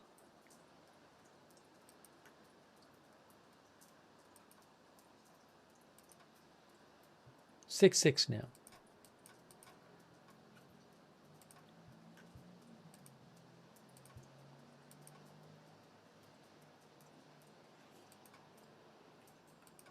Hang on.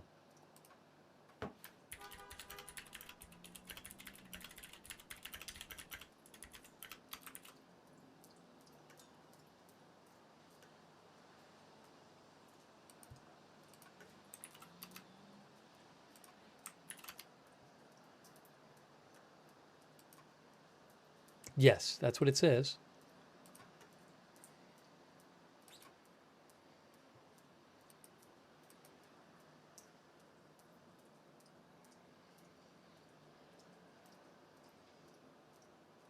Ah, they reposted it as a 6. USGS, they erased. Oh, see what they did here? They post 7.0, and then 5 minutes later they posted 6.6. I don't think they're talking about two of them.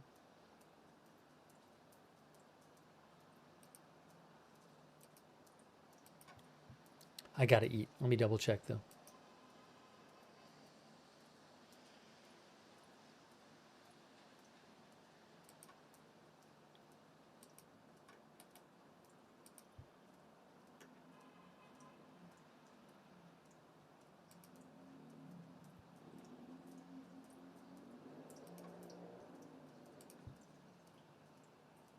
Heavy downgrade, said Jaspers. Yep, that's what they have it as now.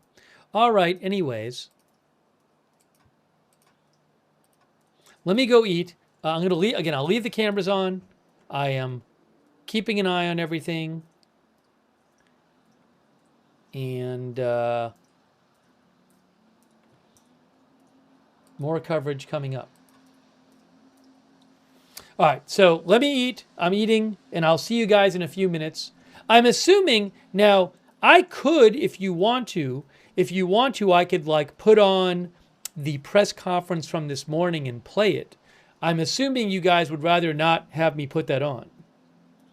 Because I could play that while I'm eating, but I don't know your guys' thoughts on that. Hold on, let's see what people say. A bunch of people are saying no. Some people are saying yes, but a lot are saying no.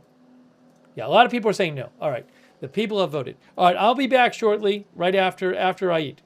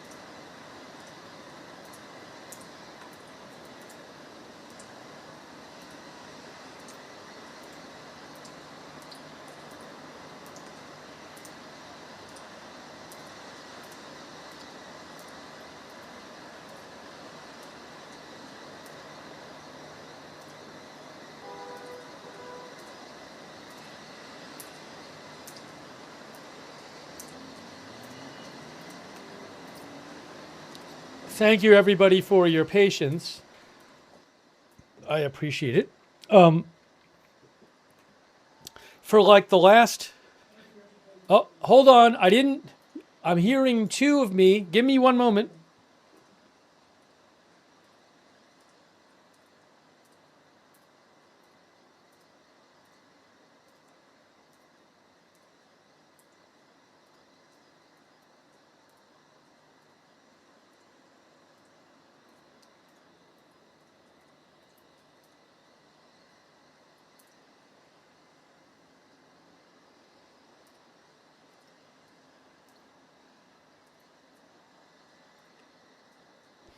Okay, so for like the last half hour, I've been hearing about some reports of strikes in Tehran, and then Israel, their military, a few minutes ago, the Israeli military said they had begun a wave of strikes in Tehran. So the IDF said the IDF has begun a wave of strikes targeting infrastructure of the Iranian terror regime across Tehran. So there are airstrikes going on in Tehran. They've been going on for a little while now, too. So we'll have to see what gets reported about that, if anything.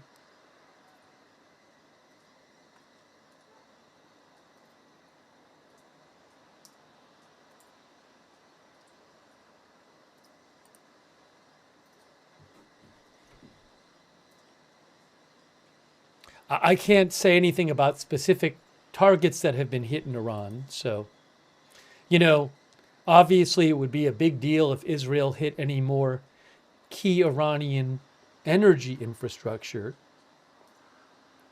I have not heard that any of it has been hit so far, but we'll have to see.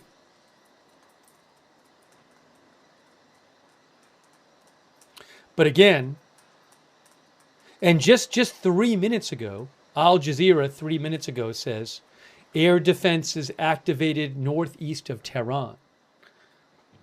Yeah, about half an hour ago, Al Jazeera had said smoke rising in the center of the Iranian capital. But more airstrikes going on in Tehran now, reportedly. Give me one moment here.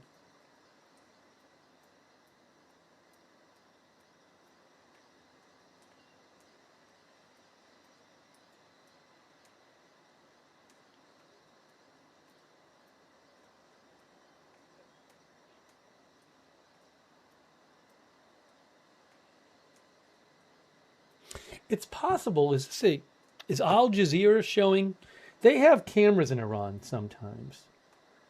Is that what they're showing right now on Al Jazeera Arabic? I don't see any explosions, but hold on.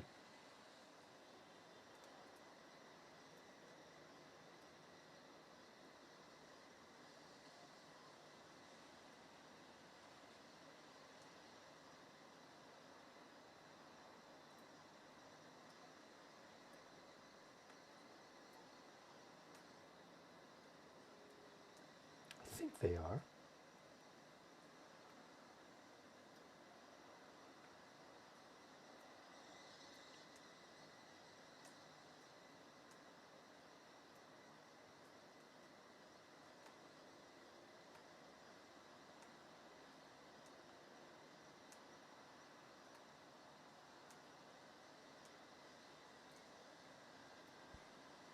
Yeah, you can try checking out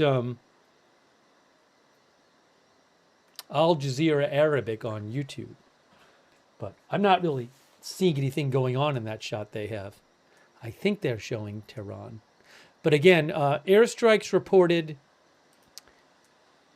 in Tehran. Oh, now I'm seeing some other stuff here.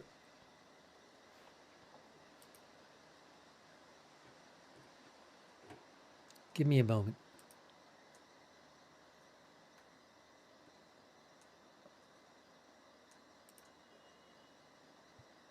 See what else was being reported right now.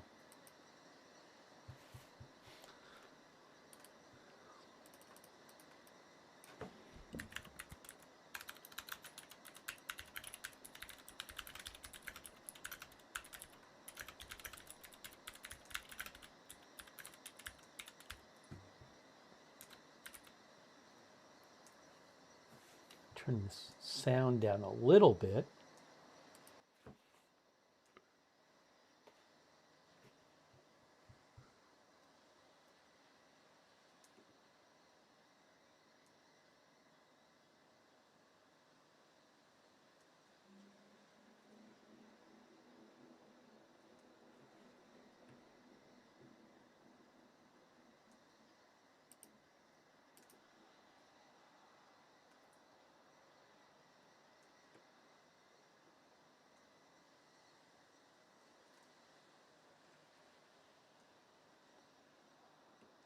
I see some Middle Eastern outlets saying that Reuters said a drone targeted the Prince Sultan Air Base in Saudi Arabia. I can't confirm that.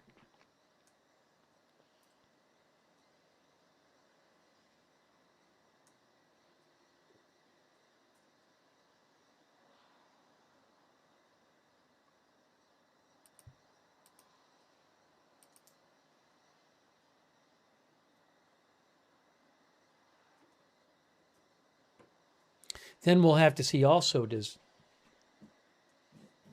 will Iran respond to these airstrikes?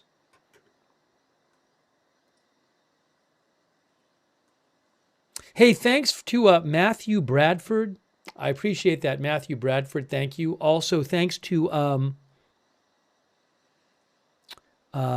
Ishkabox. Thank you.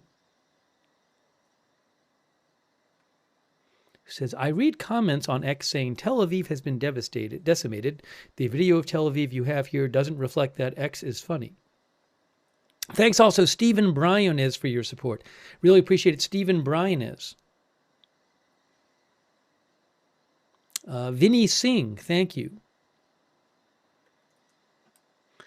Vinny says, Netanyahu denies Israel dragged U.S. into the war. We might play, if we get a chance later, maybe we'll play some of what he did an appearance today. I see one article today that says, a couple articles today,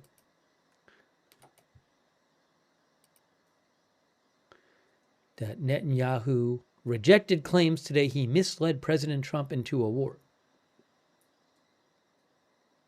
He said in his news press conference, does anyone really think someone can tell President Trump what to do?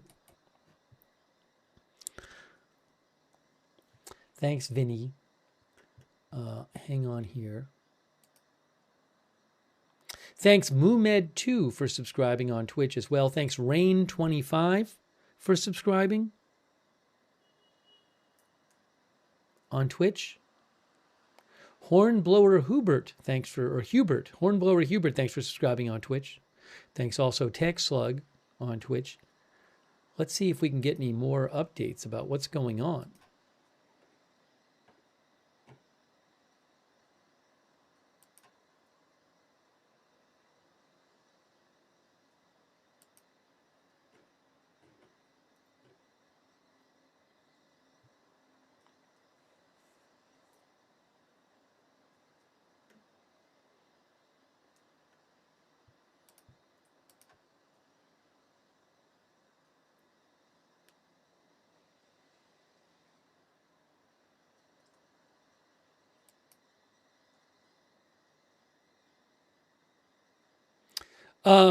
The Wall Street Journal has a new report out as of a half an hour ago. The Wall Street Journal claims that the U.S. and its allies have intensified the battle to reopen the Strait of Hormuz, sending low-flying attack jets over the sea lanes to blast Iranian naval vessels and Apache helicopters to shoot down Iran's deadly drones. They say it's part of a multi-stage Pentagon plan to reduce the danger to ships in the Strait of Hormuz. But they say it will still likely take weeks for the U.S. to clear out Iran's web of assets in the area. Oh, I guess I didn't even see the press conference. I guess General Kane, the chairman of the Joint Chiefs, talked about this during the press conference this morning. He said Warthog airplanes and Apache helicopters were flying missions over the strait or off the southern coast of Iran. Anyways, I guess this isn't new if he mentioned it this morning.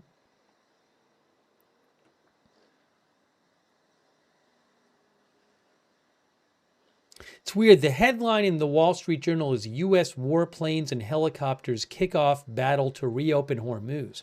I guess I think of maybe, we've heard that maybe we could have troops trying to take some of the islands around the Strait of Hormuz or land on the coast or something. So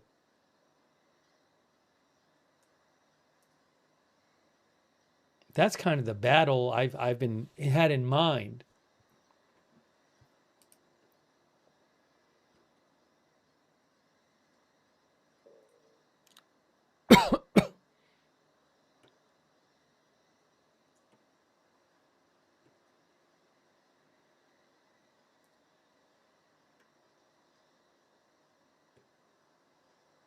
Also, I mean, I've seen a bunch of reports talking about how, like, Iran can they have mobile resources that they can use to fire on ships in the strait.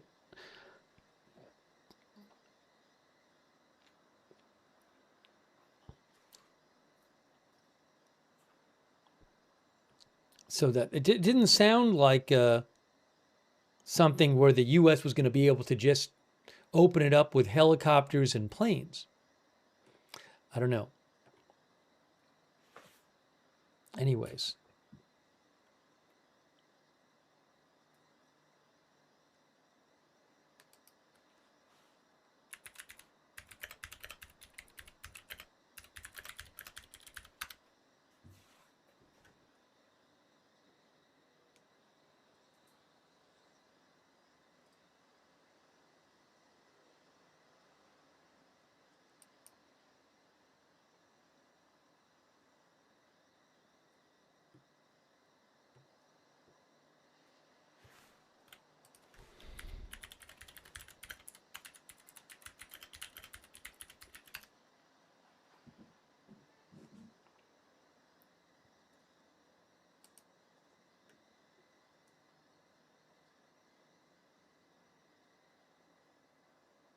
The Economist has an article from today called "There is Plenty of Scope for the Iran War to Intensify." And they talk about the Strait of Hormuz, and they say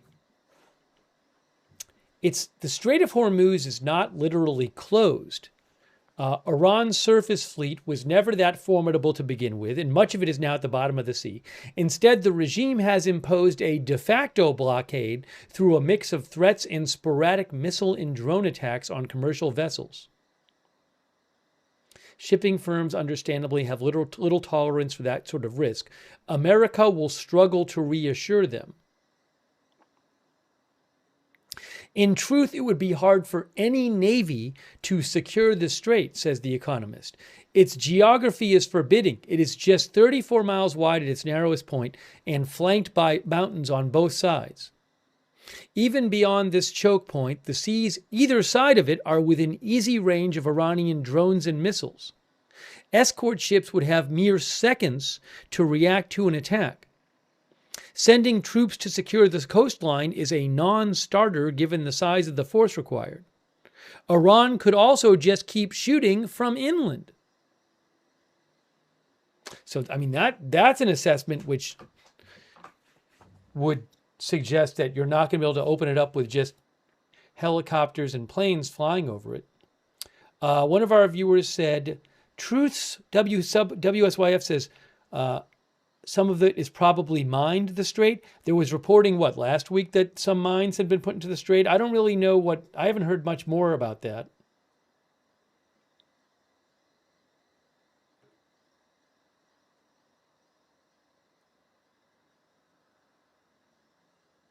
Old Man Yells at Cloud says, how will Trump make Iran surrender?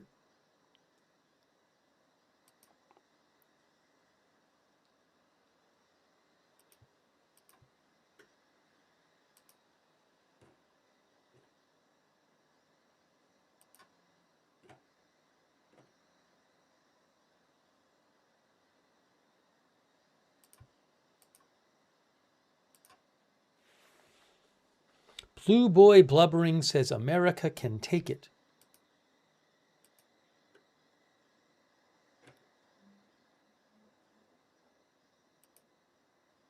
Marcus G says, let's just watch and see.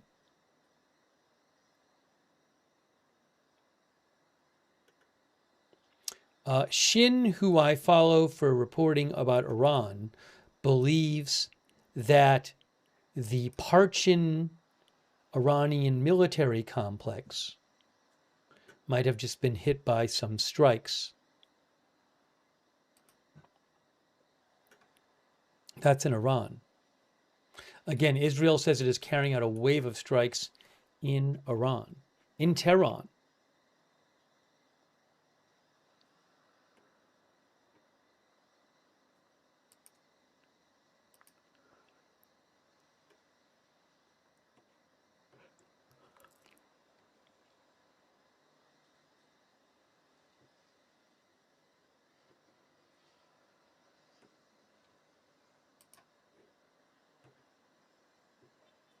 And Shin also said, as of 4 minutes ago, new blasts in Tehran now.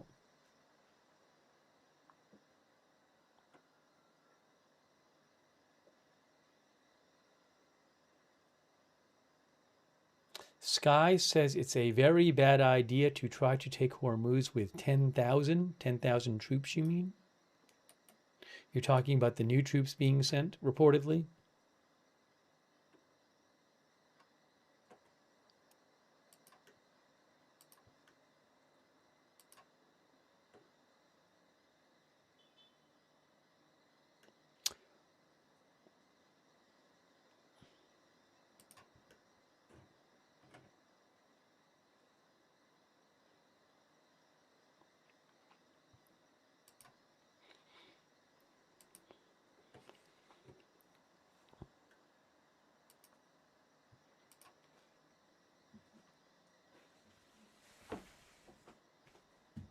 Buff Dan thinks Iran will retaliate for the airstrikes from tonight and then gas prices will spike again tomorrow.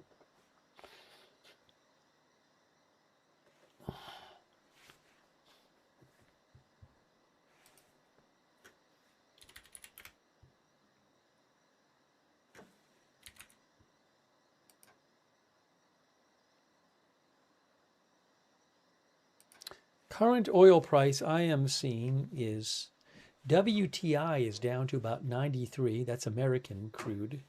And Brent crude is about 105.5.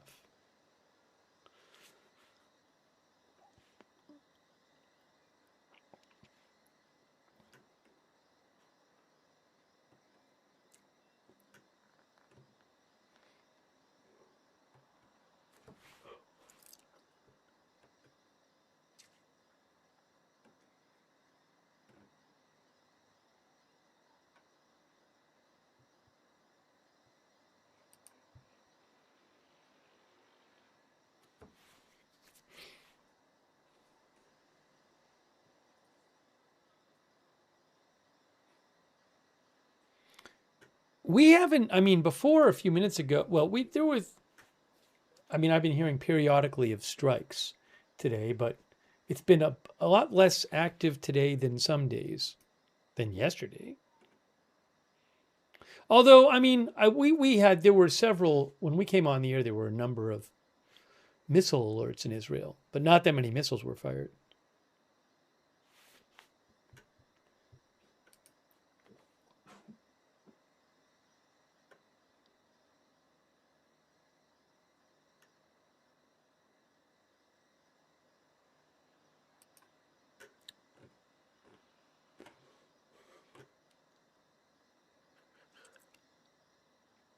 Yeah, I'm seeing some claims online that maybe Parchin is being hit. You can see the Wikipedia page right here. Parchin is an Iranian military complex located about 30 kilometers southeast of Tehran. It is closely linked with the Kozhir missile production complex. That complex was reportedly hit. This complex was reportedly hit last year. Possible strikes going on there again. On Al Jazeera Arabic, they're showing don't know that it's live. I think they're showing a video, I think a recorded video of anti-aircraft fire in Tehran, I think.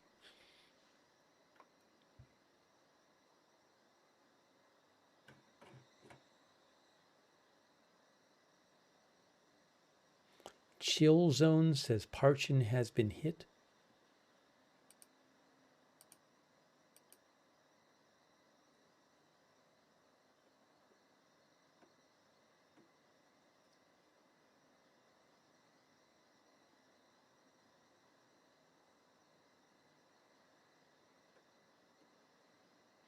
Shin says 3 more explosions in eastern Tehran. Just posted that.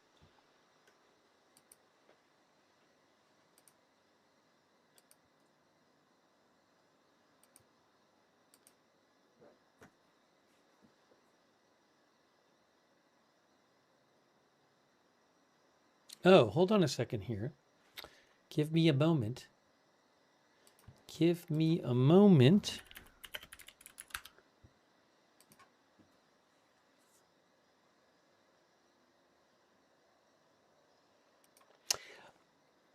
NBC News, I think, is echoing the report from Carla Babb about, I didn't even see this before. NBC News is also reporting more troops to the Middle East, the same one that Carla Babb reported.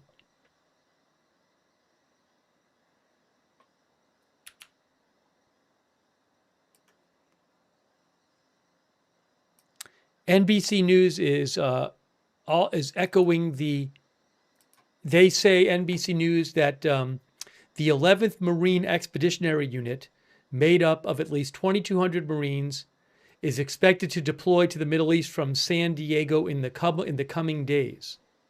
It will deploy on the USS Boxer, an amphibious assault ship, and will likely have 1, if not 2, additional ships with them, meaning several thousand U.S. sailors will also be deploying. It's basically the same report as Newsmax said.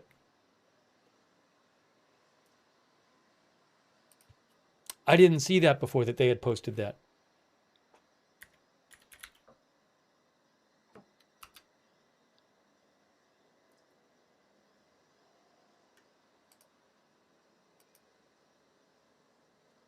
Again, this is a different deployment than the one we already knew about of several thousand soldiers, Marines and other soldiers coming from Asia.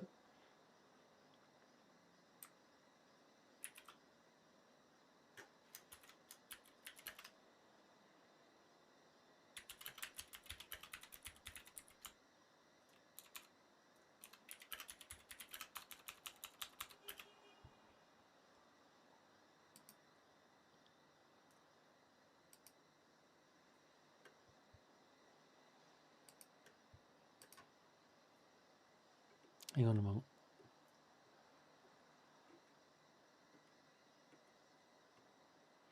When did that first report come out?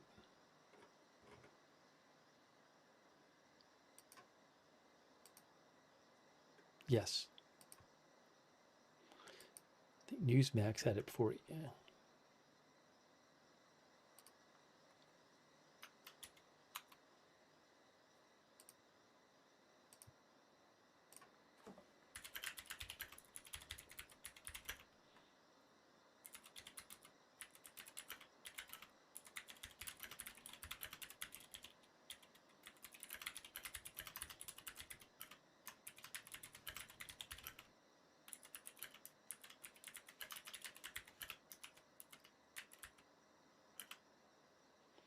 They say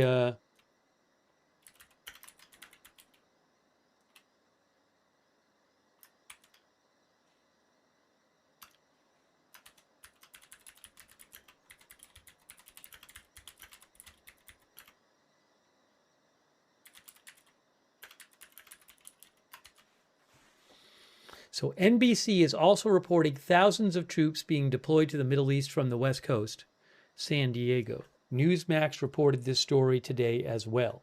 So NBC and Newsmax are both reporting this. Thousands more troops going to the Middle East from the U.S. West Coast. Again, they say from San Diego.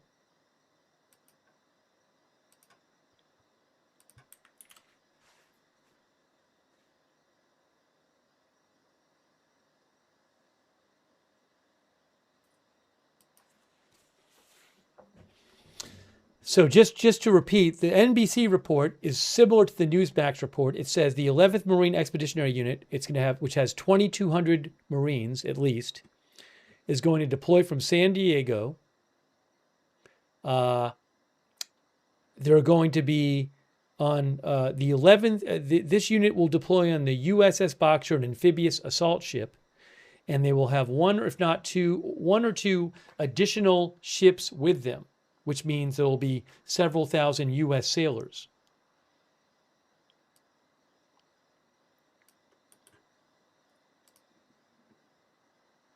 And if you're wondering about the USS Boxer, this is it right here. See how it carries aircraft on it? That's the USS Boxer. That's from Wikipedia. It's a Wasp-class amphibious assault ship.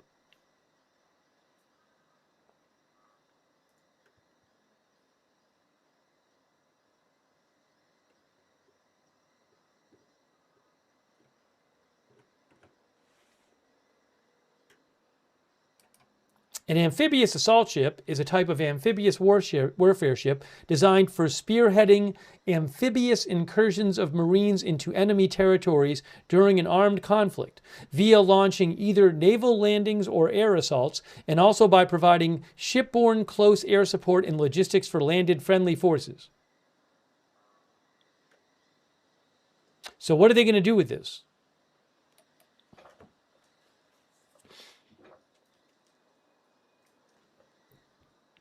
Yes, the USS Tripoli is also reportedly being sent. That is also an amphibious assault ship.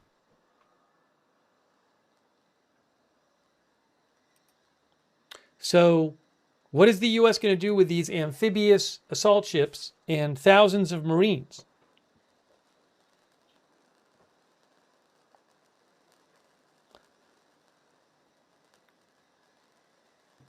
The Peach Lilac says they're going to roll up and get out.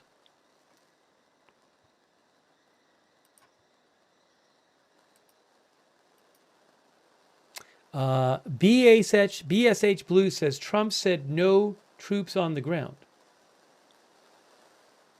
Hold on a moment here. Little rainfall coming.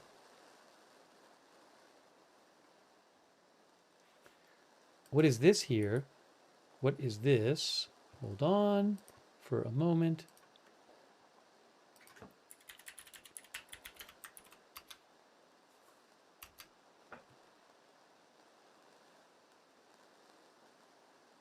Kuwait is now responding to missile and drone attacks.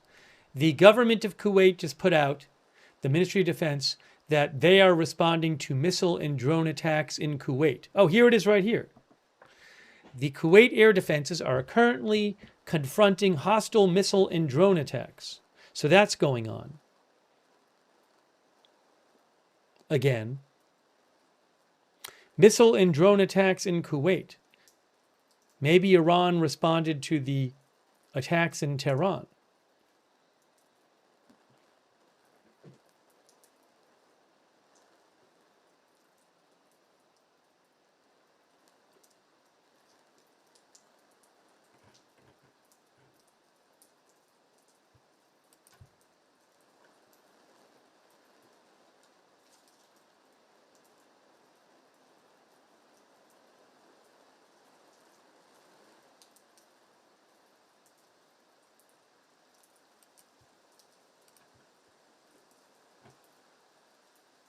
The UAE is reportedly also dealing with a missile threat. That's what Al Jazeera says. The UAE is dealing with a missile threat.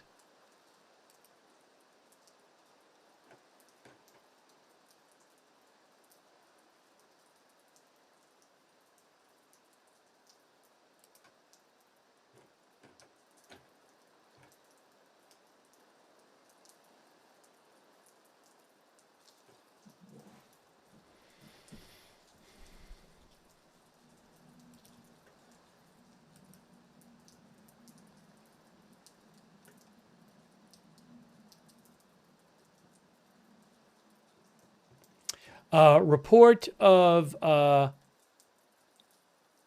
Israeli airstrikes in Kerman. Ariel Oserin, who is with I-24 News English, says heavy bombardment of Revolutionary Guard targets in Kerman in eastern Iran.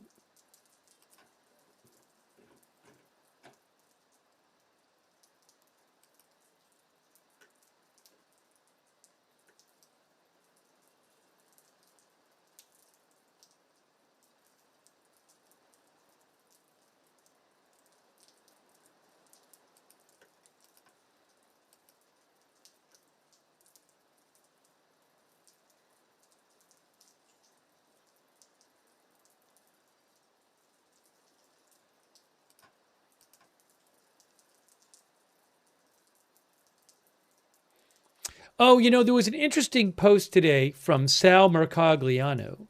Sal is an expert on shipping. He said that he heard a report that there's all of these crew members who are, Sal says there's over 3,000 ships stuck in the Persian Gulf. They can't get out. They can't go out through the Strait of Hormuz. And Sal says that one ship had run out of water and they were not allowed to dock and get more water. He said that multiple ships are in this situation with they're running out of food and water and fuel. And he says ports are overwhelmed and security is such that they're not letting these ships dock.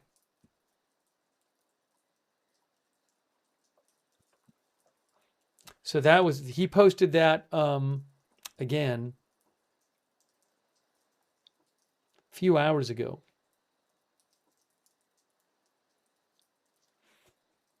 I'll post a link to his post.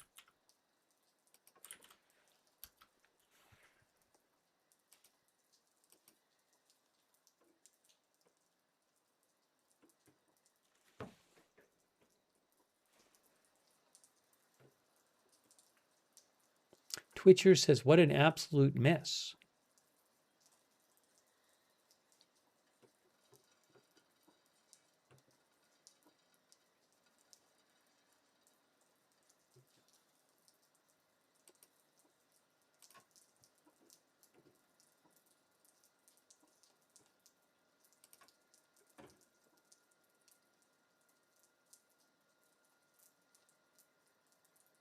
Oh, is there in the UAE? Well, we heard that we've heard in Kuwait they're dealing with missiles and drones. And then,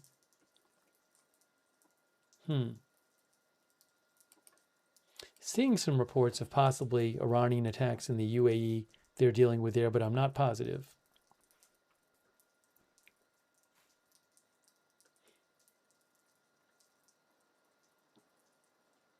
Oh, is this it? Oh, thank you to our viewer mentioned this. Yes. Thanks to our viewer. I appreciate it. Jay Woosta. Thanks, Jay Woosta, who, yes, you can see it right here. The UAE did post about this and said, air defense systems are currently responding to a missile threat in the UAE. Please remain in a safe location and follow official channels for warnings and updates. So missile and drone threats in Kuwait and missile threat in the UAE.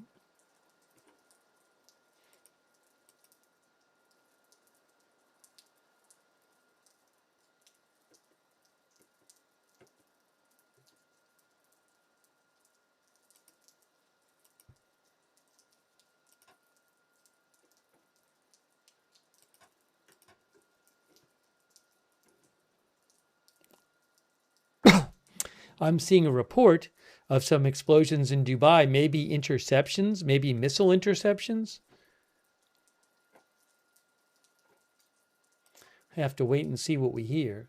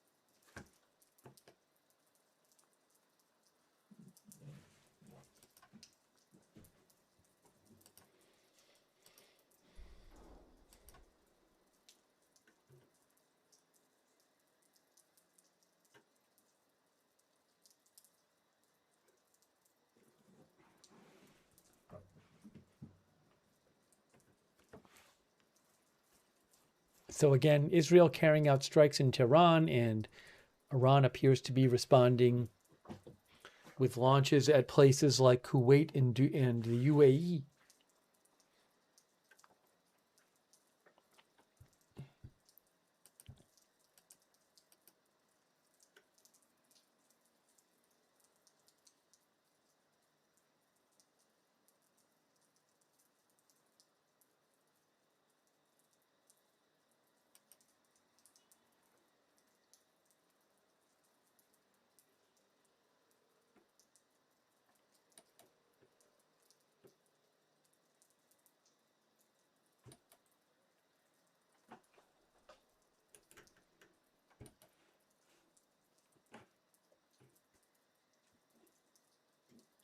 Still trying to get more information here.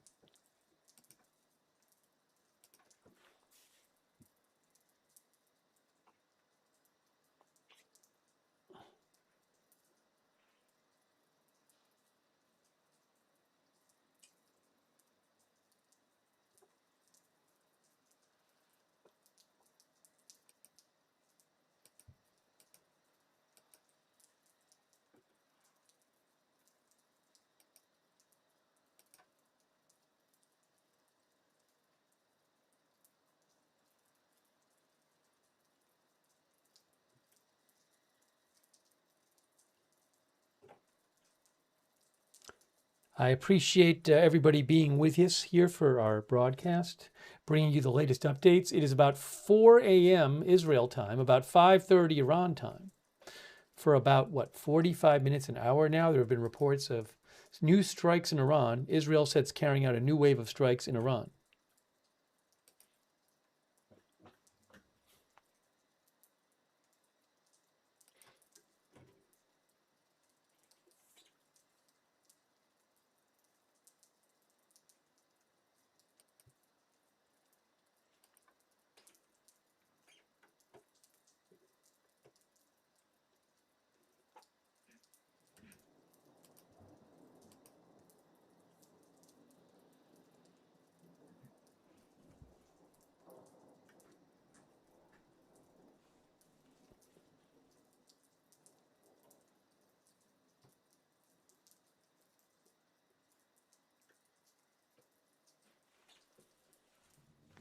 That is Beirut on the bottom there. And then Jerusalem on the left and Tel Aviv at the top. Got some lightning in Beirut, it looks like.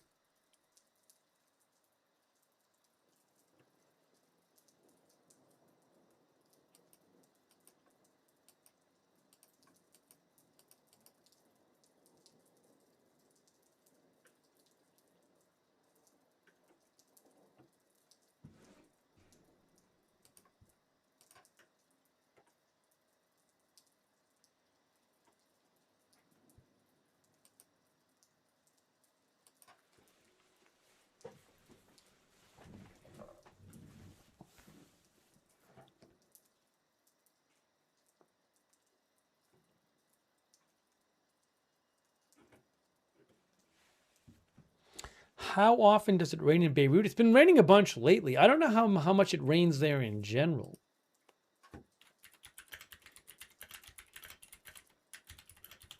It's a good question. I'm looking it up. Tawny says, someone told me this is their rainy season. Beirut gets about 28 inches annually, I'm seeing online. The vast majority of their precipitation occurs between November and March. March is the end of the rainy season.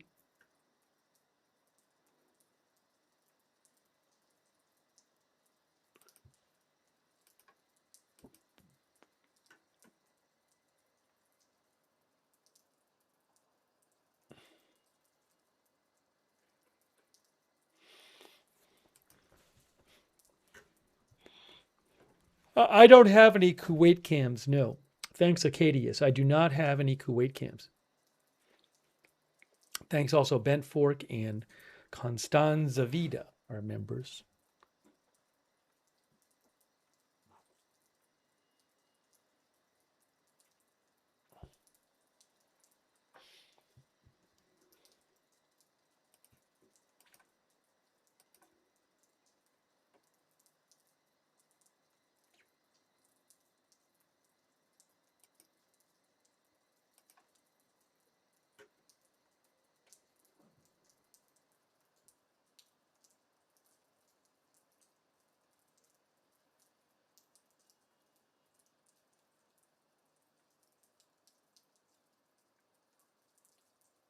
Ariel Oserin of I-24 News English says a big explosion at Parchin military complex in Iran, which houses military production facilities and suspected nuclear weapons research sites.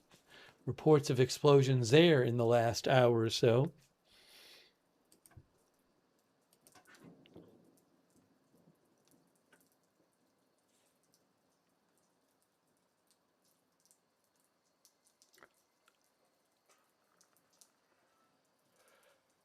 I have not seen any new reports about Mojtaba's Khamenei's health. I have not seen anything in the last couple of days that, from any source I would consider reliable.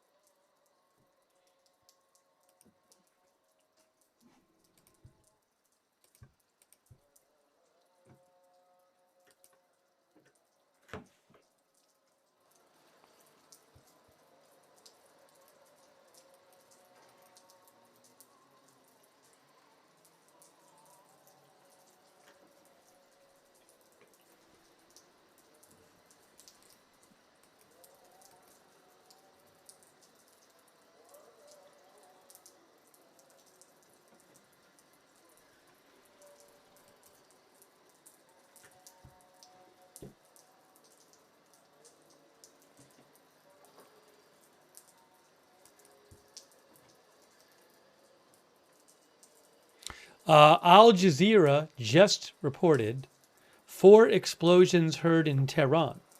So apparently airstrikes still going on right now in Tehran.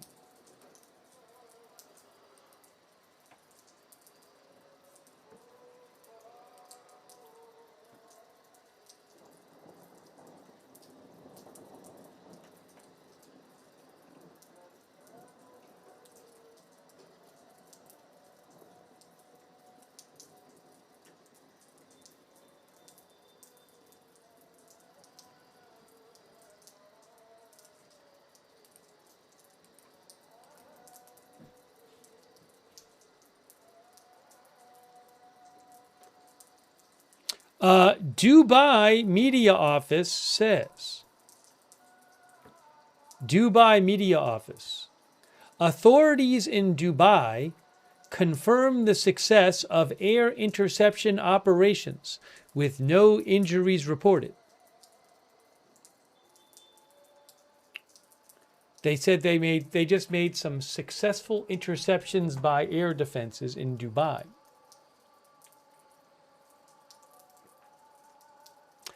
I don't know. I see some people in the chat. Claiming that Mojtaba Khamenei is dead. I follow all kinds of sources, including many Middle Eastern news sources and Arabic news outlets, and I have not seen a single one of them all day say anything about any new report about Mojtaba Khamenei. So I don't know where that's coming from. Oh, hold on a second here. I don't know where that's coming from. I don't know where people are getting this. But I follow, I'm telling you, lots of sources, a lot of them in Middle Eastern, I follow some of them that maybe aren't the most reliable, some of them, but they post a lot of rumors. I haven't even seen rumors about it. So I don't know where people are getting this.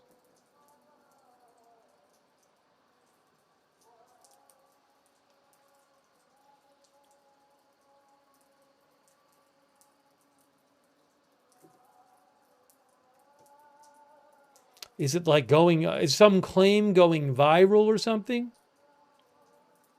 Yeah, because I haven't even seen a mention of it.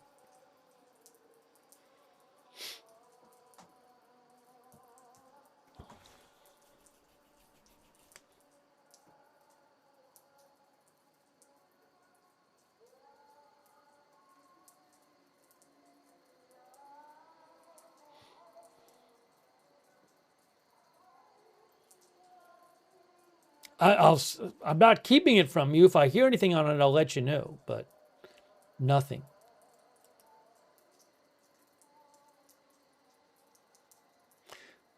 Dana says it was one single source on Israeli news. Again, I follow a lot of Israeli news sources. Haven't even seen a mention of it. Nothing.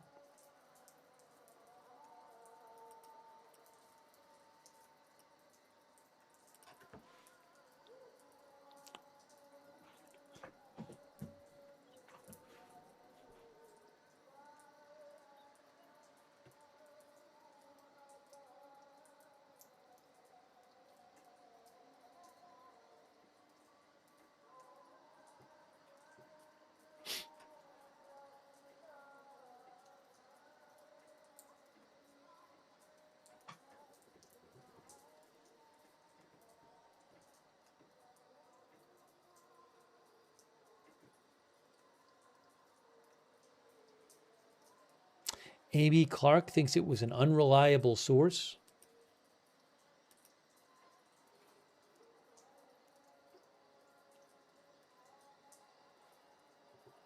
Again, I haven't heard anything about it.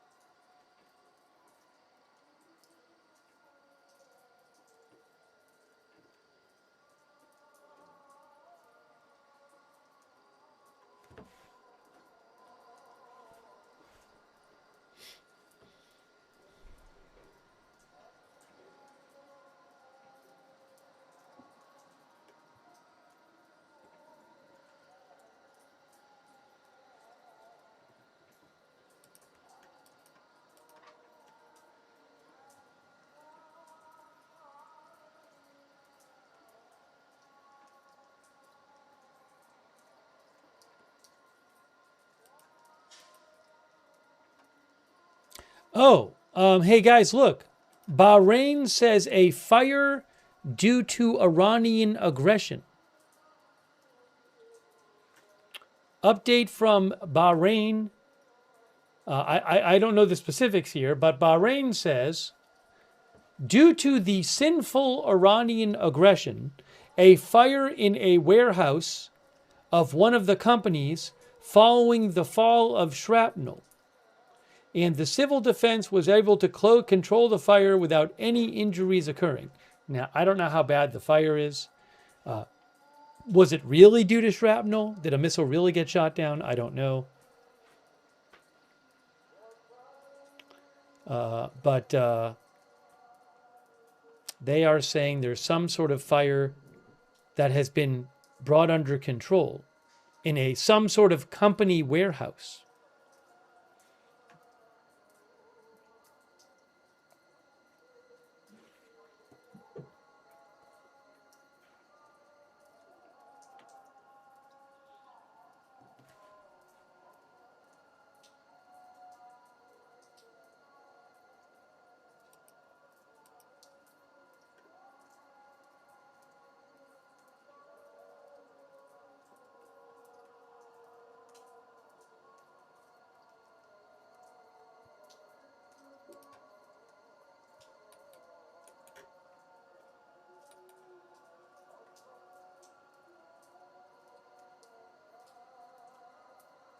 Patrick DeHaan of Gas Buddy says the national average price of gasoline is now at $3.92 a gallon.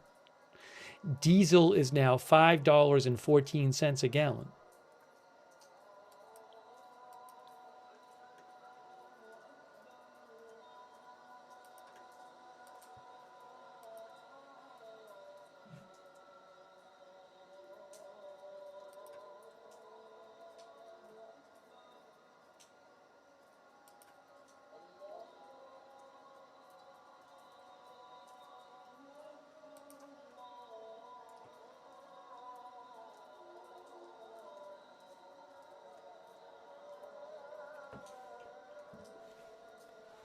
Still reports of strikes going on in Iran.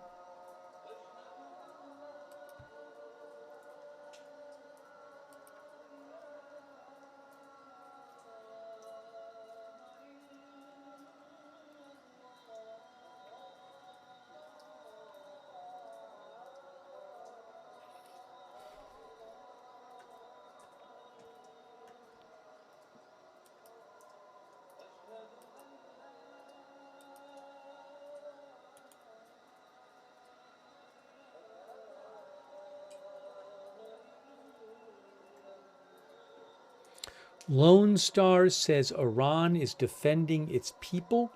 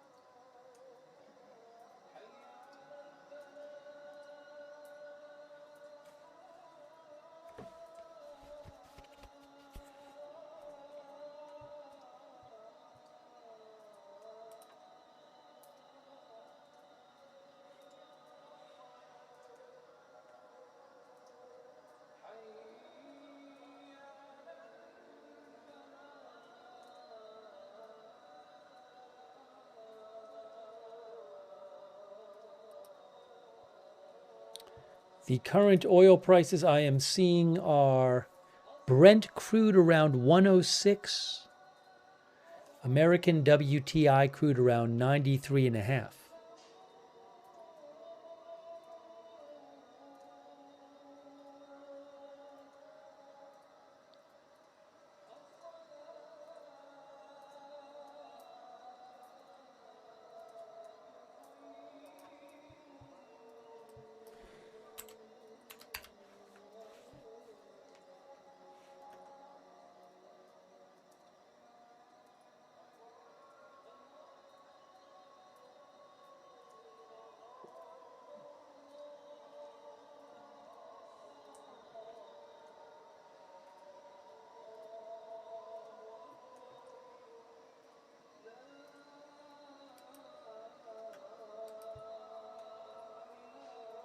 Oh, I have a picture of the new proposed Trump coin.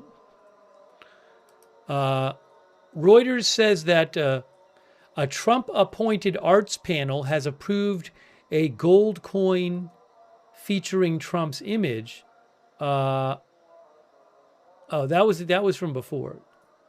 Undated handout image. Again, there will be a Trump coin, apparently, that looks something like this.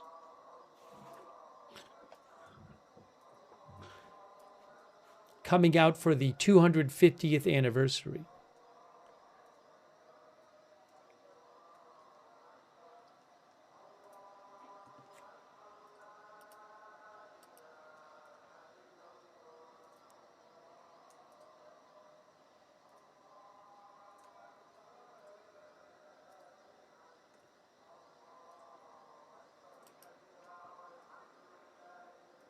The U.S. Mint will now produce final dimensions for the coin. Trump has already approved the design, and it's expected that the Treasury Secretary will order the coin to be minted. The coin would depict a stern-looking Trump leaning over a desk and staring forward.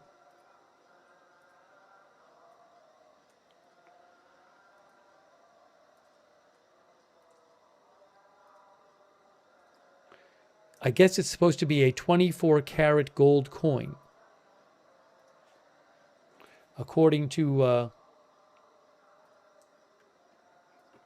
the article.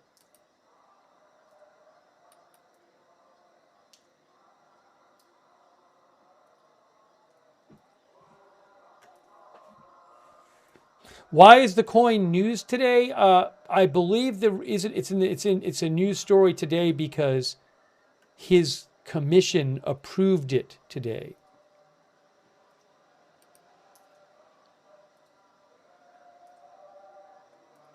That's what the report said. A federal arts panel comprised of members appointed by President Trump today unanimously approved a commemorative gold coin featuring his image.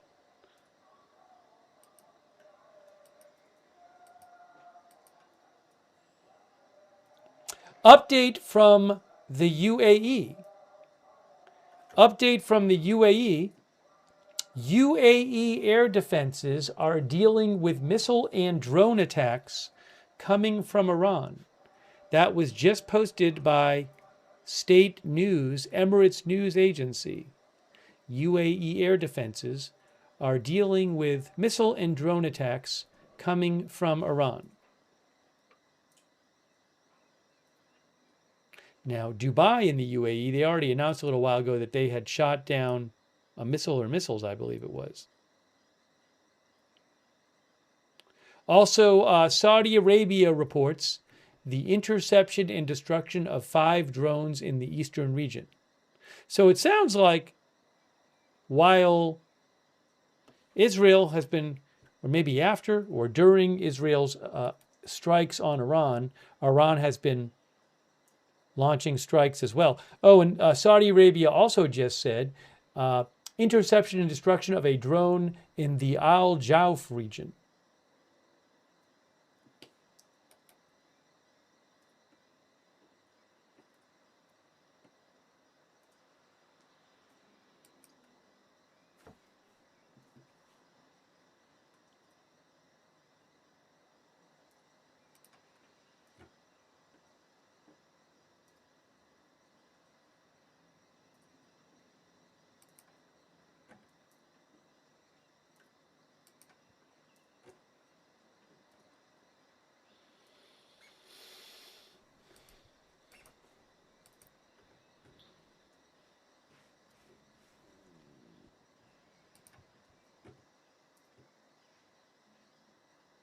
Now, I still don't know that company, that fire that it was in Bahrain. I don't really have details on that. Again, the Bahrain Ministry of the Interior said recently, a few minutes ago, that due as a result of Iranian aggression, a fire in a company warehouse after shrapnel fell, civil defense controlled the fire without any injuries. What company? I don't know. It's pretty non-specific.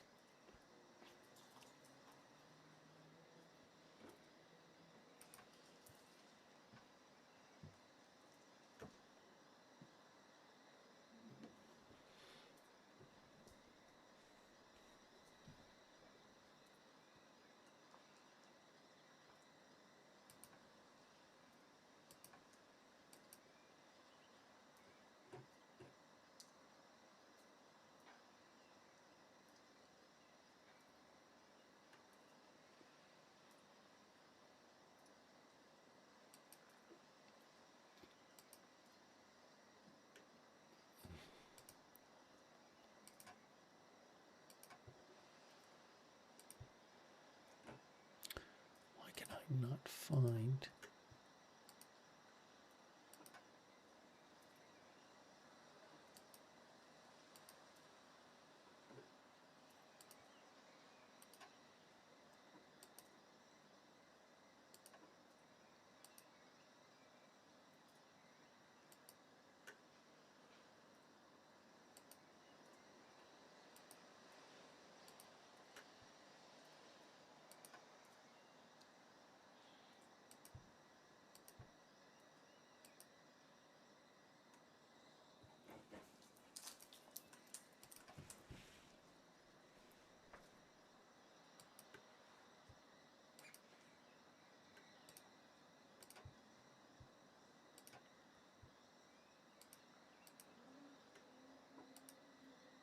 Thanks for everybody who's writing in and sharing updates that you're hearing.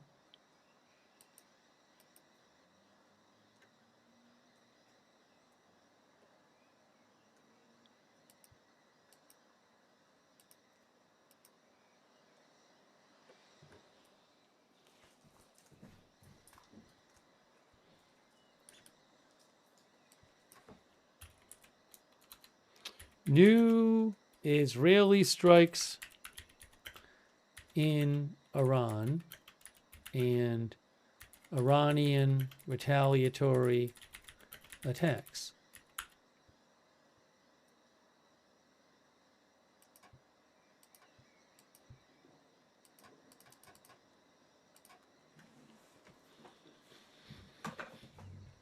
Oh, thank you. Go Eagles. I appreciate that. Go Eagles. Thank you. For my Trump coin fund. I don't know how much of those are going to cost. We'll have to see. If I hear any more about that, I'll let you know. If we're on the air and they announce the specifics, I'll let you know. Thank you, Paul Michaels, B World Buzz 2, Kevin Orange Guy, our member. Thank you, Hoodoo, who says, I remember the concept called groupthink from the 1960s about governments convincing themselves to take action while ignoring minority warnings.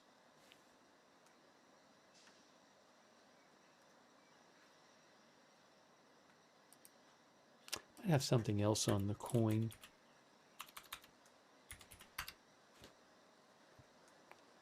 Hey, yes, here's something else about the coin, guys. Some of you were mentioning this. U.S. Mint can begin producing Trump commemorative gold coin after Arts Commission approves design. The Federal Arts Commission approved the final design for a 24-karat gold commemorative coin. To help celebrate America's 250th birthday on July 4th, the vote by the U.S. Commission of Fine Arts, whose members are supporters of President Trump and were appointed by him, was without objection. It clears the way for the U.S. Mint to begin production on the coin, whose size and denomination are still under discussion.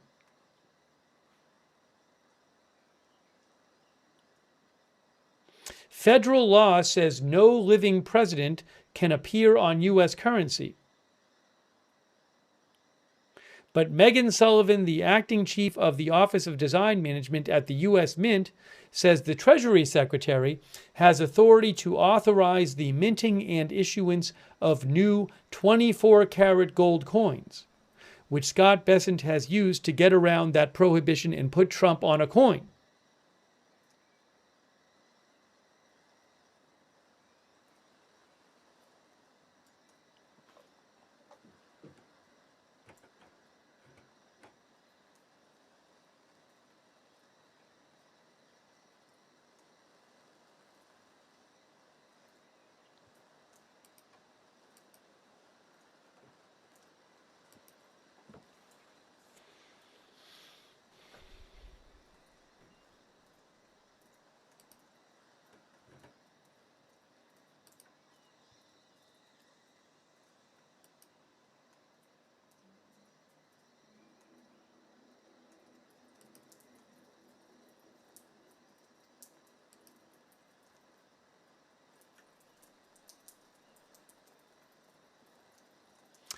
Shin, who I follow, is reporting 4 explosions in Kashan, Iran, in Isfahan province. So for over an hour now, we have been hearing about, oops, my headline is messed up. It just says new Israeli. It should say new Israeli strikes in Iran, not new Israeli in Iran, obviously. We have been hearing about new airstrikes in Iran going on for like the last over an hour. Israel said they were carrying out a wave of attacks in Tehran. We've also heard UAE and Kuwait said they were dealing with, and Saudi Arabia, all of them, saying they were dealing with Iranian attacks, drones and missiles. Wow, another 5 drones. Saudi Arabia just came out and said interception of 5 more drones in the eastern region. So Saudi Arabia, they said 10 minutes ago, they said interception and destruction of 5 drones in the eastern region. And then they just said now 5 more drones. So that's 11 drones shot down by Saudi Arabia, they've announced in the last 11 minutes or 12 minutes.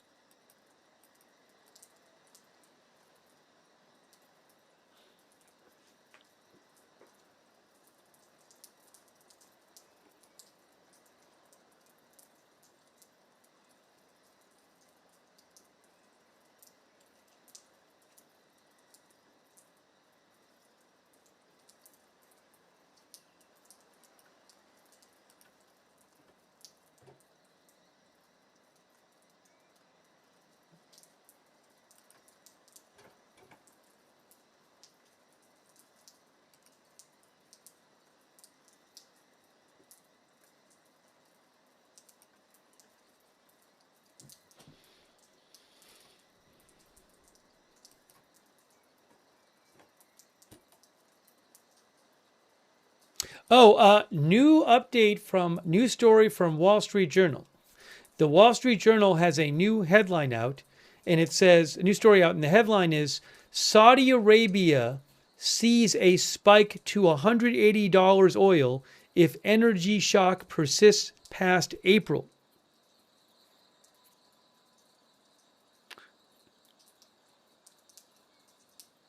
They say that Saudi Arabia's oil officials are predicting that prices could soar past $180 a barrel if the disruptions persist until late April.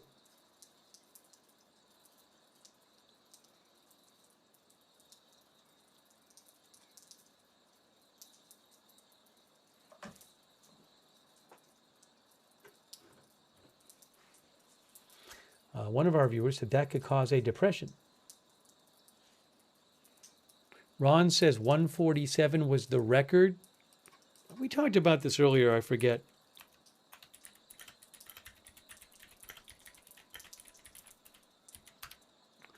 Uh, 147.27 for WTI in 2008.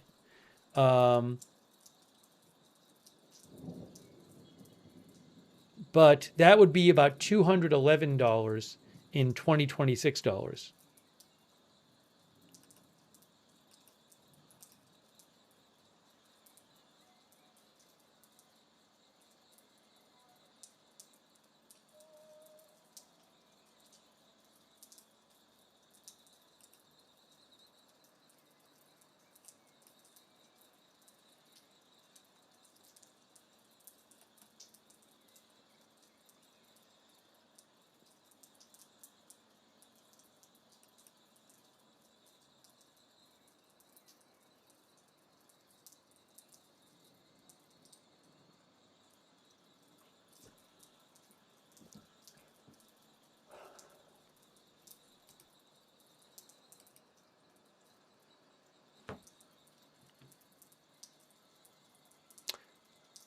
Let's see here.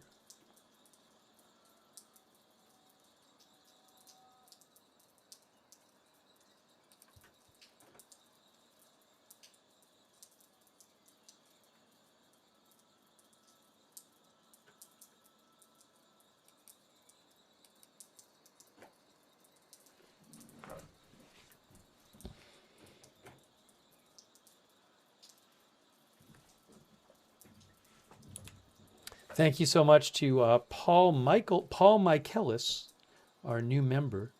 Shout out to our moderators in our chat rooms. Very much appreciate them. Ruth is there right now moderating. Thank you, Ruth. Beth Mythical as well. Thank you, Beth. Linda Belk, Larry, Misha on X. Also, shout out to our Twitch moderators. Idaho Star, Matthew Kohai 3, and Surly Dev. Also, thanks to the One Katis on Twitch for your support, and Anonymous Gifter for your support, and Mortal Kombat Striker and CC, and Drunken Llama on Twitch. Thank you. Also, on Facebook, Kay Lowry, Body Margaret Riley, Paul Anderson. Thanks for moderating over there. Thanks also to Tom O'Connor for being a subscriber on Facebook.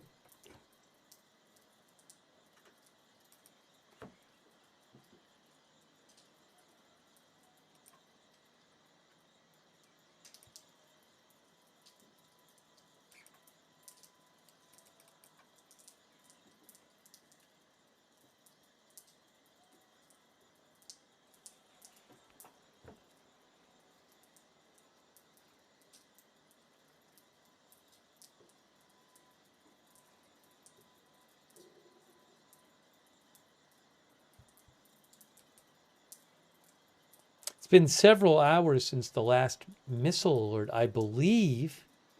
Maybe I'm wrong about that. Was there one when I went to eat? I don't know. In talking about in Israel.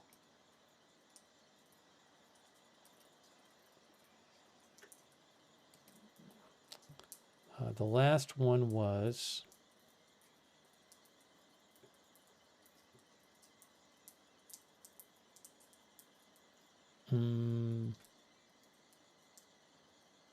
maybe a couple hours ago.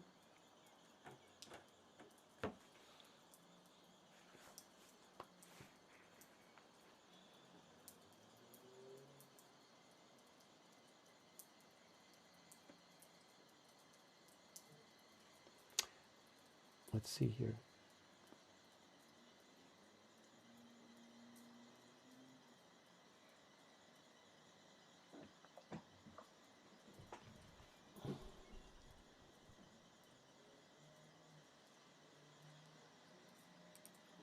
One of our viewers wants to do another poll. We only did one poll tonight.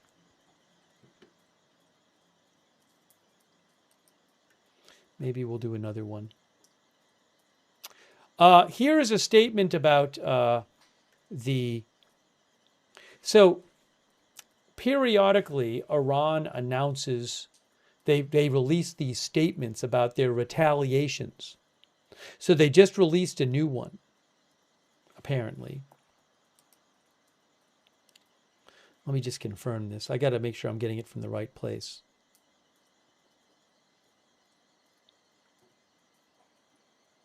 I think they've released over 60 of these statements over the last few weeks.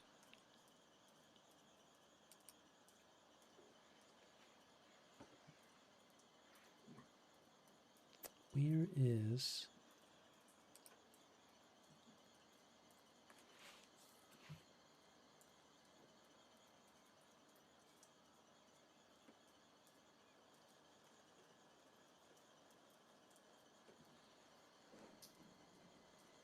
Oh, I did see an interesting, before I get to that, I did see a Revolutionary Guard statement on, so you know, the Gerald R. Ford, the USS Gerald R. Ford aircraft carrier is going, there was a fire on it about a week ago that reportedly started in the laundry area, and now that carrier needs to go and dock for possibly a week or more to get repairs done. I believe it's reportedly going to Crete.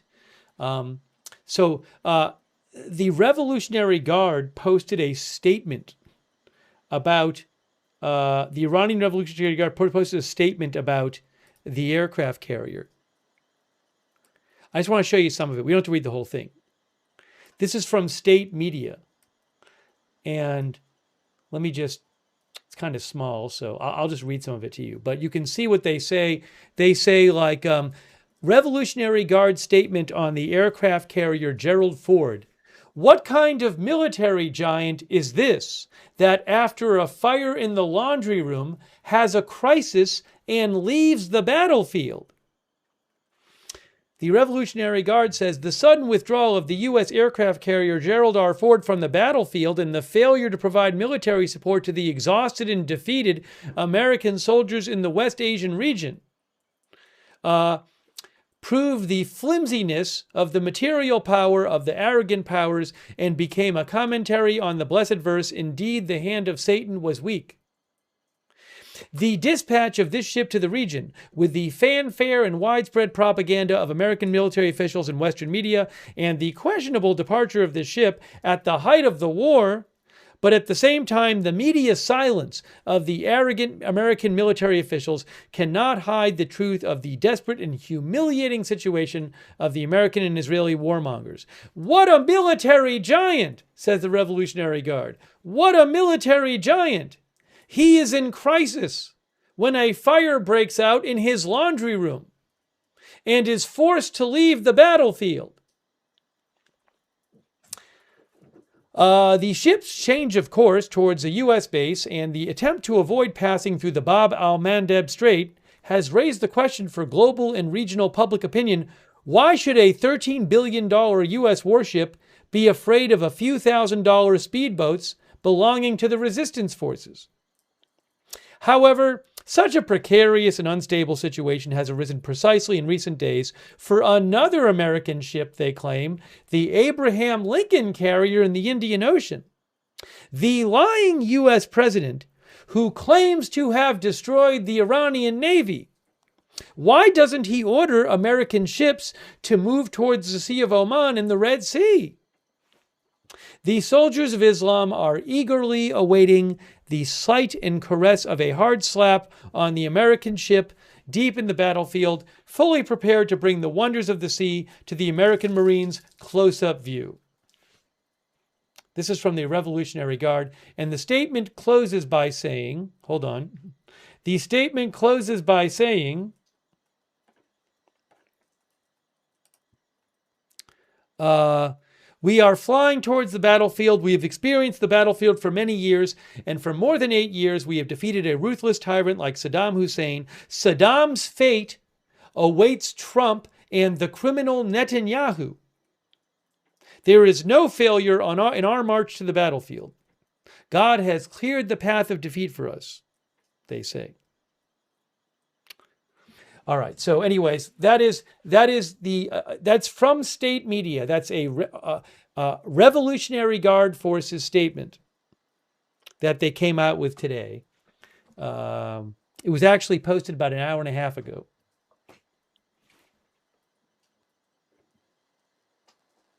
Once in a while, you see those kind of statements. MJL, our viewer, says, meh, Iranian propaganda. G.A. Benson says, TV, all bark and literally no zero bite.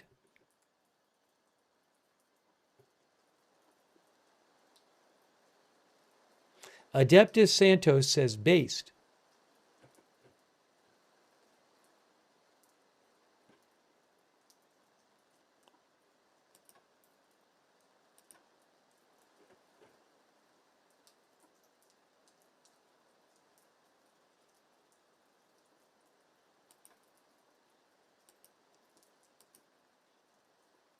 Nathan says the IRGC is sassy.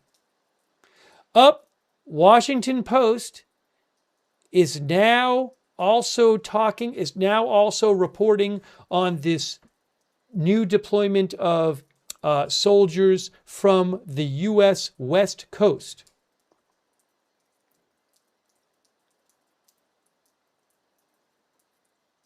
The Washington Post, Dan Lamoth says, can confirm the deployment of the Boxer Amphibious Ready Group and embarked 11th Marine Expeditionary Unit from California has been sped up to occur within days. The task force, with about 4,500 sailors and Marines, is expected to head across to the Pacific, eventually replacing the 31st Marine Expeditionary Unit in the Middle East. The 31st Marine Expeditionary Unit was dispatched a week or so ago and is closing in on the region now. It seems possible that these two Marine Expeditionary Units overlap for a time, depending on what form operations take, but unclear at this time. So these are two different Marine Expeditionary Units that are being sent to the Middle East. One is close to getting there. Another will be leaving from California soon. And in theory, eventually, sounds like the one leaving from California is supposed to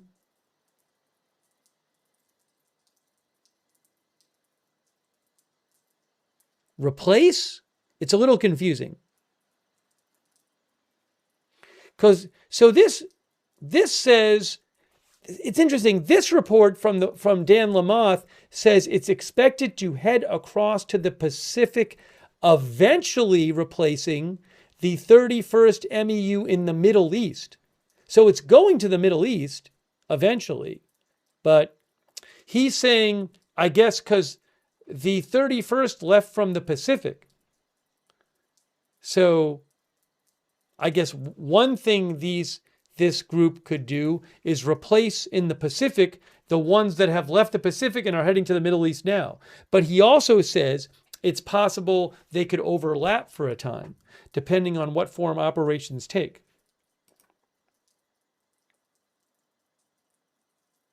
Carla Babb with Newsmax said these new troops from the West Coast are going to go to the Middle East.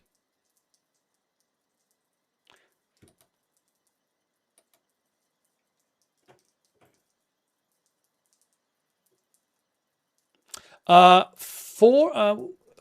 more drones in the eastern region, Saudi Arabia says they have shot down.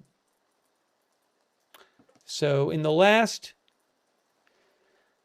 half an hour, Saudi Arabia says they shot down about 15 drones in eastern Saudi Arabia.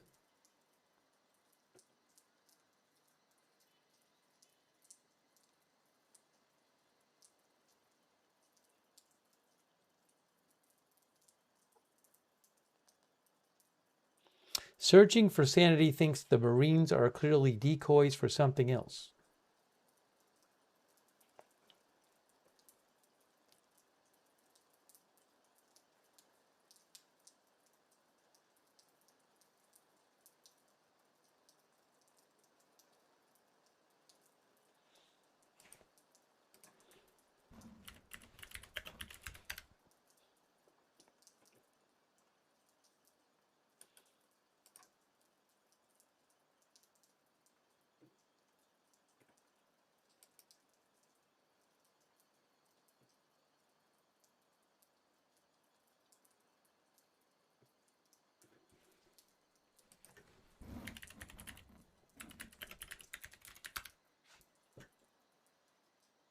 Yes, as Evelyn in Maine pointed out, the Marines that are being sent from the Marines that are being sent to the Middle East from along with the amphibious assault ship USS Tripoli and other ships are being sent from Okinawa, Japan.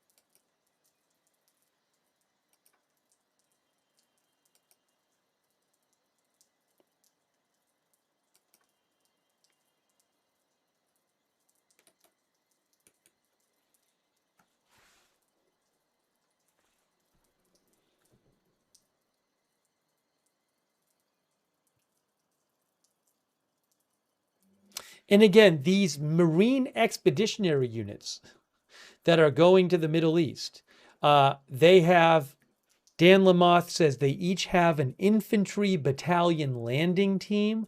They have these ships that specialize in amphibious landings, where you can bring troops somewhere and deliver the troops by water, or some of these ships have planes on them, aircraft, and you can deliver the troops by air as well.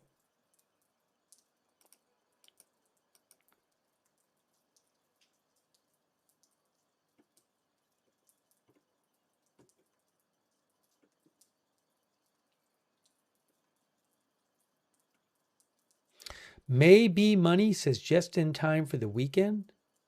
I don't know when the troops from Japan are getting there, supposedly soon.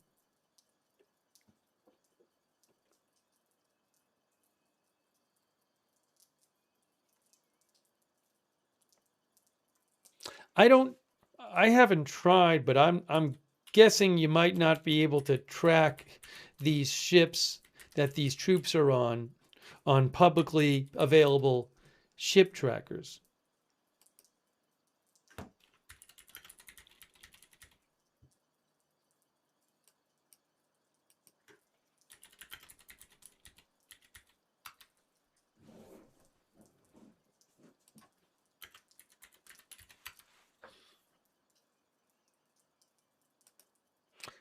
I will say that it was reported that the USA Today said that the USS Tripoli was spotted traveling southwest across the South China Sea 4 days ago, according to USA Today.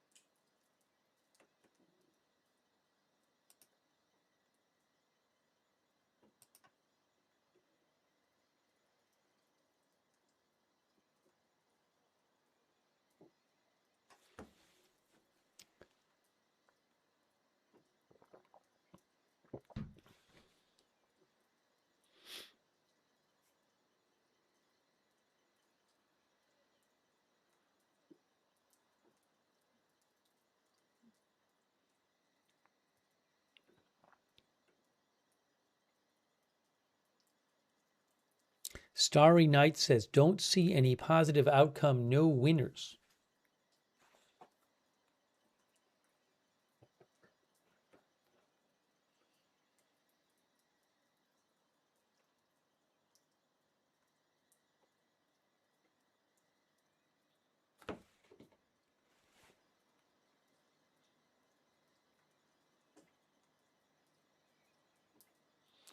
Javier Valdez says, this war Trump cannot end and we're in big trouble?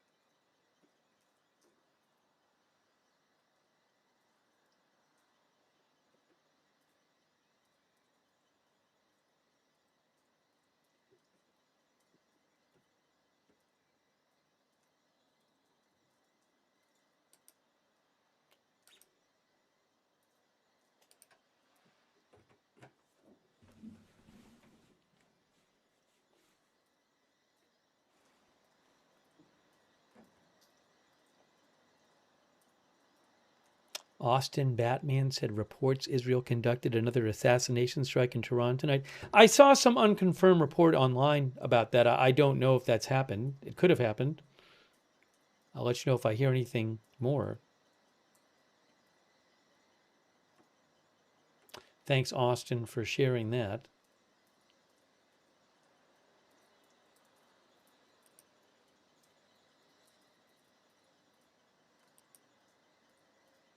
Thanks also, DSMJ7389. Thanks so much for your support, DSMJ. Thanks also, Random Nobody 75.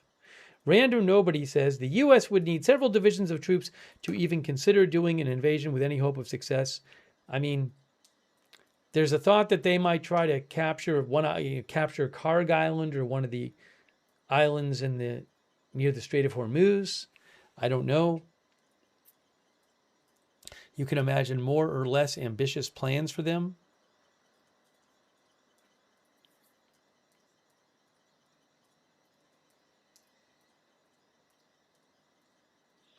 Thank you, Random Nobody.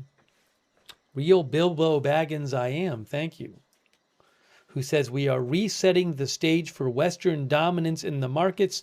The result of this will be worth it for the next generation and ours. Hold steady. That's what Real Bilbo Baggins I am says. Thank you, Haruna Q. Haruna Q, I think we're seeing lightning on the Beirut cam sometimes.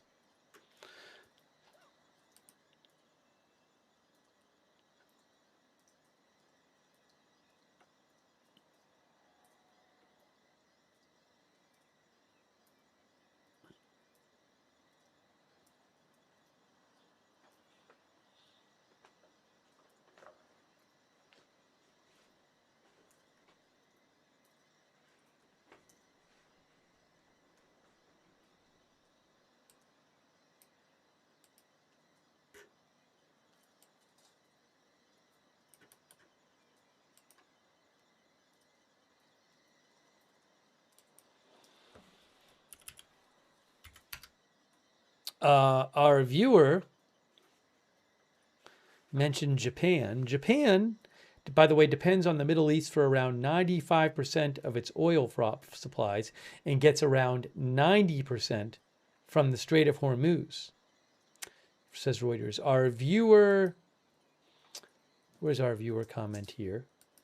IndyCar says Japan gets around 90% of its oil and LNG from the war zone. Committing to keep the waterways safe will avoid a lot of Far East issues and lower money, says IndyCar.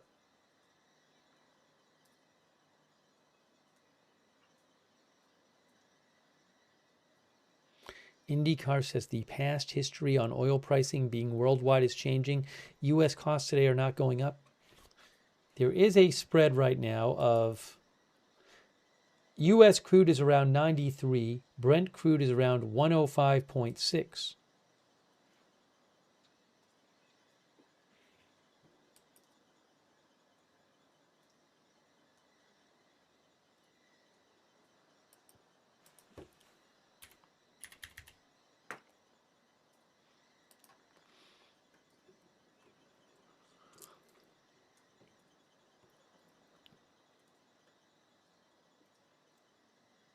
Bloomberg said U.S. efforts to tame oil prices, including the release of strategic reserves that must be returned with interest at a later date, have widened the discount of WTI to Brent to about $13 a barrel.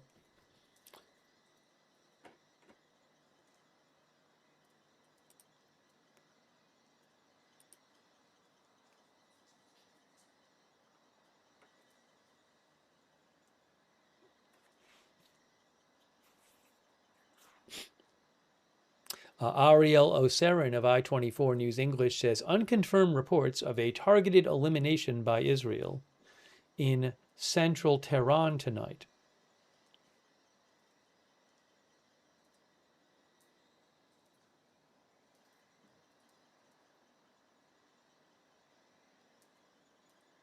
Chung Peter thinks the closure of the strait caused a lot of countries' LNG shortage.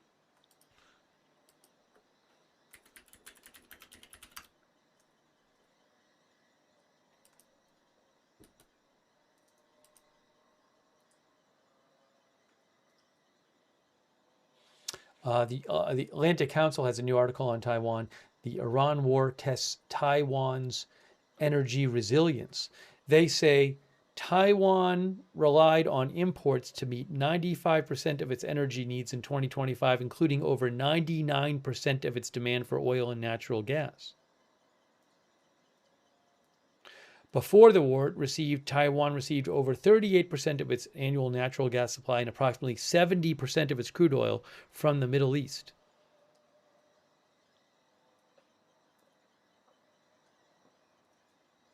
Atlantic Council says the expected summer surge in electricity demand in Taiwan could create severe energy shortages if shipments through the Strait of Hormuz don't return soon. An extended crisis in Taiwan could see large energy price spikes or even power rationing, potentially disrupting semiconductor manufacturing and cascading through global supply chains.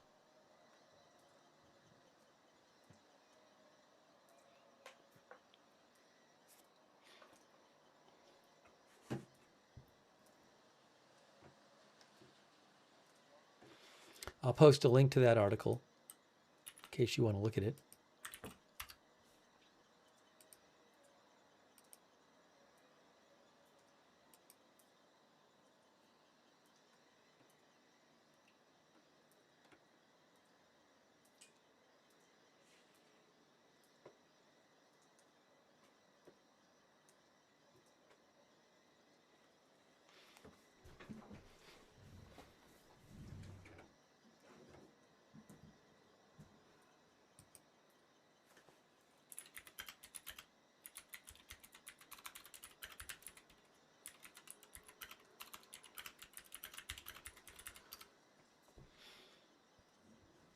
One of our viewers asked about gas prices being super high. I want to mention that for a second. European gas went way up.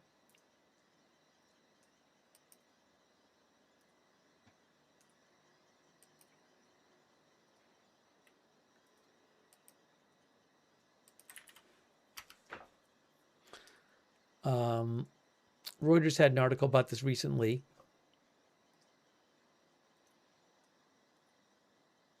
Now let's see here. Now this article was from today. Europe's benchmark natural gas price has climbed by around 65% from a month ago.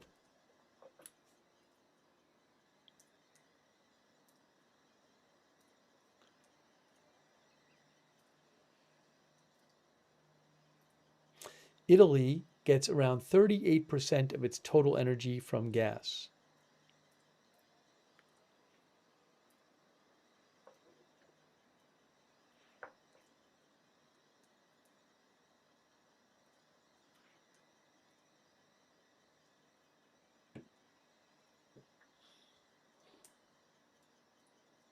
As to why the European gas price has gone up so much, I don't understand the markets well enough to tell you that.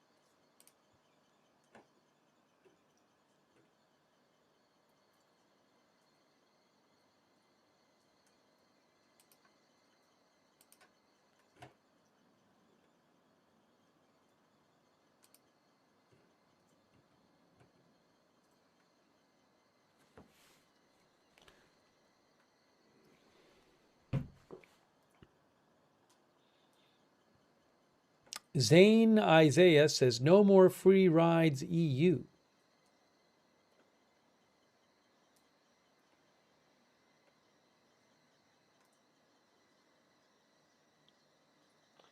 Should be getting light on these cameras soon. Iran, it is 6:33 a.m.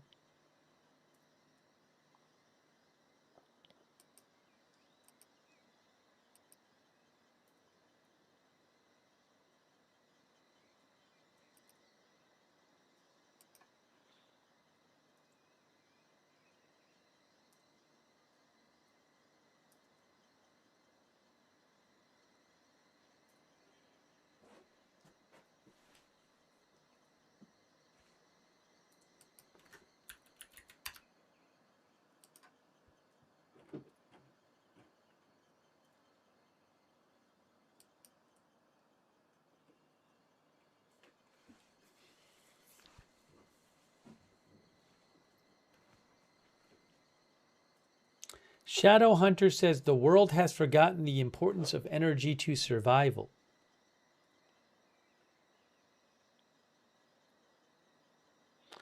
Thank you to Steve Kish, who said there was more news about drones flying around where Rubio and Hegseth lived. I haven't seen any update on that. We talked about that a couple days ago.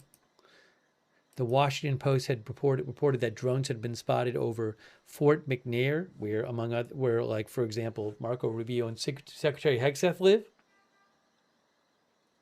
They didn't know what the deal with these drones were, officials, according to the Washington Post. I haven't heard any big new updates on that.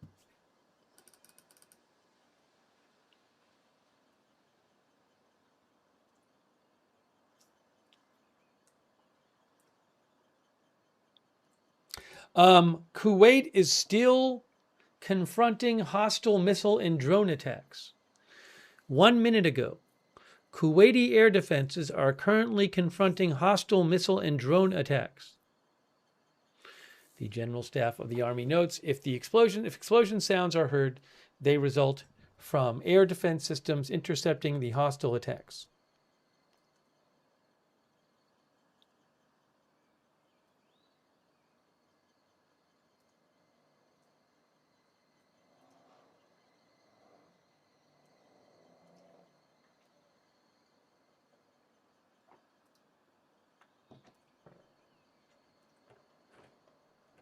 I do not have a live feed from Kuwait. Live feed.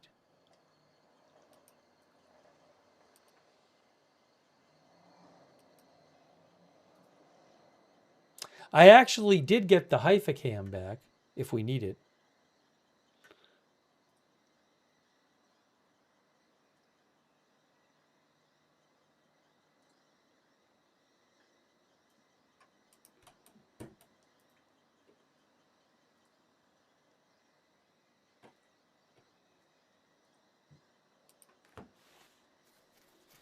We'll see what happens as it starts getting light out.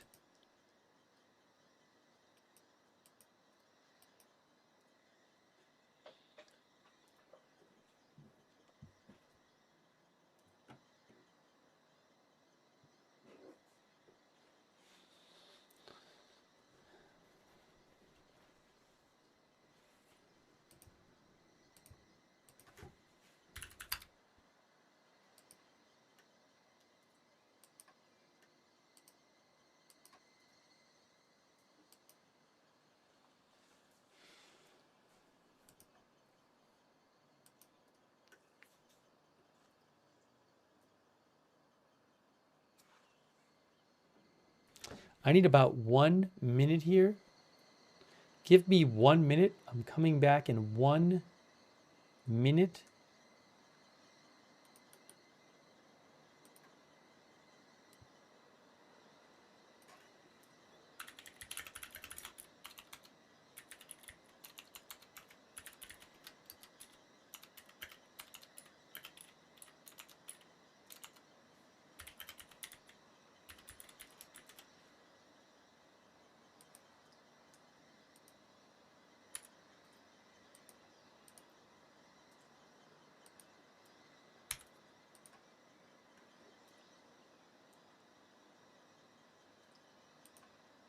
Okay. I'm disappearing for 1 minute. I'm coming right back. We'll have more for you in 1 minute.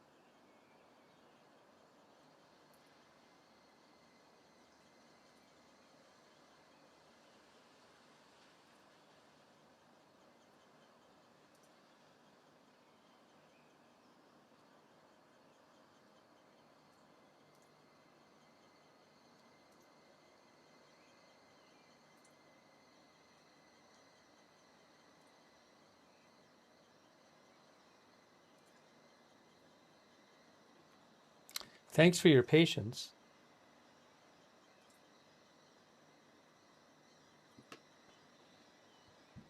Please check about Kuwait, someone said.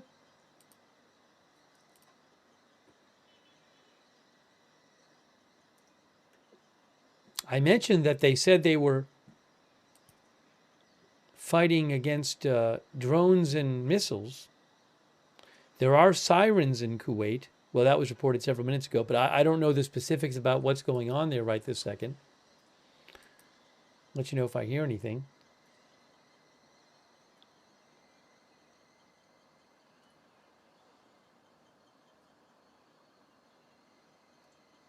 Starting to see it get light on the Tel Aviv cam.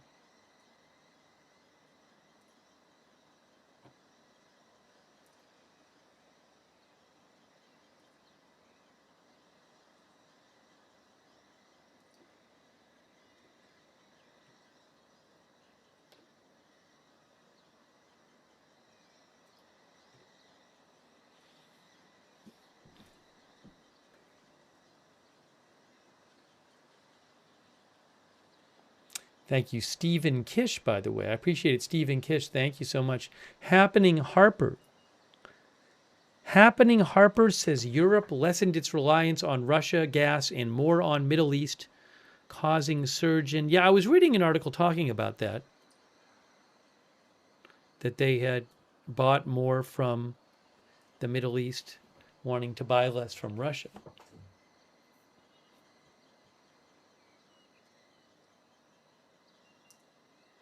Thanks Content, who says all 6 of the Gulf states have their own navies, which include warships, missile boats, and patrol boats. I've never seen a crest that they be used.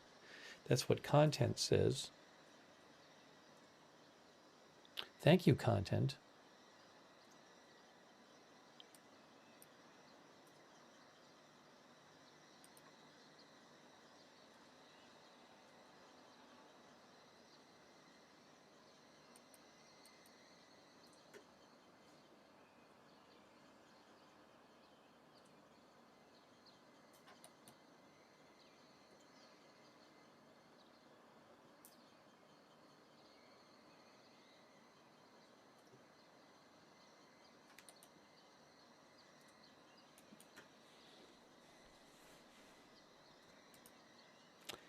Big Daddy wrote to me and said there are YouTube videos of the ships on the West Coast leaving San Diego today, the ones that are supposed to leave for the Middle East with troops.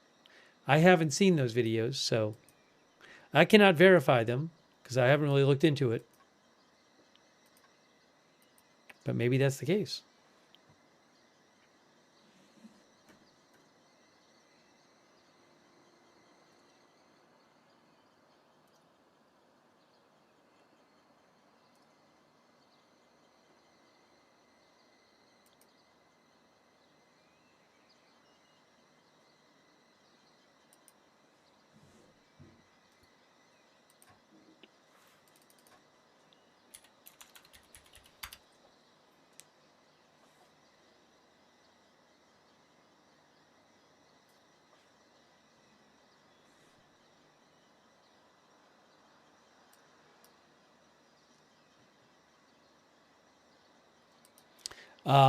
Actual buying, like the Brent crude and the WTI oil numbers we quote, those prices are for futures, for buying it in the for buying it in the future, a contract to buy it in the future. But the price of buying oil now has gone up really a ton. Prices for oil and fuel cargoes smashed record highs as Iran war chokes Middle East supply. And Reuters says that if you want to buy a cargo of oil in Asia or jet fuel in Europe right now, you may have to pay a record price for it. Surging oil prices in physical markets, the trading place for oil on ships, rail cars, or storage tanks now, have outpaced the already dizzying increases in benchmark futures markets, as refiners and traders across Asia and Europe are snapping up whatever physical barrels they can secure to plug the enormous supply gap caused by the war on Iran.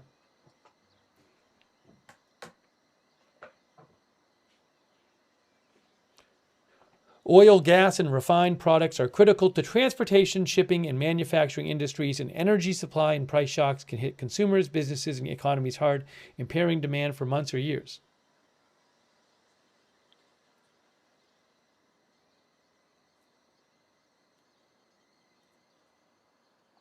So benchmark Brent crude future hit 119 earlier today, and now it's back down to what, 105 or 107 or something like that, around there.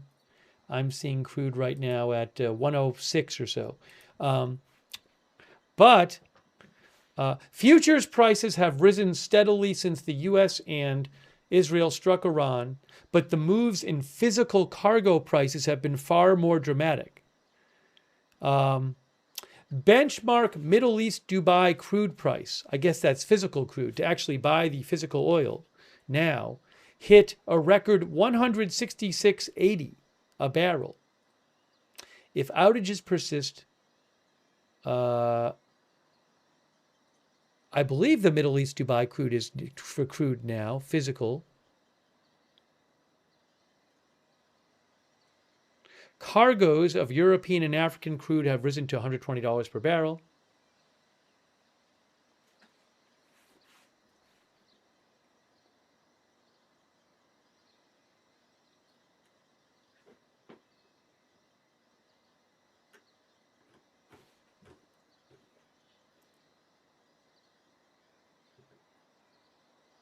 Our viewer Rochelle Thoreau says, very concerned about food increasing.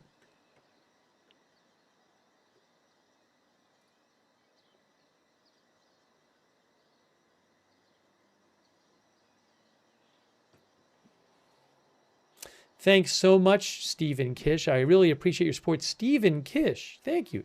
He gave some people memberships. Stephen mentioned Cuba. I don't want to go too far into Cuba because it gets a little off topic. Oh, I did want to talk about the shipments to Cuba. I forgot to talk about that. So there are a couple of ships with Russian oil heading to Cuba now. Look, Cuba readies for first Russian oil shipment of the year as energy crisis deepens. Cuba is preparing to receive its first shipment of Russian oil this year. The Russian-flagged Anatoly Kolodkin ship is some 3,000 miles from Cuba in the Atlantic Ocean, is expected to release there in 10 days. It would mark the first time any oil shipment from any country reaches Cuba in the past 3 months, given a U.S. energy blockade. That tanker is carrying over 700,000 barrels of oil and is on the list of vessels of its type sanctioned by the United States. An expert said that ship could feed Cuba's daily oil demand for 9 or 10 days. I wonder if the U.S. is going to do anything about it. Another vessel, the Hong Kong-flagged Seahorse, is also reportedly carrying Russian oil to Cuba, transporting about 200,000 barrels.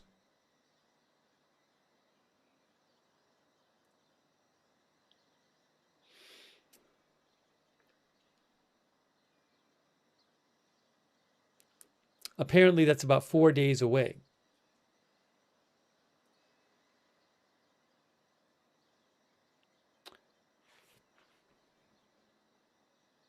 On Thursday, General Francis Donovan, head of the U.S. Southern Command, said in Senate testimony his officers are tracking a Russian destroyer supported by an oil replenishment ship that is scheduled to make a port call to Cuba. He said the oiler, even if it does unload its cargo, is unlikely to have any significant impact on Cuba's oil supplies. General Donovan of the U.S. Southern Command said his command is not currently rehearsing for any military intervention in Cuba, and its sole planning focus is on protecting the U.S. Embassy and military base in Guantanamo Bay. Critical shipments of oil in Cuba from Venezuela were halted after the U.S. attacked Venezuela and arrested its president. In late January, President Trump threatened to impose tariffs on any country that sells or supplies oil to Cuba.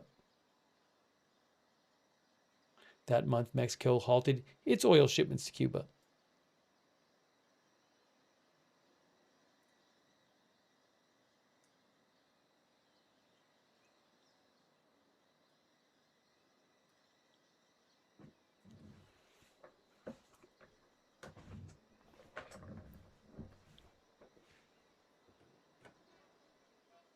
It is an interesting thing about those 2 ships with Russian oil that are going to be landing in Cuba. I don't know, maybe the Trump administration just figures it's not worth making a huge deal over if it's 2 ships.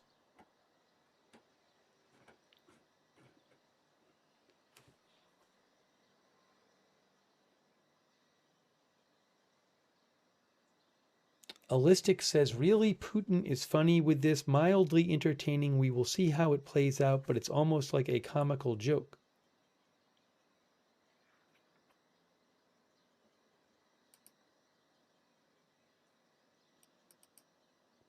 Michigan Blunder says, tanker has a sub near it. You're saying the tanker with one of the tankers with the Russian oil? That's what Michigan Blunder says.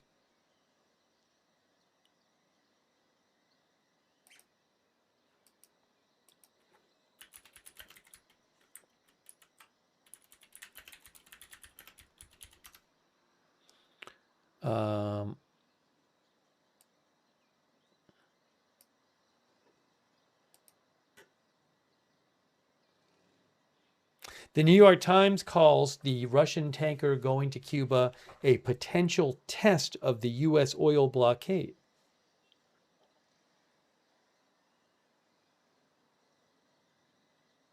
The Anatoly Kolodkin.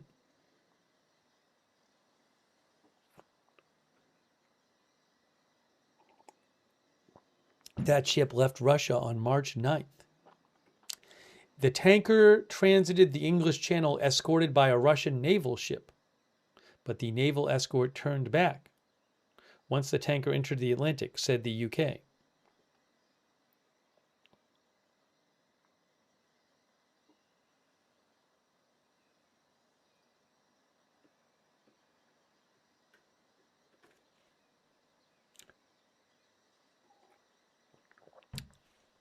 The Times points out that after 10 weeks of this U.S. oil blockade, Cuba's energy crisis is growing dire.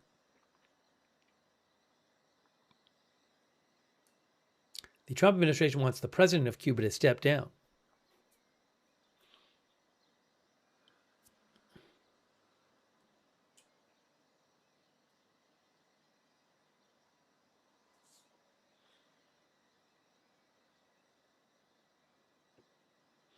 I have not seen reporting suggesting that the U.S. is going to prevent these two ships from going to Cuba, but it's worth keeping an eye on.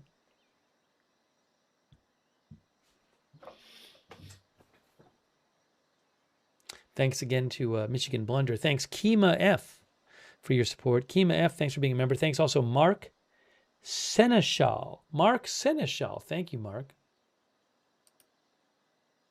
And also Cece.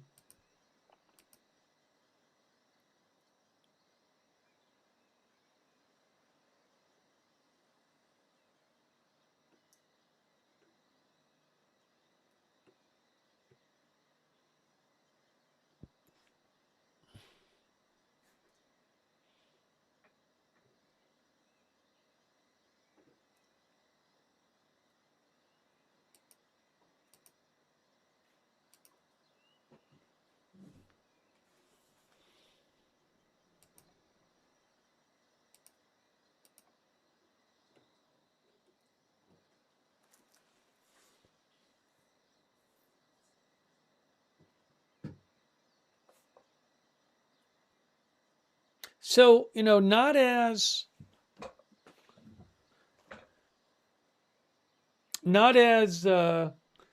we didn't hear about, we certainly heard about some airstrikes on Iran today and Iran firing missiles and drones at Israel and other countries.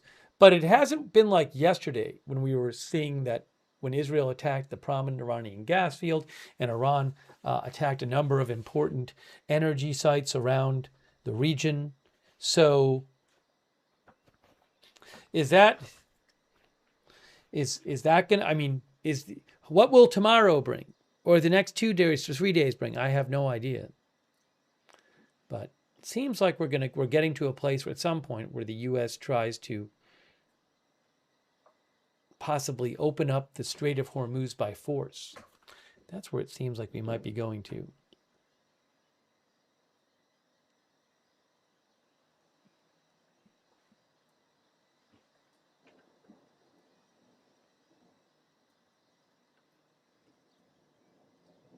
John Rocker, our viewer, says, Trump rule, we tell countries what to do.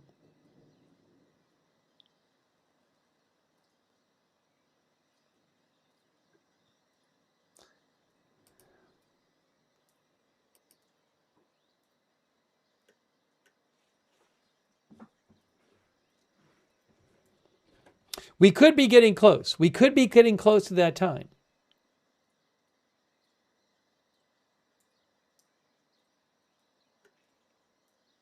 I think we may be getting close, guys.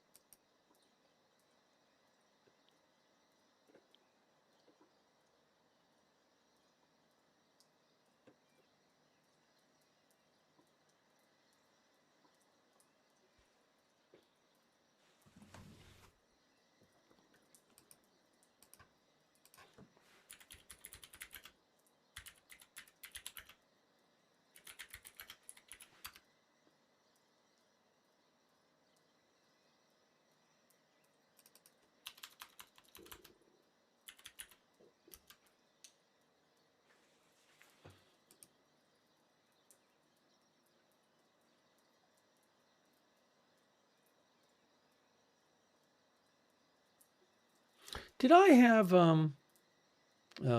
maybe we'll look at it. I don't think I want to get into it right now. We didn't watch, Netanyahu spoke earlier today. I haven't seen it. Was it some in English and some in Hebrew? Is that what it was? I'd have to look at it and see.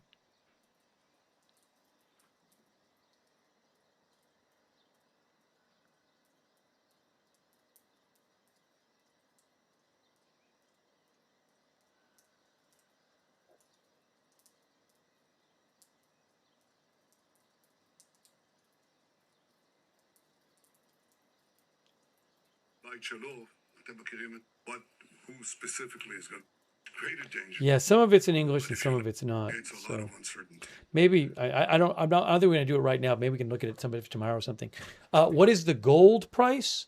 Gold had been going down a bit. Gold price, I'm seeing around 47.25 ish. Don't hold me to it. I just checked one site which said that.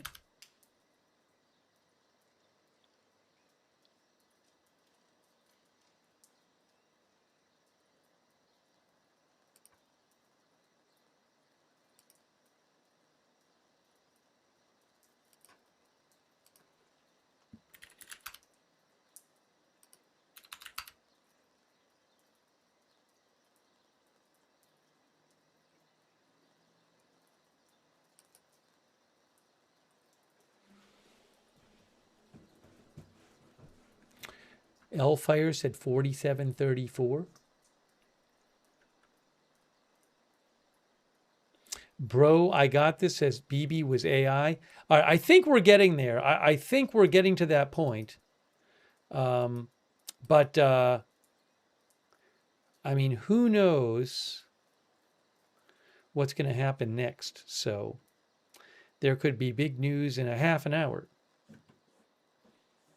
So I will certainly come back on the air if there's huge doings. Buffalo Women says the fog of war in real-time view. But I'll start wrapping up now. You never know. I'll start wrapping up, but if before I end there's some huge thing, then we'll stay on. That happened yesterday, where there was a missile alert, I think, at the end. But hey, subscribe and follow the channel if you want. I really appreciate everybody tuning in to the broadcast. Always appreciate you guys being here. And thanks for letting me read your comments on the air, for sending me news updates that you're hearing about, for posting in the chat. So I really appreciate you watching. We'll be doing more coverage of this. But if you want to subscribe, follow Agenda Free TV. We cover all kinds of live breaking news without an agenda. I will post on my X account when we're not live updates that I see, which is at Lookner on X. See at Lookner. You can follow me there if you want. And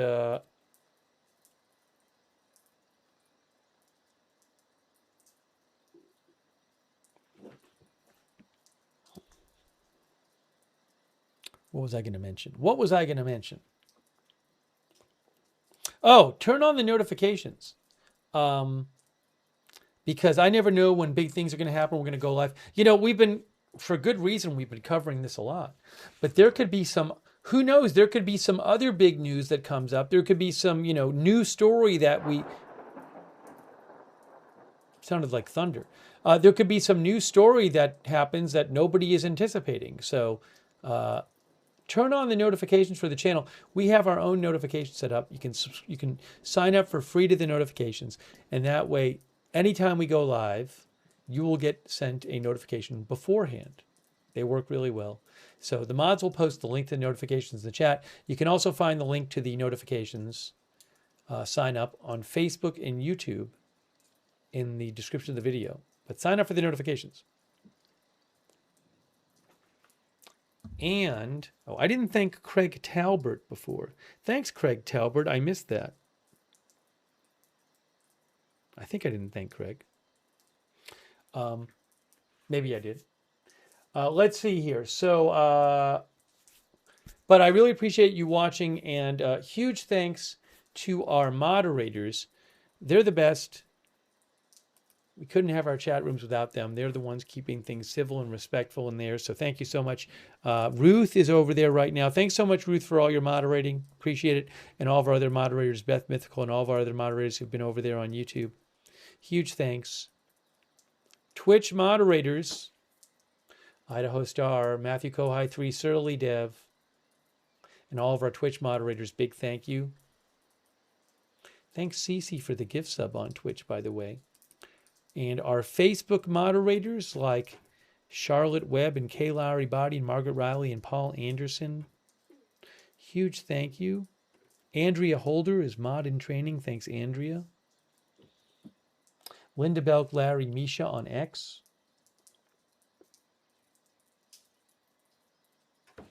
Also, I probably missed a couple people. Hold on. I didn't thank Eric Newsom for the Facebook stars. I think I got behind. Oh, man, I think I got behind on thanking people for the Facebook stars. I'll have to send some thank yous. Frida Golgi, Brian Davio, Kristen McConnell Gates, Michael Fergal on Facebook for the Facebook stars. Thank you. Thanks, everybody, for who supported the channel today. That's really nice of you guys. Your support is what allows this channel to exist, allows me to buy news footage and all that, and everybody's so generous with their support of the channel. So thank you so much. Hopefully I thanked everybody. Let's see. Teresa for being a member, thank you. Kim AF, our member, thanks, Kim. And I think I thanked Mark Seneschal. Thank you, Mark, again. But thank you guys so much for supporting the channel and letting the channel exist. Thank you.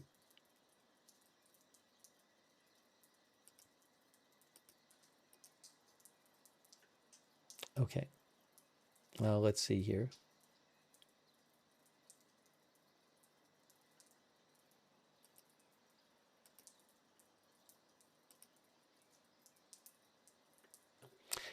President Trump, I don't know that he posted it all while we were on the air. I don't think he did. I don't think he posted it all while we were on the air on his True Social.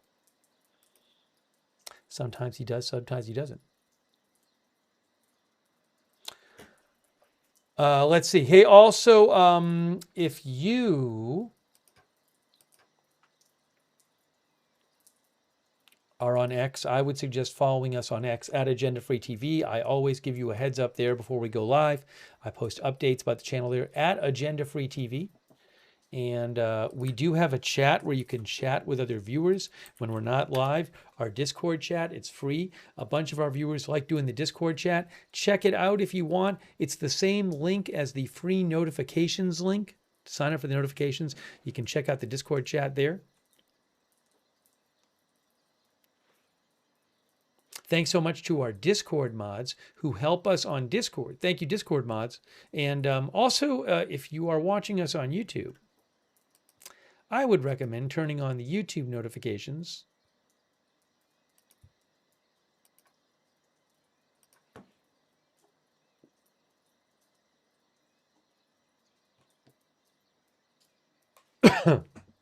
Well, the way you do that is you can subscribe to the channel and then you click the bell and choose all notifications. If you're already a subscriber on YouTube, make sure you have the bell clicked and you've chosen all notifications. Let's see. I want to thank... You know what I didn't do earlier? I didn't thank the YouTube members earlier, I don't think, and I meant to. So I'm sorry. I'll thank them now. But I should have thanked them earlier. Thanks to our subscribers on Facebook.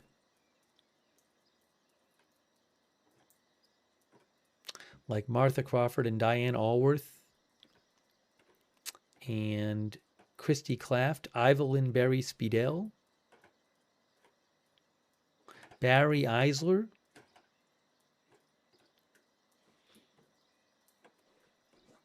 I know I'm missing some others, and I can't find them.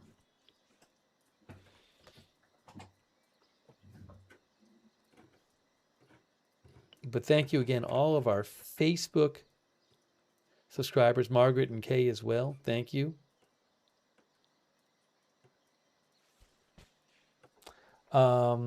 And also our Twitch subscribers too. Huge thanks. Stream the Memes, Leisure321, Strong One, Wall Street, Shaggy, Shrocky, Tuna, CC, Matthew Kohai 3, Boba J Fett, Allistic, Bretsky, Lou Dog. Thank you. All of our Twitch subscribers. CC, LCS Fox, Gina Pina.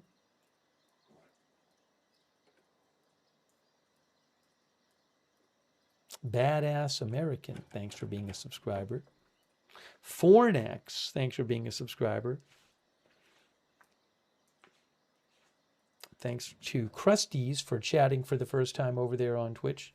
And all of our other Twitch subscribers, huge thanks. And our YouTube members. Hey, shout out to our YouTube members. Shout out to them. CAC813, I Am My Dream. Chung Peter, Evelyn in Maine, Waltham, Mass, Haruna Q, Bernard Tapey, Turned Off, Ben Van, Disciple Donna, Eric Johnson, Zesty Zomp, Evelyn in Maine, Blaine Walter, Betsy's Tag, Bernard Tapey, Mark Washburn. Thank you. Also our other viewers like John Taco Beans, Kevin Gross. Kevin, we talked about that report about an F-35 earlier. The U.S. says an F-35 had to make an emergency landing. CNN reported it was apparently hit by Iranian fire, but we do not know that for sure. The U.S. has not confirmed anything about the damage to the plane, about why it had to make the landing. The U.S. says that the pilot is in stable condition.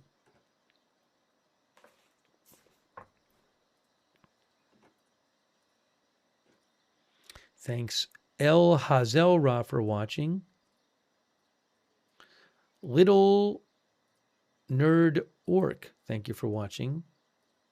Jen Dan Jem Lee Ab, thank you for watching.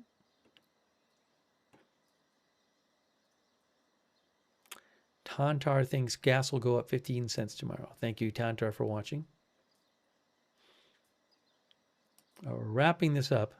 Jim Colbert, thanks for watching, Jim. Sarah Smile. Andy Corell, thank you. Romina, George Walker, thank you. All right, let me do a quick check here.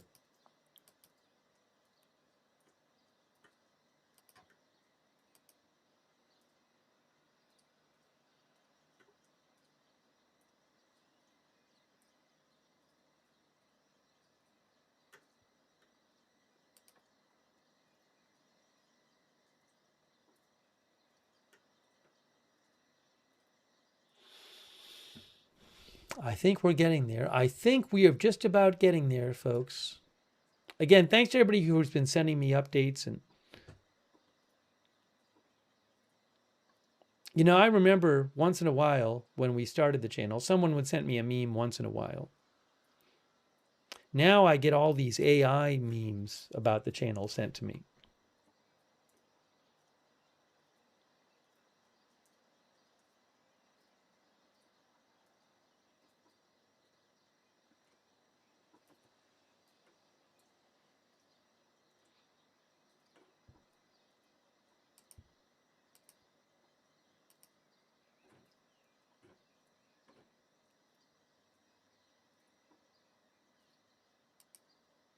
All right, I think it's time. All right, guys. So again, I really appreciate you being here. We're going to get off now, but if there's big new news, we can come on the air and do another live stream. So that is it for right now. Thank you for watching our live coverage of the war in the Middle East, and we'll see you soon with more live breaking news coverage right here at Agenda Free TV.